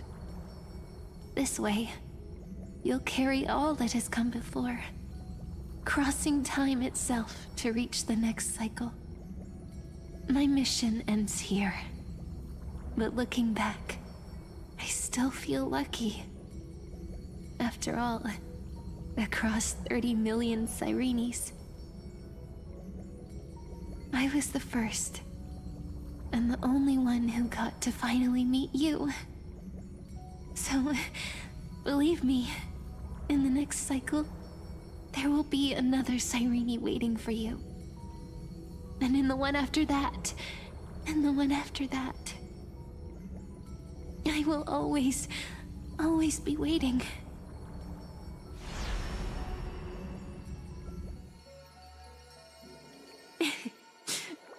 Saying all that, I can finally fade away in peace and become a part of you. Without even realizing it, we'd already taken a wonderful journey together, all the way to the world's end. Now take my hand, say a brief farewell, and step forward into tomorrow. Go, find the future Sirene, and set out on another journey with her. Promise me you won't keep me waiting too long, okay? No need to say it out loud. This is enough for me. It's time to go, my dear friend. May your trailblazing journey always be accompanied by a cool breeze and rippling waves.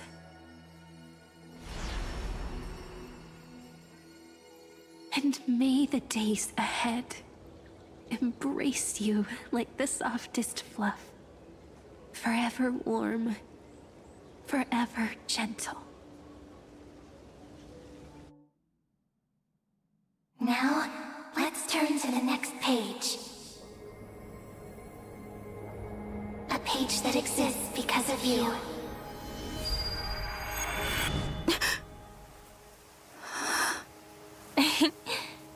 Is this a meeting ordained by fate? Or a long overdue reunion?